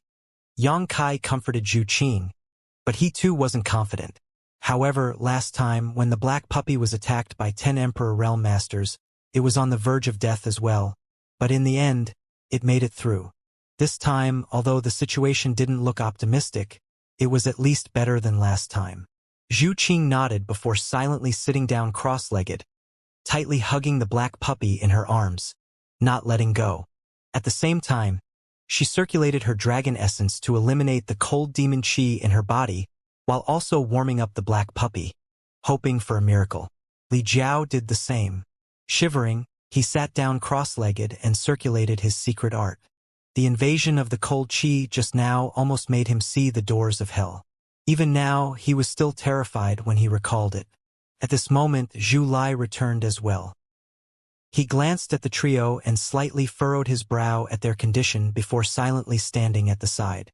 He still couldn't fathom how Yang Kai and the others could climb farther than him. The cold winds blowing on Wind Mountain were simply not on the same level as what they faced in the frozen earth. The two were worlds apart. To be honest, the cold on Wind Mountain really lived up to the prestige of the frozen earth forbidden zone. Even he, an 8th Order dragon, had quickly reached his limit. If he went any further, he reckoned that he would have suffered the same fate as his companions. Yang Kai glanced at him and forced a smile before he shiveringly sat down cross-legged to adjust his breathing. With Zhu Lai standing guard, he didn't need to worry about anything. Although he had some differences with his little brother-in-law, in the end, as a member of the Dragon Clan, this silly brat still could be trusted somewhat. It took Yang Kai a full 2 hours to get rid of the cold qi that had invaded his meridians and body. When he finally opened his eyes, he saw Zhu Lai standing still to one side. Although Zhu Qing was safe and sound, she was helping the little black dog get rid of the cold, so who knows how long it would take. Sensing Yang Kai's gaze, Zhu Qing looked up and assured, "It's all right, it just needs time." Yang Kai lightly nodded. He wasn't surprised. Since the little black dog had awoken its abyssal returner bloodline, his vitality had become extremely tenacious. Earlier their team was able to climb so far up Wind Mountain all thanks to it. At that altitude, even Yang Kai and Zhu Qing couldn't do any better. So, as soon as Yang Kai noticed that it couldn't hold on, he immediately pulled back with Zhu Qing. Strictly speaking, the little black dog was not very strong as it had been emanating the aura of a 5th or 6th order monster beast from beginning to end. Monster beasts of this order could be found just about everywhere in the star boundary. But it wasn't any ordinary 5th or 6th order monster beast that could deal with 10 emperors alone, swallow a demon king alive, or swallow the Wind that was even giving Yang Kai and Zhu Qing a hard time, taking Yang Kai and the others much farther up Wind Mountain. The distinction between order and strength seemed completely meaningless to the little black dog. Could be strong or weak. When it was weak, it looked completely harmless and innocent. But when it was strong, it could make 1,000 men flee from it. If the Zhu Qing sister and brother duo couldn't withstand the winds, Yang Kai likely couldn't either. Then again, if it was so easy to leave the revolving world, some from human Imperial City would have left long ago. For the time being, they could only start with Ah Wang. Yang Kai turned his head, glancing in the direction of Demon Fury City, frowning for a moment to ponder before speaking. "Qinger, I'm heading back." Before Zhu Qing could say anything, his figure rose into the air before flying away. After a short while, Yang Kai suddenly felt that someone was approaching him from behind. He looked back and saw Zhu Lai quickly chasing after him with a solemn look on his face.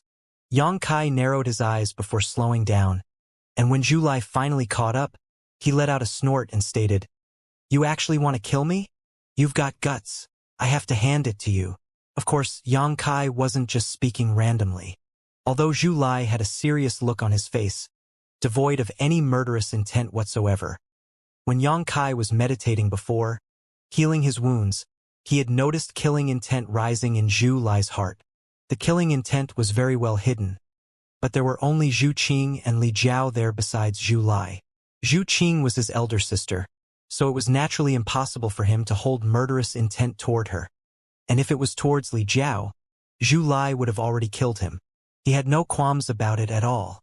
What did it matter if an honorable Dragon Clan member killed a human? If he wanted to kill, Zhu Lai would kill. Who could punish him anyway? So, at that moment, there was only one person who could bring out the murderous intent in Zhu Lai's heart, but not have him act on it.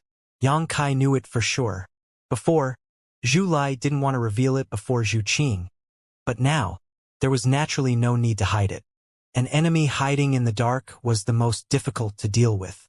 When the tricks and conspiracies were out in the open, such enemies were far easier to handle. "Since you know it, there is no point hiding it," Zhu Lai frankly admitted. After all, when one's cultivation had reached their realm, some things couldn't remain hidden once they were revealed. He then continued, maintaining a stoic face. "Yes, I want to kill you. If possible, I would have already killed you." Yang Kai's face turned cold, but he didn't stop. He rather flew side by side with Zhu Lai, maintaining a delicate distance between the two, and demanded in a cold voice, "You better give me an explanation, otherwise even if you are Zhu Qing's brother, I won't forgive you." If it was before, he wouldn't have cared about Zhu Lai's murderous intentions toward him. After all, the two were total strangers before, but things were different now. With his relationship with Zhu Qing, the two had some connections no matter how much they vehemently denied it. If Zhu Lai was doing this for no reason, Yang Kai wouldn't tolerate it. A small fight with Zhu Lai was nothing, but if it was a true life and death battle, it would be devastating for Zhu Qing. Yang Kai didn't want to see that kind of situation, so he needed to get to the bottom of this quickly. Zhu Lai grit his teeth and replied, "I want to kill you because I am her brother." "What kind of dumb logic is that?" Yang Kai stared at him. "You don't understand. The reason I came here was just to tell you that if we can leave this world, it would be best for you to stay away from Zhu Qing and never reveal your relationship with her. Of course, if we can't leave this palace, then treat it as if you didn't hear anything." He had a completely serious look on his face, like if Yang Kai didn't agree, he would fight it out with him. Yang Kai was immediately angered and cursed, "Damned brat. It's not your place to meddle in this. If Zhu Qing has anything to say, she will naturally tell me." Zhu Lai lashed out. "It's because Zhu Qing can't speak that I have to on her behalf." Yang Kai swept his eyes over him and asked, narrowing his eyes, "In what capacity are you speaking? Are you speaking as a member of Dragon Island's Dragon Clan? Or as Zhu Qing's brother?" Zhu Lai quickly said, "Does it matter?" "Yes, it does." Yang Kai pursed his lips into a smile as he replied, tightening his fists. "If it's former, I'll beat you up, and if it's latter, I'll still beat you up." Zhu Lai angrily shouted, "Are you messing with me?" Yang Kai coldly looked at him. "There are differences in beatings. A light punishment and beating to death aren't the same. Which one do you prefer?" Zhu Lai earnestly shook his head. "I don't want to argue with you. I only have one request. If and when we get out of this world, you should part ways with Zhu Qing. That would be best for you and for her." For a dragon, speaking the word request was already their limit. How could the arrogant dragon clan, who were famous for their pride, lower themselves to request anything of anyone? Had Zhu Lai not been Yang Kai's opponent, Zhu Lai would have already ended all troubles by force. Why bother speaking so much nonsense? Yang Kai slowly heaved a sigh and continued, "I can tell that you are concerned about Zhu Qing, but your concerns are misplaced. I'm sorry, I can't agree to your request, let alone consider it. Zhu Qing is my woman. She is mine today, will remain mine tomorrow, and will remain mine forever, unless I die someday. Understand?" Zhu Lai stated with a stoic face. "If Zhu Qing came to hear your sweet words, she would definitely be very happy." Yang Kai shrugged his shoulders. "I'm only speaking my mind. Unfortunately, you will be the end of Zhu Qing and yourself." Yang Kai, treading the thin air and riding the wind, spoke with a smile. "Do you want to tell me that I am a human, and Zhu Qing is a member of Dragon Clan? So the Dragon Clan will never allow her to be with me? If word of our relationship got out, it would only cause great trouble. That's what you want to say, right? You do understand." Zhu Lai slightly furrowed his brow. "I have been calling you stupid, but you just don't want to admit it?" Yang Kai sneered. "How backwards Dragon Island is, I can infer a little from your stupidity. It would be stranger if Dragon Island allowed Zhu Qing to be with me.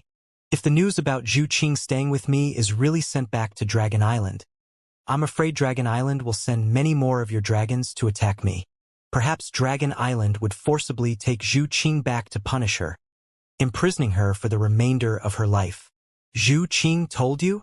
Zhu Lai was completely dumbfounded because Yang Kai had said exactly what he was expecting. A high and mighty Ninth Order Red Dragon actually willingly gave herself to a lowly human. Once this news was sent back to Dragon Island, it would definitely cause an uproar. Dragon Island would definitely send masters to deal with Yang Kai and forcefully take Zhu Qing back. As to whether she would be imprisoned for life, it would depend on Zhu Qing's performance in the future. Yang Kai grinned as he pointed to his head. "Anyone can guess such a simple thing after giving it a little bit of thought. Your dragon island has such a long heritage, and the older one's heritage is, the more pedantic they are. With higher reputation comes higher self-esteem. So, how can you agree to your clansman willingly giving herself to a human? Isn't that a disgrace to your dragon clan? It's an even worse insult than shitting on your head. It's the truth. Zhu Lai repeatedly nodded. Since you know this, why are you still being stubborn? You know that I can kill you at will, but do you know why you are still alive? Yang Kai looked at him with naked contempt. Zhu Lai was stunned, feeling that there was some truth to this, but there seemed to be something wrong about it too. Yang Kai continued after a snort. I don't have many merits, but I do like to cover my friends' and family's shortcomings. Zhu Qing is already my woman, so if Dragon Island really tries to bully her, don't blame me for not showing any affection to my in-laws. So don't do similar things in the future. Besides, you and I are both close to her. Any conflict between us will be difficult for her. I don't think you want to see that. All right? Zhu Lai frowned but nodded his agreement, only to then shake his head. He had no idea whether to agree or not. Yang Kai added, Then again, only Li Jiao and you are aware of the matter between Zhu Qing and me. If you don't report it to Dragon Island, how will Dragon Island know about it? Zhu Lai solemnly stated, How can I not report a matter of this much importance? People who like to report everything are most annoying. Yang Kai coldly snorted. You can say anything you want, but those are my principles. Zhu Qing, and you have broken Dragon Island's laws. If I know it and don't report it, the matter will only get worse. You really can't hide it? Yang Kai narrowed his eyes. Zhu Lai firmly shook his head in refusal. I will remember this. Yang Kai coldly harumphed. You don't understand. Zhu Lai sighed. Although Dragon Island has a huge reputation and a long inheritance, the population of my dragon clan is very small in any era, and a great dragon with a pure bloodline is even more precious. In order to ensure the continuation of the dragon clan's bloodline inheritance, Dragon Island has its own rules, and anyone who violates those rules must pay a heavy price. Yang Kai smiled lightly and leisurely replied, remaining non-committal. Although Dragon Island's inheritance seems eternal, it will not last forever. As the waves of time crash upon the shore, all things are worn away. Not even Dragon Island is an exception. Zhu Lai snorted and rebuffed. The waves crashing against the rock would only get destroyed. Nothing other than that would happen. Yang Kai countered, raising his head. Then it will depend whether the rock called Dragon Island is hard enough to break my bones to pieces. Zhu Lai looked at him in astonishment, as if he wanted to see a joking look on his face. But to his disappointment, Yang Kai didn't appear to be speaking in jest. Although there was no serious look on his face, there was no humor behind it either. Zhu Lai slowly shook his head and rebuffed with a complex look on his face. You're really crazy. Yang Kai broke into laughter. Thanks for the compliment. Zhu Lai didn't want to haggle with him anymore, because Yang Kai's attitude had made everything clear. He would never give up Zhu Qing, nor would he succumb to Dragon Island's rules. That being the case, there was no point in wasting words on him, so he turned his head and asked, What are you doing here? While talking, the two had unknowingly arrived at Demon Fury City. It had only been half a day since the last time the two had passed through here, and the aftermath of their havoc hadn't even been cleaned up yet. The corpses of demon kings were still lying where they were before, and a thick stench of blood was lingering in the air. Seeing the two scourges actually return, and returning together, with aggressive bearings like they were preparing to go all out, the demon race members of Demon Fury City turned completely pale. Their hearts were like dead ashes, and they felt as if doom had come for them. But even so, no demon abandoned the city to escape. The demon race had been based here for hundreds of thousands of years, confronting human Imperial City from a distance. The two races had never stopped fighting, so if they submitted to cowardice now, would they still be called the demon race? One after another, demon race masters walked out of the city, gradually gathering towards Yang Kai and Zhu Lai's location. Even though their cultivations were mixed, their numbers were great. The demon kings had also gathered at one place, gazing with a serious look on their faces towards the two humans flying over from Wind Mountain's direction as their fighting spirits slowly rose.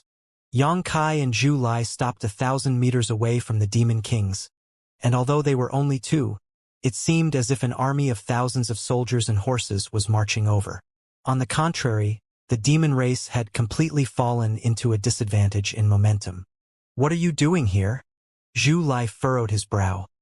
"Could it be that you want to slaughter the entire city?" Humans and demons could not coexist. Even in this little revolving world, the grievances between the two clans had lasted for hundreds of thousands of years. So it wouldn't be surprising if Yang Kai really came to create a massacre. Slaughter the city? Fighting and killing like that is boring. Yang Kai disdainfully spat before he swept a glance over the Demon Kings with a frown. Finally, his eyes landed on one particular figure hiding behind the crowd, and he flashed a harmless, innocent smile as he called out, "Beautiful elder sister, can you come out and have a chat?" All the Demon Kings turned their heads, looking in the direction of Yang Kai's gaze. A graceful figure was hiding behind the crowd, as if she didn't dare to show her face. Obviously, she was very discreet, but she had still been picked out from the crowd by Yang Kai. Her heart was bogged down with sorrow as she kept raining down silent curses on Yang Kai while viciously glaring at him. She hated herself for teasing Yang Kai before out of boredom, as now she couldn't get rid of this scourge. She had no idea what fate was waiting for her. In front of everyone's eyes, the charmed demon couldn't hide anymore. So all she could do was walk out of the crowd with a reluctant smile. She knew everything, but deliberately asked, "Sir, are you talking to me? You aren't, right?" With no one acting in concert with her, she embarrassedly laughed and immediately stopped, wearing a pitiful and submissive look. "I'm talking to you." Yang Kai nodded to her with a warm smile. She knew that was the case, but when Yang Kai confirmed it, her face involuntarily turned pale nonetheless. She replied in a trembling voice, "Sir, please forgive this slave for having eyes but failing to see. Fortunately, Sir is magnanimous and would not lower yourself to the same level as such a lowly one. This slave will not commit the same mistake again. Sir, please spare me." She yielded right away while the faces of the other Demon Kings immediately turned ugly. Everyone felt that this bitch had lost the demon race's face. She made the despicable human look down upon them, and they couldn't wait to rip her mouth out. But they could only think such things in their heads. Although the Demon Kings despised this charmed demon's attitude, they also knew that there should be no conflicts among them at the moment. If they really made their moves now, these two bastards would wash the entire Demon Fury City with blood. "Don't be so nervous, we won't eat you." Yang Kai chuckled at the charmed demon. "This young master just came over to ask some questions. Is there someplace we can talk?" Hearing this, the charmed demon didn't know whether she should believe him or not. But even if she didn't believe him, what could she do? The opposite party had a bigger fist, so whatever he said was the truth. "Yes, there is. Sir, what do you think about there?" The charmed demon proposed, pointing to a nearby location. Yang Kai looked over and saw an open square with stone tables and chairs at its edges. There were many statues erected in the square. All of them were quite tall and muscular, with frightening faces. Those statues should have been sculpted by a master, as each one was vivid and lifelike, just like a real person. The statues were of males and females and all different races. Even though Yang Kai knew much of the demon race, he couldn't identify all the races of these statues. "It will do." Yang Kai nodded and flew towards the square first. Zhu Lai furrowed his brow. He had no idea what Yang Kai wanted to do here, so all he could do was follow his lead for now. The charmed demon's feet seemed to be rooted on the ground. She appeared to be in a difficult spot. She really lacked the courage to meet with Yang Kai face to face. But if she didn't go, she might offend this plague. She turned to look at the other Demon Kings, as if she was looking for their support. The moment she glanced at them, some Demon Kings looked away, others looked up, some whispered to their companions as if they were discussing important matters, while some infuriatingly even pretended to be counting their hairs. All of them had extremely serious looks on their faces, though as they avoided her eyes. The charmed demon felt isolated and helpless. All you demon kings come too. I'll kill whoever refuses. Yang Kai's voice came from afar. It wasn't loud, but the countenances of many demon kings immediately turned ugly. Meanwhile, the charmed demon suddenly smiled happily. She couldn't help but want to laugh out loud, but seeing the livid looks on her fellow clansmen's faces, she held back. Letting out a soft snort, she chased after Yang Kai, swaying her hips lightly. With her taking the lead, the other demon kings followed one after another.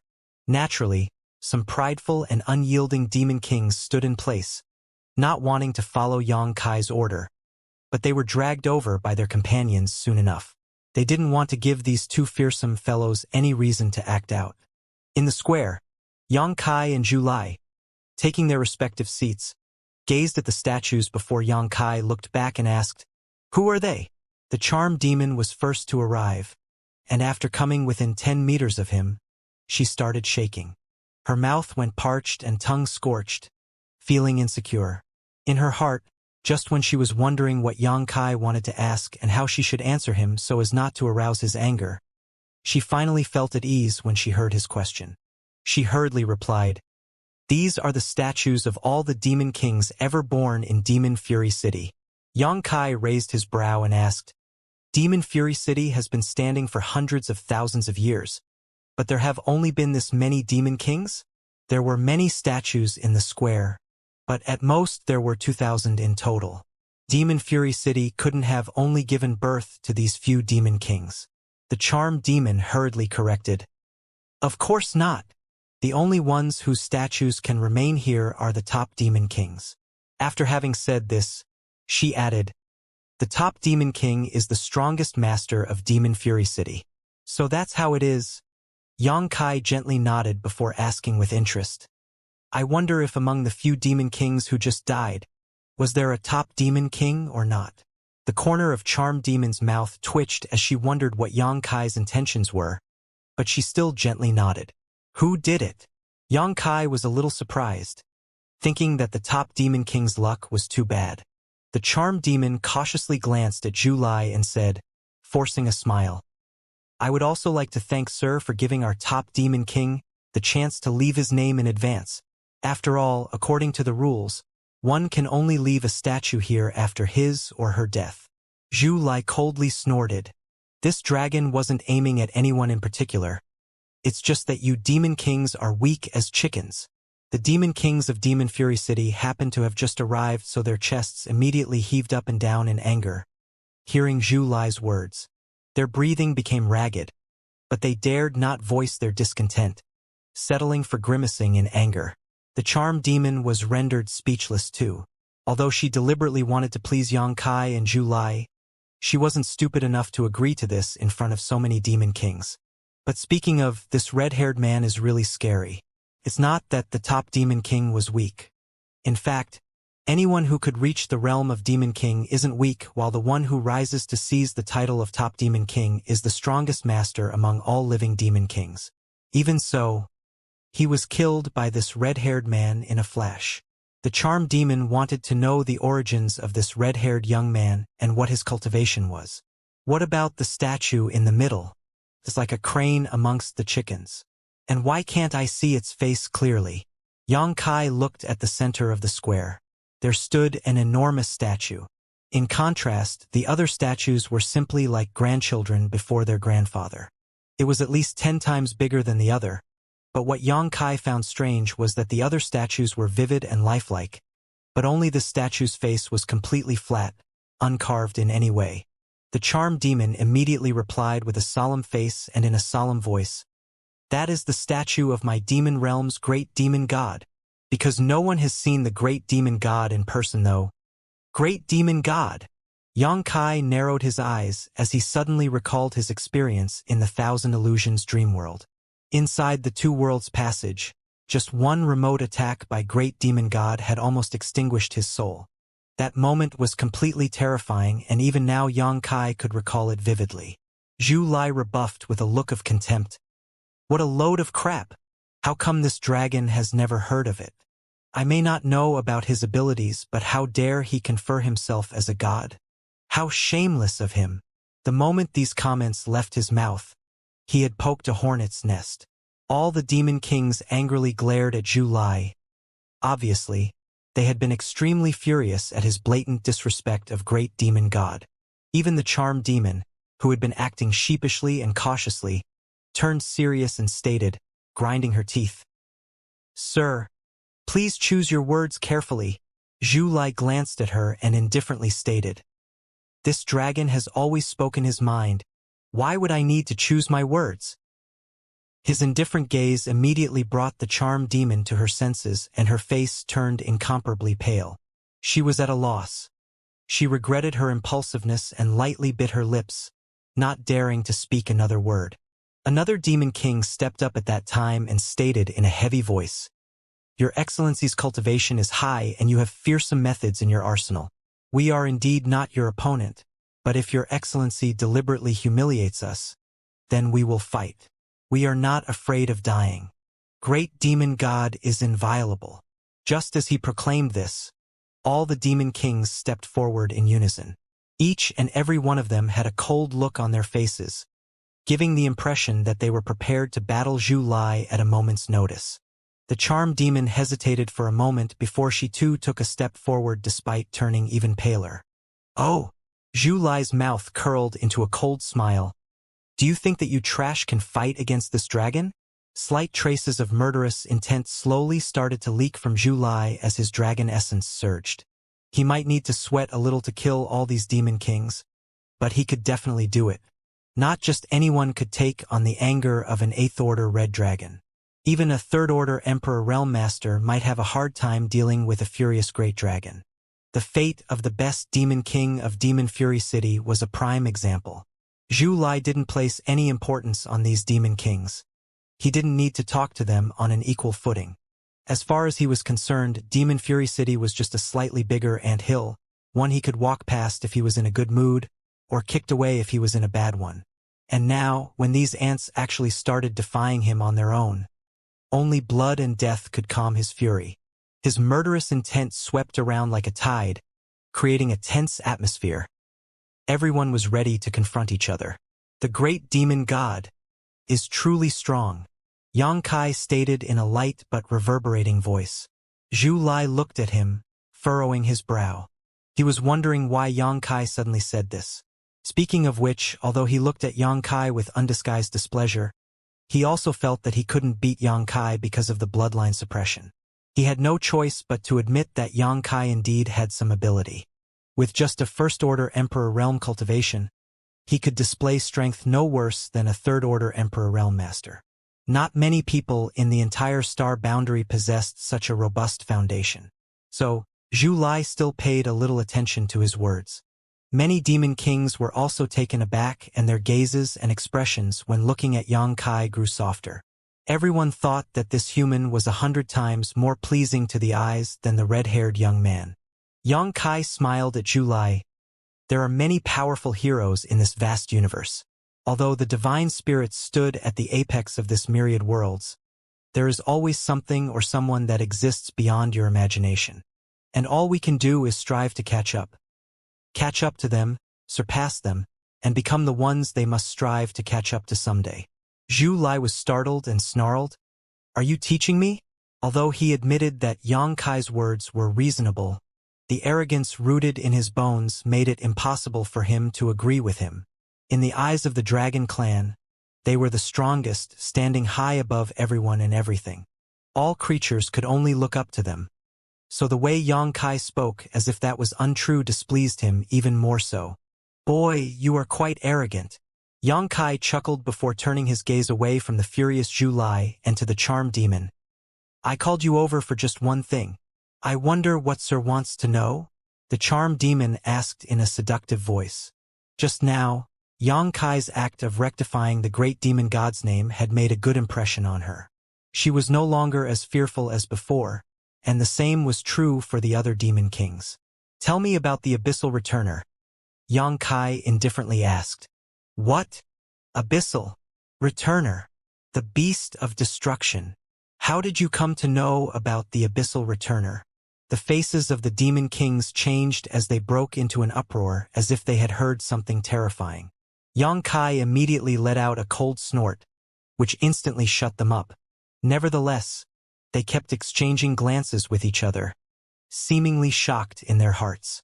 The charmed demon nervously gulped and asked, "Sir, I wonder why are you asking about this? What do you mean why? I'm raising an abyssal returner, so I wanted to know about it. Isn't the abyssal returner an exotic beast of the demon realm?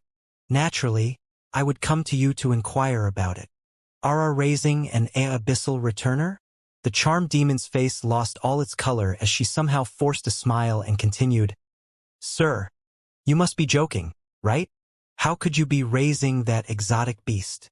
A shadow of a smile slowly seemed to have appeared on the faces of some of the demon kings. Obviously, they didn't believe Xianxia one bit.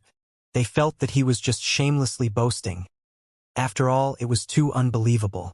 How could an abyssal returner that was born to destroy the world be raised by a human?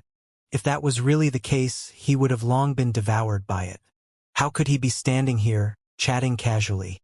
"You think I'm joking?" Xianxia looked at the charmed demon with a serious look on his face. The charmed demon withdrew her smile and slowly shook her head. "Then don't ask such naive questions."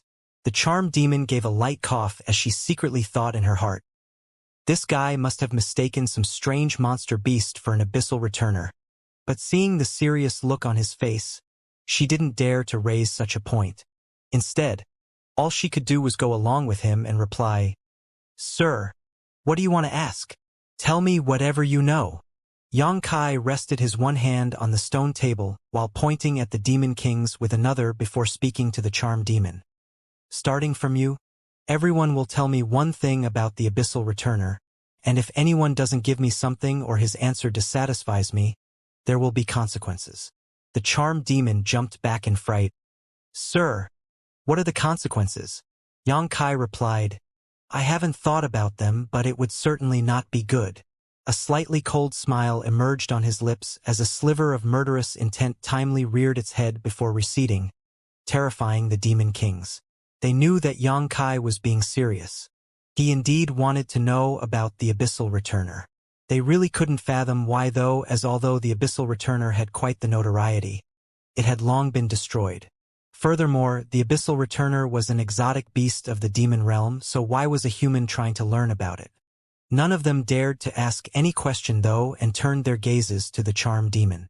The charmed demon felt a bitter taste in her mouth, but she had no choice but to go along Xianxia's whims. So, she thought for a while before replying, "The abyssal returner is also known as Beast of Destruction.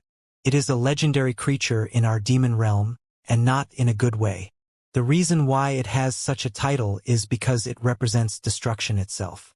Wherever it goes, nothing but an empty abyss and destruction remains."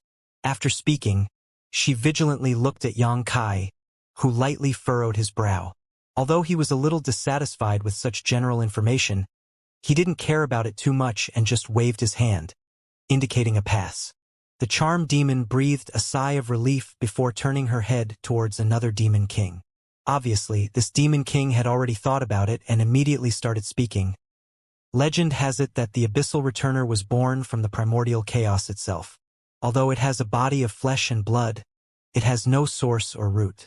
No one knows how it was truly born, but it seemed to have existed since the demon realm was formed." Xianxia gently nodded. The speaking demon king took the hint and looked to another demon king. The third demon king added, "I only know that there seems to be a strange space inside the abyssal returner that can swallow and contain anything and everything. Because the abyssal returner was an exotic beast of the demon realm, it was particularly attracted to demon chi. It seems to grow stronger by devouring demon chi. Yes, rumor has it that the abyssal returner wasn't very strong when it was born. Although it showed peculiar abilities, our demon race didn't pay that much importance to it until it slowly matured, whereupon it finally attracted the attention of the masters of the demon realm. But unfortunately, it was too late by then. Back then, the abyssal returner ran rampant. It devoured countless demons and razed countless cities to the ground. Even demon saints were swallowed by it. Finally, my demon race stood united to resist it and finally killed it after paying a very heavy price. The abyssal returner was so tenacious that it is said it did not actually die and instead retreated into the chaos after faking its death, waiting for the day it would stage a comeback. One after another, pieces of information about the abyssal returner left the mouths of the demon kings. Although they had been trapped in the revolving world for hundreds of thousands of years, some of the information about the demon realm was still passed down from generation to generation. As for the abyssal returner, it was known as the Beast of Destruction and was a legend unto itself, so even if most of the facts had been distorted by time and rumors, they were all extremely good pieces of information. Some demon kings knew nothing about the abyssal returner, or the things they knew had already been spoken by others, but other demon kings would secretly relay some information to them, which would allow them to pass Xianxia's test.